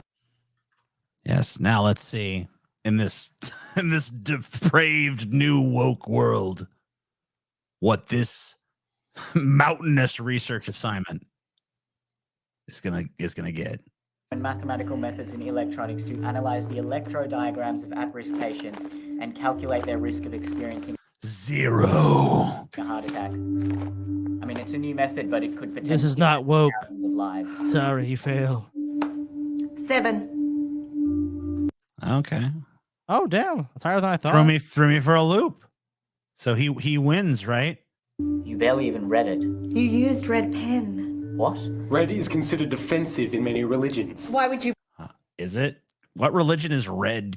I don't think the color red is considered offensive in any religion. The religion of the bulls, dude. All right. Bulls I don't forgot like about the red. bull religion. A lot of these pranksters like Frank Hassel will walk around with a GoPro and use it as a shield. Nice to see these types get what's coming to them. Amen. Is this made by people who say we should teach both sides of the Holocaust? This is made by people who I honestly don't know who the fuck makes this kind of shit. I don't know what the point. I guess people who just want the adulation of like guys like this. Chuds. Yeah, like I want some chuds to like me. They want their fucking social credit in the chud community to go up. Yeah, and I think they want to imagine this is how education has actually become. They want to have this fantasy like this is what because none of these people are anywhere near a classroom, so they have to create this caricature of what a classroom is and place these actors in it. They're like, oh wow, we're actually against education. The And one use smart kid, and basically just like say like really ironically, they're not too, teaching them anything. They're basically teaching them to just obey. like the reason I don't succeed in life is because the whole deck is stacked against me, which ironically is like a grievance culture thing, which ironically they claim to be against. Yellow color? Well, humanity is a rainbow of beauty and spirituality. Well, red is in the rainbow, so by that logic, you should hate the rainbow too. Yeah. Okay, fine. 7 out of 10, but that still means I get to go to the summit, right? The marking process isn't over yet. Now, because we live in a society based on equality, the total amount of marks are to be divided equally among our students. You've got to be kidding me. Well done, students. We're all equal. We're all average. Yay! But then who gets to go to the summit? Oh, we haven't added our privilege points yet. What about privilege points? This girl can't even keep a straight face doing this fucking dumb line. Yeah, look, she's smiling right there. Don't you know anything? That is correct. Now, Penelope. How did she even do the math that she just did on the chalkboard? Shouldn't that have added up to like diversity or some bullshit? Like, how did that add up to a number? I don't know. I thought the answers to all the math equations were just random fucking woke buzzwords. This can't be consistent 1 minute from the next, so it only gets worse, trust me. Okay. You are female, so that's +1 privilege point. Yep. However, you are white, so that's -1. I'm also bisexual. +1 leaves you with a total score of 6 out of 10. Simon, unfortunately, you're straight, white, and male. And cisgendered. Yes, so that's -4 privilege points. Wait. She was already at a 6, and they added 2 points and took away 1, and she's still at 6? Well, dude, they're not very good at math. Wait, the people who made this video don't know how to do basic math either? Dude, it's great. Maybe they had to answer like multiculturalism because they didn't actually know the answer. They're like, oh shit, what is it? Multiculturalism. Points, which leaves you with a total score of 1. It's only fair. Now you're male, and I don't like you. So that's -2 privilege points, but you are brown and sexually ambiguous. So that's +2. That leaves you with a total score of 5. Oh, right. I forgot about the part where they turned everyone into 5. So that's where I made the mistake. Because they turn they average them all out to 5. All right, dude. That makes Now sense. look, let me guess. The guy who's like a retard's gonna win. Of course. You'd be like, ooh, you're Asian and you're a retard. And they're not gonna say retard. Of course. Add all your privilege points in. Yes, you win. Why am I sexually ambiguous? And finally, Sunshine. I think you know the answer to that, dude. Yeah, I mean, come on, bro. Come on. I'm gay, I'm trans, I'm Asian, I'm overweight, I'm lower class, I'm unintelligent, unattractive, I've got hairs on my nipples, and I also got body odor, and I can't really run properly or tie my shoelaces by myself. 1 million privilege points. A billion points. 1 trillion privilege points. In fact, crown this person king or queen or gender ambiguous ruler of the world. Die. Wonderful, sunshine. That's 13 privilege points. That leaves you with a total score of 18 out of 10.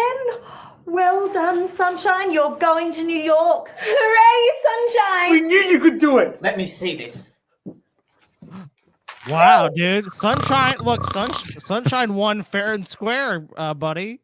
This guy's mad that, the results are, a little lopsided. But look, I think Sunshine's going to do fine representing them in New York. They've just written equality and drawn love hearts on a piece of paper. Equality. I mean, look, sometimes you have to have heart to win these things, guy. Yeah, like, what's your problem, man? He expressed himself, and it's beautiful. He didn't even spell equality correctly. We don't discriminate. This has nothing to do with mathematics. You think you're so great with your maths and your science and your facts? What about feelings, huh? Yeah, what about feelings? Good point. Facts don't care about your feelings, lib. It actually really disgusting seeing them poking fun at mentally challenged person like they really had to say he smelled element. Well, I smell. I'm dumb. I have hair on my they had to make him the nipples. worst candidate possible to show You're how fucking a absurd winner. the woke system is. You Feelings win. more important than facts. Yeah! This is wrong. You're all crazy. Stop violating me with your different opinions. I have the right to speak my mind. No, we have the right not to be offended. And that's more important. And if you don't stop verbally assaulting us, we will be forced to attack you in self-defense. Can't do that. Actually, we have every right to Oh do shit, that. they're thugs. Damn. What the Kill fuck, him. dude? They're about to fucking kill this kid. Kill him. Get Get him. And it's illegal for you to fight back. Oh shit. Oh shit, Yes, it's illegal mommy. to fight back. Oh, dude, Sunshine, has got the Tard strength too. If you were trying Yup, to mommy. if you were trying to sell me on this being a dystopia, you just lost me. This is insane. Prepare to Fuck him die. up. Hell yeah. Noble social justice warrior. Death! Get him. Kill him. Get him. Get Get his him. ass. Beat Time. him. Time.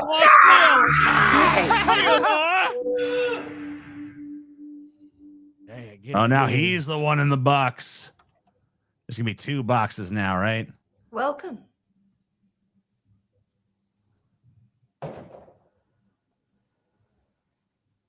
Why? There should be 2 boxes now. That'd be funny. Okay. They dumped the whatever. other one. They threw that one in the river. Yeah.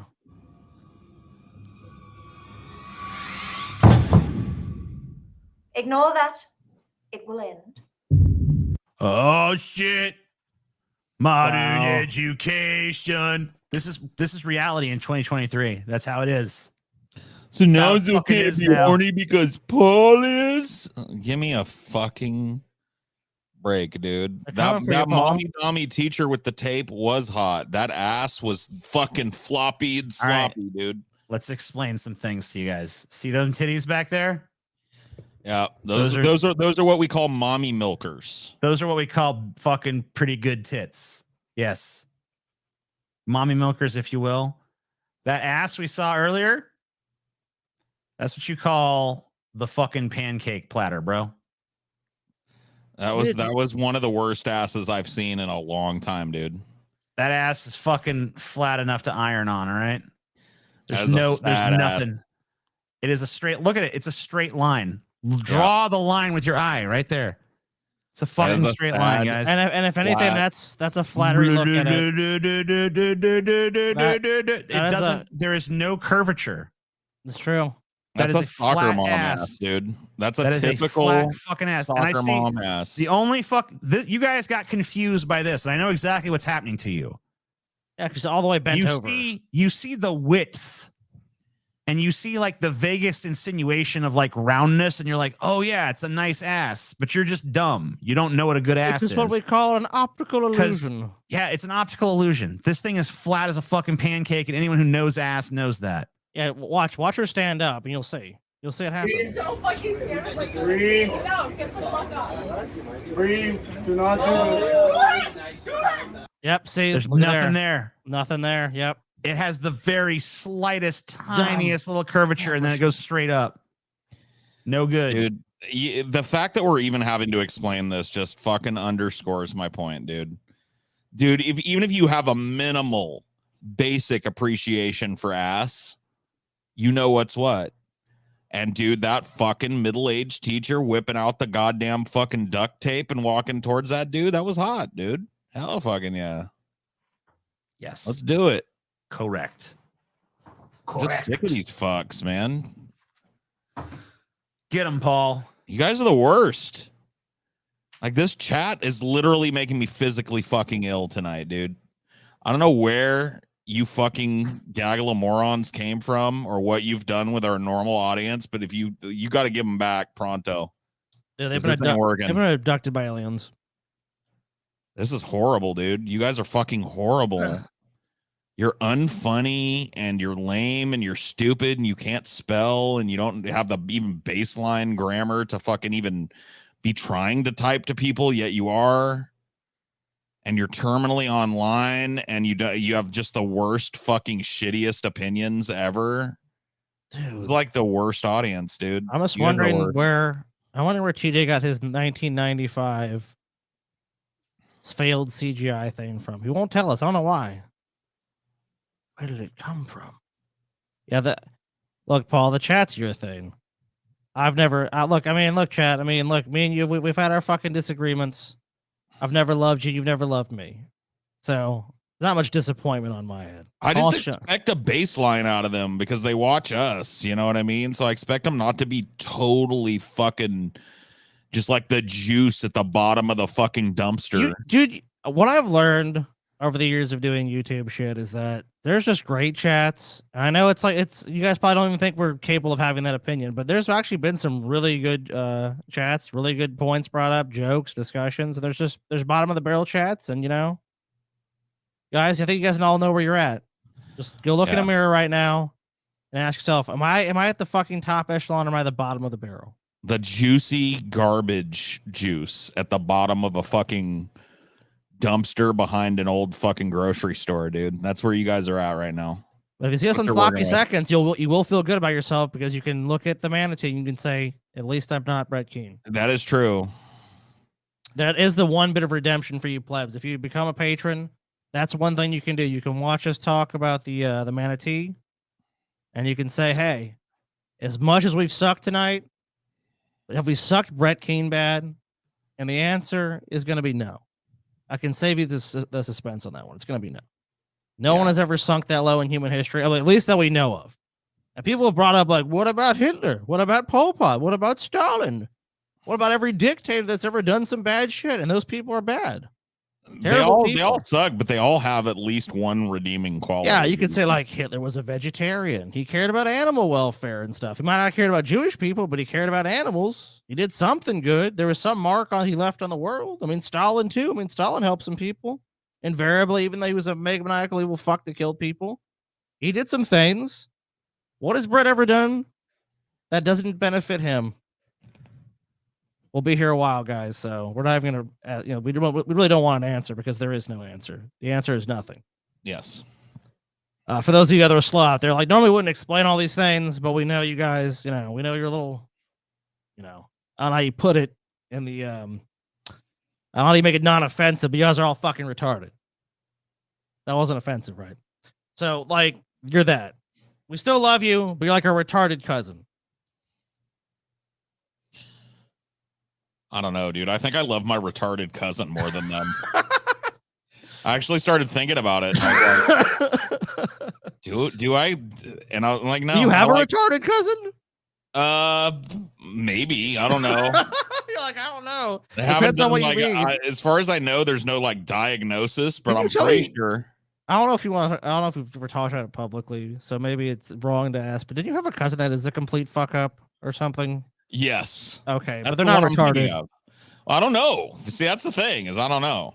Like, I've got a cousin that is just an absolute nightmare of a human being. Right. Just stupid as the day is long, druggy, user, abuser, piece of fucking garbage. Nothing smart to say ever. Has fathered like 9 kids out of wedlock and supports none of them. Right. Just a total fucking piece of shit. And that's who I'm comparing it to. And I was like, you know what, though, dude? I'd probably want to chill with my cousin more than this chat right now. Damn. No, you don't mean that. You can't take that back. Oh, I mean it. Oh, he means it. You better No trust me kids. on that. You better trust and believe I mean it. Rutro.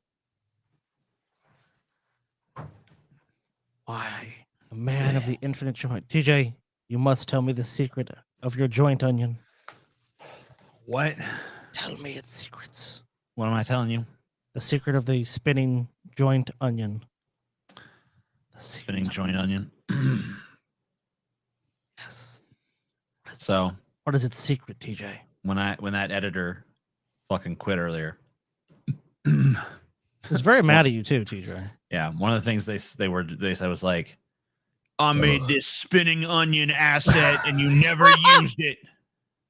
That I actually, you know what? I disagree with you, Jed. I love the spinning onion. You never used it and you never. Why did you paid me fire for this it. person?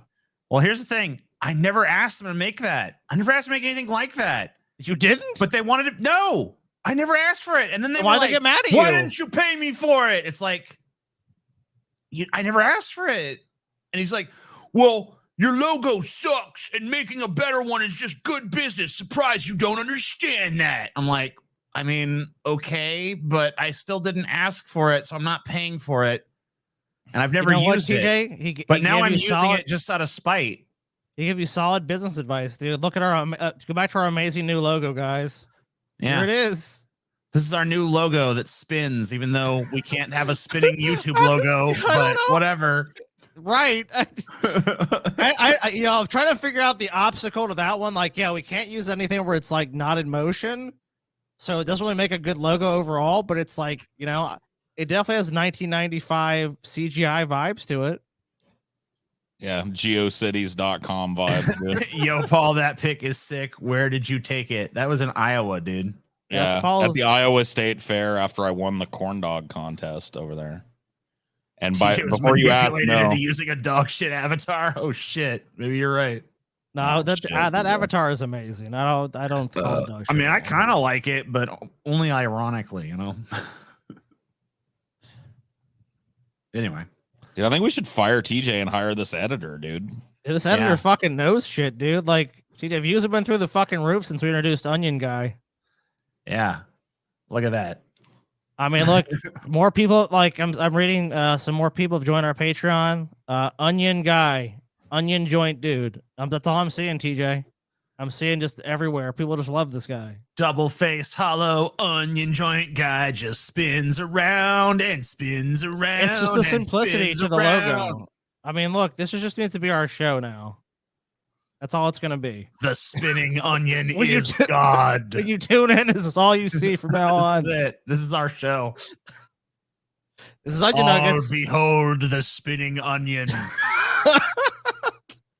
The spinning onion is love. The spinning onion is life. Like, I think it could have been okay, but it was just weird how it was done. Because, like, I felt like they should have just been one face. Yeah. I feel like it's really weird that there's two. I don't know why there's two faces, and I don't know why it's hollow. And I don't know why you can literally see the other face through it. Like, why is there like a hollow onion doesn't make sense because now it's just an onion husk that doesn't have an onion in it. I know. It doesn't work even. It doesn't even work like on a God, I'm fucking stoned. That's so unusual for you. I know. Symbolic level, dude. Doesn't like because this like obviously when we're talking about onions, like onions are many layered. We're going like Shrek here. Got a lot of different layers, a lot of different shit. So like we're saying something when he give you that title. Video game underground vibes. Video game onion ground. Well, we have to have a song made for it. But yeah, someone make a song for this, and then we'll. Can we know why you fired him? I didn't fire him. He fired me. He fired TJ. Yeah, he said TJ was. What did he say? He literally said, "After you pay me, you're fired as a client." I'm like, all right, cool. I would fire TJ too. I can't even be mad about that. First time I've ever been fired, so you know. TJ, you're fired. You fired. How'd you feel when you got fired, TJ? Bad. Dude, that is not the first time you've ever been fired, TJ. That's actually true. I can't remember. I can't remember another time I was ever fired. You were fired from that fucking restaurant that you dumped that shit. I mean, in the I person's lap. quit, but I guess I would have been fired if I had tried to stay around. Did you actually quit, or did you just leave? Like you Well, said, I just left. And then you didn't quit. I mean, You were I consider it an act of quitting, but you whatever. have to say I quit to quit, TJ. Fair enough. You just left. You were fired. I don't believe I said that, so just pay the man. I did pay him. I paid him, and then I said, like, hey man, sorry it didn't work out. Best of luck in your future endeavors. And he's like, fuck you, you fucking child. I was like, okay, well, whatever. Goodbye. Why were you a child though? Like, what have you done that made All you right. Well, the thing they got mad about is I wrote him and I told him to make a fucking sizzle reel for the DFF meetup. Okay. I not sizzle reel is probably the wrong term. It was like a hype reel. Yeah, So you it know was what? this- Stevie actually brought that up to me when we were all eating one day. He's like, "Did you see that?" And I was like, I had no idea it even existed. Yeah. So I mean, like, I had him create a hype reel. Okay. For the meetup that was like supposed to, like, get the audience going a little bit before we come out. Yeah. Like show them some old memes from the show, have a few laughs, all this stuff. And I would say I think it was probably about maybe 6 or 7 days from the meetup. And I was like, hey, you think you could make something like this? It doesn't need to be anything fancy, just like, it just needs to be funny. It doesn't need to be some highly polished edit or anything. I just need to take some funny clips and string them together for like 5 minutes. Yeah. And that was basically what I put forth them as the project. Now, granted, it wasn't the fucking hugest amount of time in the world, but it was 6 days or so. Okay. And so I figured, they'd be able to turn in something decent. I didn't expect the fucking one. I'll let them know. I don't need it to look great. I don't need it to be razzle-dazzle. I don't want funny. I don't want the world. I just want something that I just need something that's funny to get the crowd going a little bit before we fucking come out. Right. And so, they turn in something that, frankly, I watched it and I was like, this doesn't even make sense to me. Like the cuts that they made no sense. I felt like there was no jokes. Like they did stuff like they had like Andrew Tate come in and say something and then it cut out to something else. So it was like, it didn't even show us reacting to Tate. It didn't even show what we said back. It just showed Andrew Tate saying something. So essentially it was unusable. So I'm like, yeah, when I saw it, I was like, there's no fucking way I can play this. It doesn't even make sense. Like the editing is incongruent. It's a fucking mess. So I didn't use it. And so they wrote me and asked me why I didn't use it. So I just told them very frankly, like the problems I had with it. And they got super fucking ultra butthurt. So they got Dodeca, like, Yeah, I hate you, butthurt. Yeah, they just got like, you're a piece of shit for not fucking liking that or using that. And it's all your fault that it sucks. And I'm a great genius and you're a fucking moron and you're unprofessional and blah, blah, blah, blah. Oh my God. Really? Yeah. And and to be fair, like I am unprofessional, but what did you fucking expect? I didn't even come to this person. They came to me. I mean, wanting this fucking job. Here's the thing: if you can't handle criticism, you can't. Then you really can't be a video editor. Yeah, and if you turn in something that I feel is unusable for my needs, then that is your fucking problem, not mine. I elected not to. Why use even it. get I wasn't mad even- about it? I was not even going to go to them and say anything about it. They came to me and wanted to know why I didn't use it, so I fucking told them. So that's that. That's what happened there.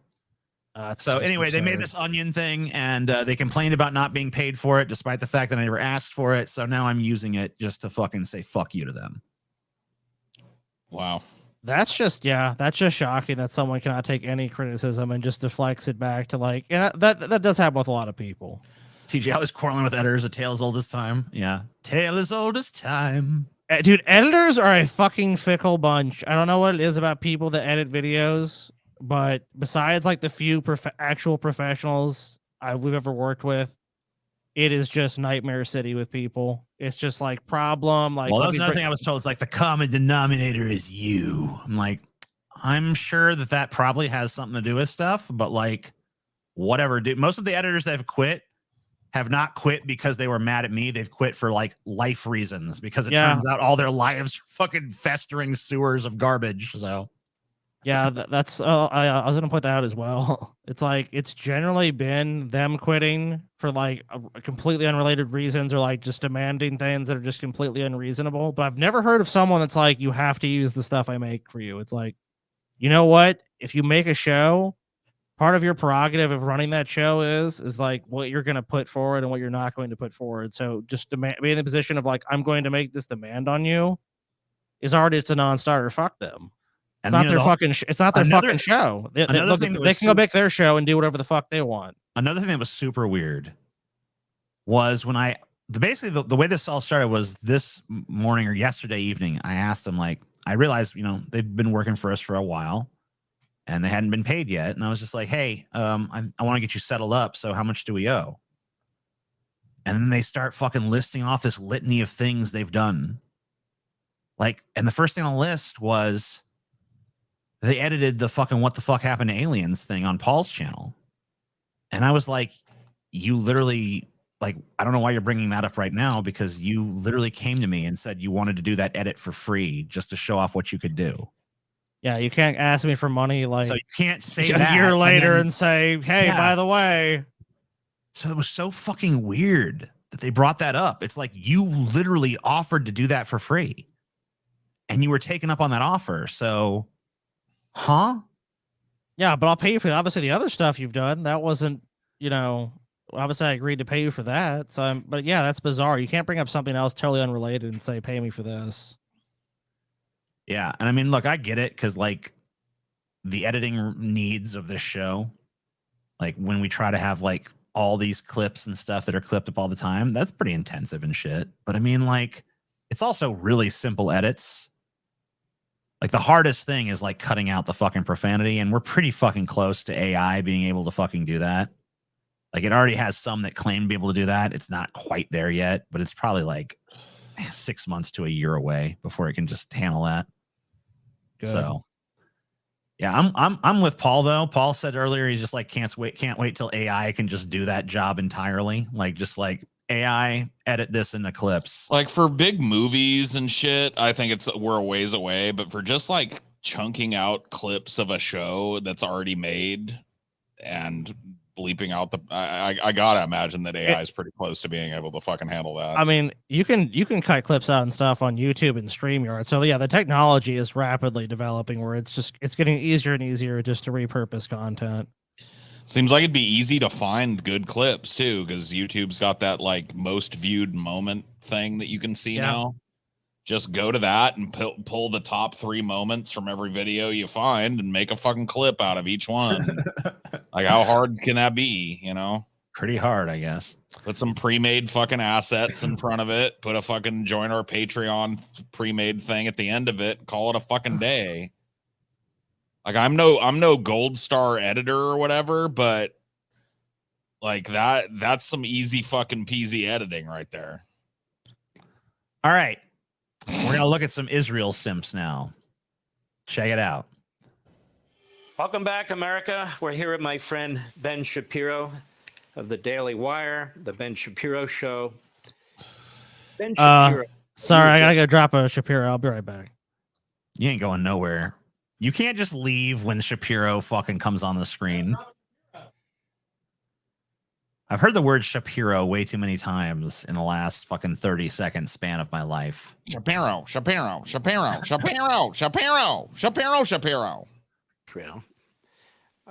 And these attacks occurred really right after you left. And I want to share a few things with you, mostly the Biden administration. I hear these very passionate, emotional comments about the history of Jews and anti-Semitism and so forth, and I think that's very welcome. But then typically at the end of the statement, certainly with Blinken when he was standing right next to Prime Minister Netanyahu, we get the lecture about proportionality, about the rule of law, about how we're different from the terrorists and so forth and so on. Do you think this administration funding Iran, funding the Palestinian terrorists, they haven't changed course on any of that? They're providing weaponry, which is very, very important. But do you think this administration is going to allow Israel to actually win? And my great fear is that they won't. I mean, I will say that man, America fucking just we aren't bending over backwards hard enough for fucking Israel, you guys. It's crazy. Yeah. It's like the Biden administration just hates Israel. I don't know what's going on there. I mean, like Republicans and Democrats alike, everybody seems like, and especially once they get to be president, they seem like they just bend over backwards to let you know how fucking pro-Israel they are. Like Biden, since this fucking Hamas attack, has fucking been giving Israel a fucking nonstop, sloppy, wet, full eye contact fucking blowjob. Oh yeah, working the whole length. Yeah. Fucking sucking that fucking circumcised Jewish cock all fucking night long. Okay? And how is that not enough? It's not. How is that fucking not enough to appease these motherfuckers on like what did Biden have to do for Israel for it to fucking satisfy and assuage the likes of fucking Ben Shapiro? Because from where I'm sitting, Biden is fucking in love with Israel. Biden fucking wants to gallivant hand in hand through beautiful fields of lilacs with Israel, okay? I don't know. Like, what more can the motherfucker do? The second the attacks happen, he's like, America stands completely and uncritically with Israel with no provisions and no reservations. And anything Israel feels it needs to do, America supports 100%. Huh? That's not a strong enough pro-Israel fucking position for your ass? Apparently not. And I don't even know what this shit is about us funding Palestine. Citation needed on that. Is that like, is there some fucking section of the US government that sends humanitarian aid to them or something, and that's like funding them? So that's funding them now? Is that how that works? I would imagine that's what they're talking about. I can't think of any other way in which we're funding them other than through humanitarian aid. Administration and much of the foreign policy establishment inside Biden's White House is Obama acolytes. The foreign policy of Barack Obama was to prevent Israel from defending itself and to cut short any attempt to take serious measures against terrorists. And that happened multiple times with Hamas. It happened with Hezbollah as well while he was president. You know, if that carries forward into Biden, that's a real problem for the state of Israel. It's always sort of darkly hilarious when the State Department lectures people about human rights abroad, and then when they talk about how Israel ought to use restraint. Meanwhile, Israel is literally warning Gazan civilians to get out of the way, and Hamas is literally telling and then bombing the fucking path they told the safe fucking path they told them to use. This is the safe way out, everybody, and then bomb the safe way out, and then blame it on Hamas, like Hamas bombed it. It's like, no, they didn't. You did. Oh my god. Yeah, and I've looked into this claim, by the way. It is just fucking like aid that they're talking about, sending U.S. aid to Palestine because people are fucking starving there and without water and electricity and shit is the equivalent of funding Hamas, basically. Yep. Telling them to stay directly in the line of fire so they can maximize the civilian casualties for the cameras. It seems to me that all of that sort of language. Anyway, here's another guy that just feels like the Biden administration isn't doing enough here. Our good old friend Ted Cruz. Oh God. Welcome back, America. We have Senator Ted Cruz with us, good friend and great patriot. Senator Cruz, one thing that is being discussed in a very ambiguous way is the lack of action being taken by the Biden administration. These guys get up, they talk in very emotional, passionate ways that is really commendable. But what are they doing? I mean, there's $6 billion. Okay. Isn't Biden fucking literally going to Israel? Yes. He's literally going there. He doesn't even go to the scene of fucking major disasters that happen in America sometimes. Like he never, like think about this. He didn't go to the Palestine in Ohio, but he's going to this one. Or Israel at least, but like, you know, like Palestine situation in America, where's Biden? Palestine situation overseas, there's Biden. What's he really doing though? This is one of the few times his fucking old ass has fucking popped out of his seat and done anything. Is to go fucking be like, Israel, are you okay? Y'all still doing this shit? Yeah. $1 million. What about the $100 billion? Have they made any policy change The- cut off Iran? Or look at this guy on the left. All I imagine him doing is eating a bucket of fucking fried chicken. Mark Levin, dude.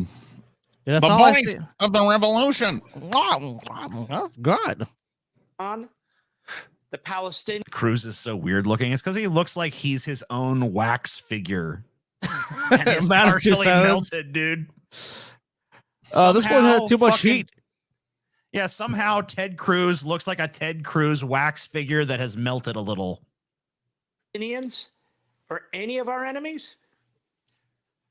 They haven't, and you're right. Talk is cheap. We had after several. My pronouns are kiss my ass. How can you take this fucking dude seriously, man? Just the voice alone. And I say there's a dude that's been criticized for this voice, dude. But Ted Cruz, just you have a terrible voice. Out with a clear statement of support for Israel without caveats in it. That was good. It was good that he got there, especially since his administration, day after day after day, had put out statements undermining Israel, calling for a ceasefire, calling for Israel not to engage in a military response and defend itself. But at the end of the day, talk's cheap.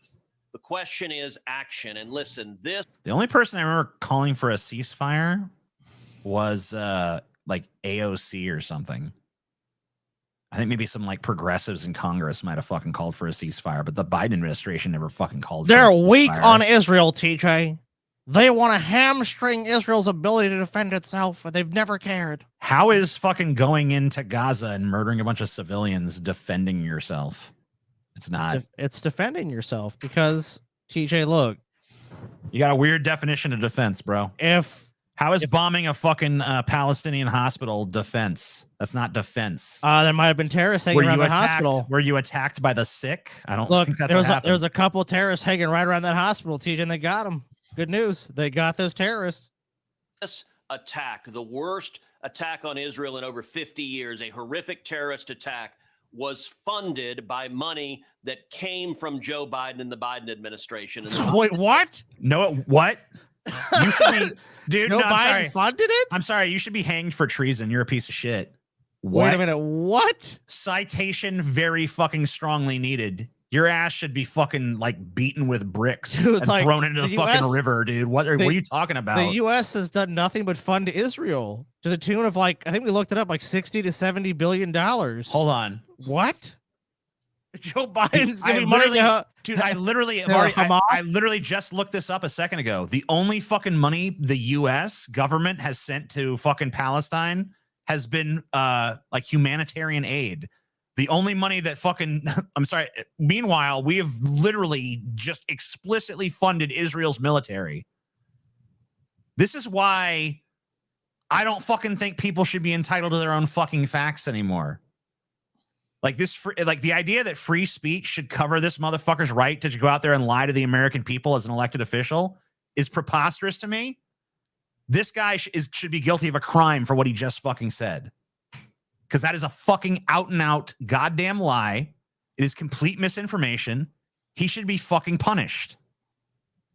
Agreed. 2.5 years has flowed over $50 billion to Iran. And Iran planned this attack. They funded this attack. I thought we did. You're kind of confused as to who funded this attack. Well, Joe huh? Biden funded it. Oh, so we funded Iran. Oh, I get it. And then Iran funded the He's attack. saying because they made the deal to give Iran $6 billion for like hostages. That's what he's talking about. So he's saying the money that U.S. gave ended up funding, the Hezbollah. How do you know Hamas that? terrorists. That's total bullshit. I fucking hate these people so much. I think that's what they're getting at. But I don't know if the deal's even necessarily gone through. Maybe there's been some other payments by the U.S. government to Iran. I'm assuming that's what he's talking So anyway, about. this guy. Oh, Jesse Tucker, Waters. the Tucker stand-in. The new Tucker. Okay, the new yeah. attempt. The new guy who's like, I'll fucking be the Which new Tucker. which deformed decides to creature we pull out for this one? Jesse Waters. So this guy, he's pretty much just going to call for outright ethnic cleansing on Fox News. Pretty cool. There you go. I don't Shocking. think we can have a Palestinian state at this point. I've had it with the Palestinians. I've given up on the Palestinians. Terrible. I Let's was just an- eradicate them like the vermin they are. Yeah. I Okay. wouldn't be talking about a Palestinian state right now. I don't think Joe Biden should be talking about a Palestinian state right now. And I don't like how people try to differentiate between the Palestinians and Hamas. To me, Yeah, doesn't that just grind your gears? I mean, you should actually be happy about that because a lot of people would say you're like a white supremacist and you're horrible fascist, but those groups that out and out just admit those things, like there's said to be a difference between you two, right? So actually, you want those distinctions to exist. You just don't care about it in this case because you made basically a special exception where it's like, well, in this case, it's just a nation of terrorists. That's all it is. Every single fucking person in Palestine is Hamas. You see some fucking little Palestinian kid, like that Palestinian kid that got stabbed 26 times. I hate to say it. I know it's offensive, but that was Hamas. It was a Hamas cell in America. Yeah, that was just a Hamas. I mean, and really that landlord who stabbed that little kid 26 times should be let go because really he was just fighting Hamas. U.S. Special Forces operation. That's Jesse Waters' fucking logic here. Yep. This guy, this is why that little boy was just fucking stabbed because pieces of shit like this going out and saying shit like this, like all Palestinians are Hamas. Yeah, there's They should no all difference. Not a bit of difference. What we're all forgetting here is that we gave the money we gave to Iran was just unfreezing Iranian oil money from the 1970s, right? So we didn't give them any fucking money. We just unfroze assets that were already fucking theirs. I see people with guns. That's Hamas. The people without the guns are the Palestinians. They believe the same thing. The Palestinians hire Hamas to run their government. You poll them, they all love killing Jews. It's in their charter. They say they believe in suicide bombings. Every time a Palestinian refugee goes... So what about 70% of Americans say they're in favor of a war? Does that mean that the United States endorses murder of civilians? I mean, you could argue pretty much. You could argue it does. I mean, but that's the same kind of logic this guy uses over and look, these polls say this and that. It's like no one's saying that the polling's not supposed to reveal that they're a bunch of fucking angels that have never had a bad or stupid opinion. It's just that they're a distinct entity from a terrorist group. That's the distinction. Not so well for the other country and for those Palestinians. No one wants them.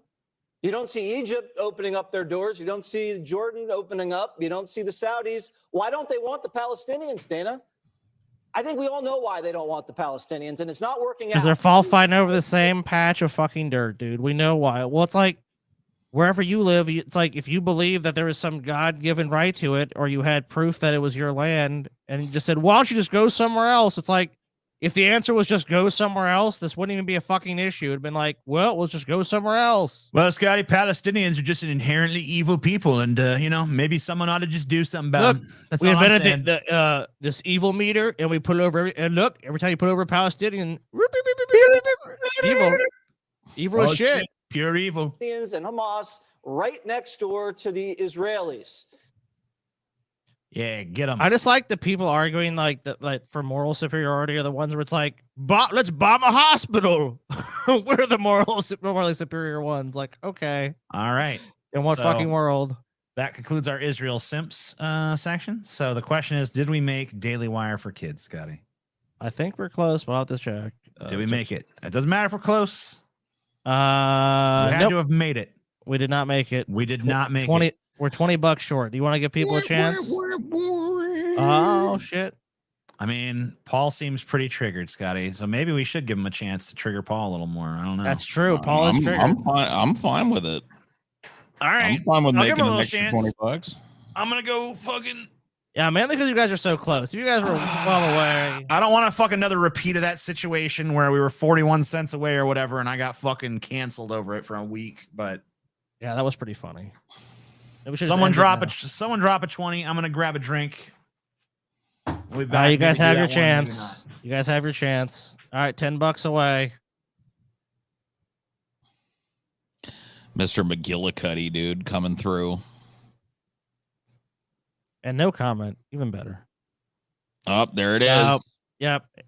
It has begun. Do it. Even better.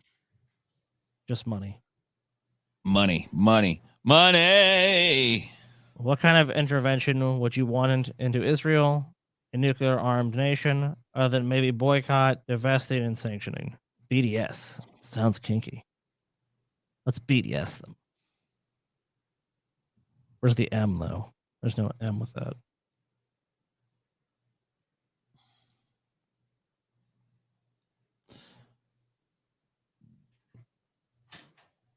Oh my God, the Daily Wire. Why?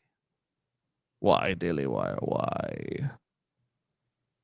I mean, we all like money here, but damn. The Daily fucking Wire. And for kids. What's the next goal, Scotty? I just told you. Daily Wire for kids. Don't worry. It's not political. It's political, dude. It's always fucking political. It's for sure political. Oh, just fucking try it. You look, guys. All these other goals, no problem for me. No problem. I think with the Daily Wire, I just the worst being Matt Walsh. I mean, luckily we did a gauntlet. We did a gauntlet of him that purged him from the Onion Nugget system for a while. Though. I'm pretty sure, based on what I'm seeing here, that we made that. So goal is made. The goal is made, TJ. Indeed. All right. Well, I'm going to introduce you to the future of children's entertainment, ladies and gentlemen. Wow. Daily Wire Kids, dude. It's going to be called, it's not called Daily Wire Kids, Paul. It's called Bent Key. Bent Key? Bent Key. That's a really strange name for like. I don't like it. For like a kids channel? It sounds very harsh, doesn't it? Bent Key. That's the only way you're going to escape was with a bent key, you little son of a bitch. It doesn't sound harsh. It sounds like a shadowy organization. Yeah. I mean, it just doesn't sound nice. Many of you know. It sounds like who fucking Tom Cruise would be fighting against. And is that the key? Is that the key to your chastity belt or something? Like, what's going on? Your fucking mistress is supposed to wear that. What are you doing? I've been in Europe these last many months working. That's good. Good for you. Working on our first scripted series for Daily Wire Plus called the Pendragon Cycle. Sure, that's gonna be fucking great, dude. I can't wait. I've been in Europe wasting and laundering our money. So yeah, this is gonna be great. So basically, this guy took a 2-month European vacation. Okay. These novels when I was a teenager, and they really impacted my worldview and my faith. So it's my hope that we're able to make. Wait, so basically, this guy is like has this place he really loved to visit. So he got the Daily Wire to foot the bill for him. Well, he's saying he's saying he read some kind of dumb fantasy books when he was a kid, and he's making a movie of them or some shit. I don't know. With grace, it exposes millions of more people to those same ideas that I got exposed to. But from a Christian worldview, even better. It's been just a little over 1 year since Disney, the most powerful entertainment company in the world, got caught saying the quiet part out loud. Namely, that they were using their brand, a brand parents had been trusting with their children for generations, to indoctrinate those children into the LGBTQIA. You trusted a brand with your children? Not only that, when did Disney come out and just say, like, yeah, we're indoctrinating your kids to be LGBTQIA plus because that's just what we do. We're just, well, that's because they put characters like that in their shows. But he said they just came right out and just said it. I don't remember that happening. There's probably some article from some person at Disney where it's like, we want to be inclusive. It's like, oh, there you go. They just said it. I'm just gonna I'm just gonna tattoo citation needed to my fucking forehead and just tap it whenever I hear shit like that. You're not gonna get any leaked video. No. One of Disney's executive producers said she's implementing a quote. Well, this is the Daily Wire strategy. We've seen it over and over again. You should attack actual entertainment companies or brands or whatever. And it's like, oh, they're garbage. Oh, they're evil. We saw the whole. They made a fucking little documentary about the nature of their grift. They were just like, yeah. This industry is woke. We're the non-woke alternative. Yeah, this industry is woke. Here's the non-woke alternative. It's also an excuse for being shit. Yeah, it's going to be shit. It's going to be total dog shit. But remember, we're fighting that good fight and keep giving us money. Correct gay agenda. And is regularly adding queerness to her kids' shows. Yeah. And it's not just the queerness Disney is promoting. In the show Proud Family, Disney stirs racial division with songs like Slaves Built This Country, where kids rap about descendants of slaves earning But reparations. they did, though. No, Paul. But slaves did build this country, though. Well, let me ask you this. Well, while anytime while the slaves were building it, who was cracking the whip? Oh, Yeah. good point. That master's hand might have got tired. Oh, And not only that, but like, they wouldn't have built this country without some incentive, right? And we provided the incentive. I guess so. I guess you got me there. Every minute they spend submerged in, quote, systematic prejudice, racism, and white supremacy. Walt Disney loved America. The company he founded thinks America is systemically racist. And beyond just their content, Walt Disney was an anti-Semite. they used to be great. They used to be great. Back when I was old Walt Disney, that was a great time when they deposed communism, hated Jews, and wanted this 1950s nuclear family view of America. When they were just like us, they were wonderful. Then when they changed and had different ideas, oh, they're evil. We can't stand Disney them as a anymore. corporation pushes all the worst excesses of the woke left, paying for its employees to travel for abortions. See, this is another one of those you don't get you're not entitled to your own facts thing. Like, America is systemically racist. What's your argument that it isn't? It's not. Every fucking study that's done shows that people like racial and social minorities have it harder doing every fucking thing. You're right if you're talking about against white people. Yes, that's true. There's a lot of racism against white people, but beyond that, these liberals made it up, Paul. It's all made up. Wow. You didn't know that, did you? It's all made up. It's all a lie. I'm learning so Going much. to war on behalf of radical left-wing social policy in Florida. Wait, in Florida? Did I hear that? Radical socialist leftist policies in Florida? They're talking about Disney's opposition to the Don't Say Gay bill. Okay. Right. Which, by the way, the bill passed, so Disney had no impact. Disney on that. didn't even say anything until after the bill passed. I know. They did like the most lukewarm, Disney, that was bad. The bill passed. Disney didn't lift a finger the entire time. And then afterwards, like, we don't like that bill. And then Ron DeSantis is like, well, I'll destroy you then. It's like, do you not recognize like the most fake tokenistic fucking opposition when you see it, dude? It was. They had to be bullied into like, oh, okay, guys, I guess like it's bad or something, you know? And then it's like this fucking crazy reaction. And it wasn't even policy. Ron DeSantis has a bunch of policies you guys agree with. It was Disney as a private company, which before you guys loved that shit, standing up for its rights to have freedom of speech, which is Republican, it's policy really, that corporations are people and have the ability to have freedom of speech. It's impossible to overstate just how big a loss this is for Americans who believe in basic reality. Disney controls the greatest content So not you guys. created. Their cultural reach, particularly with children, is beyond anything that's ever existed. Recognizing the scope of this loss, the Daily Wire announced that we would spend $100 million over 3 years to begin our... Disney will spend that on one Silly, fucking Paul. movie. It's just a coincidence that states paved interstate highways through black neighborhoods and probably still are today. This is a laughable response to Disney as a company too. We're gonna spend Disney will spend $100 million on a single fucking production, if not more. Today, on the 100th anniversary of the day Walt Disney founded his company, I'm proud to announce the launch of ours. Introducing... They're trying to do their fucking own Diet Disney, dude. Bent Key Plus. Bent Key, an entirely new company. What the fuck, dude? BK, have it your way. Did you get that logo done by the same motherfucker that did this onion? I think Onion's better, dude. Yeah, the Onion's got more personality. Holy shit. Is the logo going to spin at least? A company dedicated to creating the next...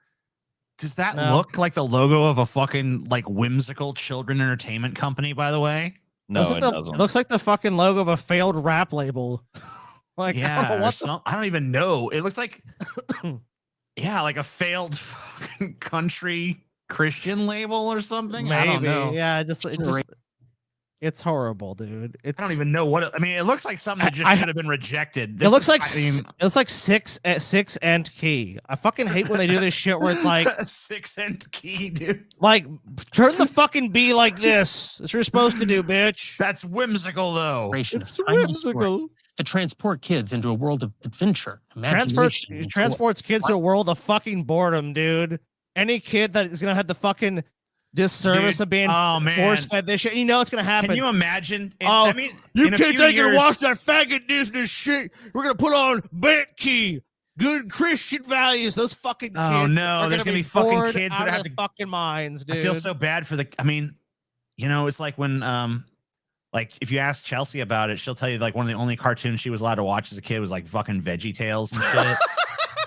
And I always feel so bad for her that like her childhood nostalgia is like and the lies, Veggie dude. Tales and the shit. lies her parents told her. It's like, Mom, do I have to watch Veggie Tales? This is just as good as anything on TV, sweetie. This is just as good as anything Disney makes. So there's gonna be a bunch of fucking poor bent key kids that aren't allowed to watch any actual entertainment. They gotta fucking sit there and watch this substandard bent key right wing shit. These poor right wing kids. This is like their fucking Hitler, dude. They're looking at their face of their Hitler as this guy fucking destroys their hopes and dreams and imagination. And they don't even know what's happening right now. They don't even know what's on the horizon. Why the name Bent Key? Why not DW Kids, as we've been calling the initiative for the last year? Well, put simply, DW Kids is just too political. Bent Key isn't about teaching kids politics. It's about... Oh, my God. Yes, it is. Oh, right, dude. It's apolitical, you guys. I mean, it's kind of weird that since it's so apolitical, you would have spent the first 2 minutes of this video talking about how Disney is trying to brainwash kids into becoming LGBT and shit. Seems like it might be a little political, actually, but, you know, hey, cool. Hood and wonder and adventure. It's about values and all of the things on which politics are built later. We didn't just come up with a new name, though. We built an entirely new app that's available on all the most popular devices. There are over 100 episodes available right now today on the Bent Key app. And is that their like Bluey ripoff? I guess. Episodes released every single Saturday morning. That's right. We're bringing back Saturday morning cartoons. Here's a preview. Wow. No, you're not. You're bringing back Saturday morning cartoons, something only adults are nostalgic for kids. Well, who's going to buy the service, dude? No, wait. It's not going to be kids clamoring for like, Mommy, Daddy, please give me Bent Key. I mean, if it's all they got, they will. No, they won't, dude. You don't think so? Those kids will figure out VPNs and shit, dude. They'll figure out some way to fucking watch something else. They'll find a way, man. Preview. Hi, you made it. Oh, hello. Oh my God, no. Hello. I've seen enough. These two are ready. Ready or not, here we go. Please keep your arms and legs inside. We're not watching this shit. Anyway, so check this out. This is their they're making their own Snow White, okay? This is one of their fucking first things they're doing. The Daily Wire is making its own Snow White movie to counter woke Disney film starring Latina. The conservative media outlet Daily Wire is now in the movie making business, which they've been in for a minute. Yeah, they've been a couple. Blah, blah, blah. They're for their first full length offering, Snow White and the Evil Queen. This isn't just a teaser. This is just a teaser, but it's very dramatic. We see I don't need a description. Let's just take a look. Yeah, let's watch this shit. This is gonna be the real Snow White, TJ. This is the real not that woke fucking Latina Snow White. I'm so sick of that woke shit, dude. So finally, is that Brett Cooper? Yeah, it stars Brett Cooper. Their fucking their little Zoomer personality they got that like looks more like Ben Shapiro than his own fucking sister does. She's gonna be Snow White, I guess. So basically Ben Shapiro in drag is gonna be Snow White. Perfect choice.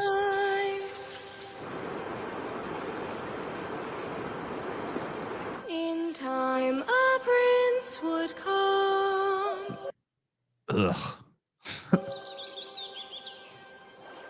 Once So their first film is just going to be like, not only are they like trying to be Disney, they're literally just like, we're just going to make Snow White again.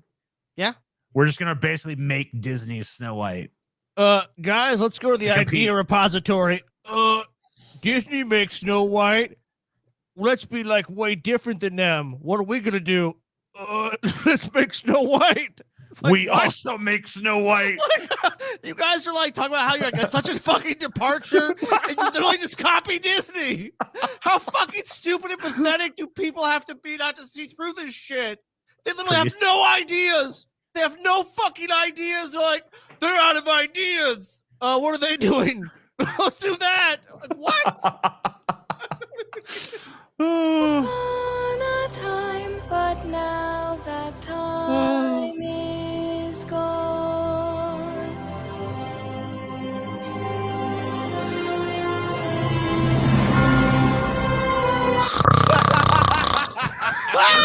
Why is Ben Shapiro? is actually way more progressive. I did not realize they're going to cast Ben Shapiro as Snow White.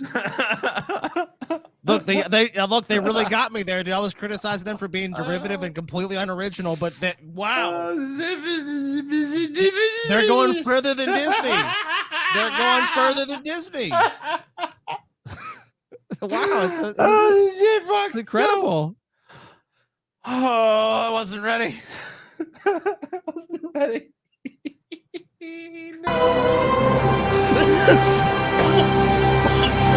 I'm sorry, but that's not a face you look at and go like, that's Snow White. That's Snow White. Sorry, that doesn't work. Oh my god, dude! I love that like people are so up in arms about the new Snow White or any character being like race swapped or whatever. Like, like the story of Snow White, was the point of the story that she's a white girl? Yep. I mean, it's right in the name, Poe. It's been a while since I've seen it, but I don't remember the point of the story being a white girl. It was, dude. Like, they actually mentioned that several times in the story. It's all like, this could only happen if you're white. And she's like, well, I am white. Okay, well, now it'll happen to you, but only because you're white, though. Are you a Latina or some other race? No, I swear I'm not. I'm white. It's even in my name, Snow White. There you go. This looks awful, by the way. Like, I don't know, man. Jesus. To the kids who have to watch this shit, we salute you because you're gonna suffer, man. And it's not fair. I thought I was gonna fucking die, dude. That's gotta be the worst face reveal I've ever seen in my life, dude. I mean, I just was not fucking ready for how bad that was gonna fucking be. Anyway, so we made all our goals. We've met all of our. We made all of our goals. We've done all of our fucking little goals. But you know, in a minute, TJ, we're gonna visit an old friend of ours. I'm gonna go visit an old friend. Go take a little dip in the swamp situation. See what's going on. You have to occasionally go to the swamp. You know, you don't always like going. That fucking muck over there. Yeah, I gotta go play in some muck. Yeah, so not a patron. We go become one. So sloppy seconds tonight. We're gonna fucking take a look at a manatee video, which we do every now and again. I know you guys are always clamoring for that. There's some of you that are like, manatee. This is your chance. So go sign up. Also, a good reason to join the Patreon is we're gonna be doing our Tournament of Terror Part 2 on the 27th. It's gonna be huge tournament, big tournament. Also get access to all of our previous gauntlets, and if we get 4,600 patrons, we're going to do an 8-hour Incel, MGTOW, and MRA gauntlet for you guys. So join the Pessimist Productions Patreon for $7 a month, or you can save 10% by joining for a full year. Hope to see you there. Peace out.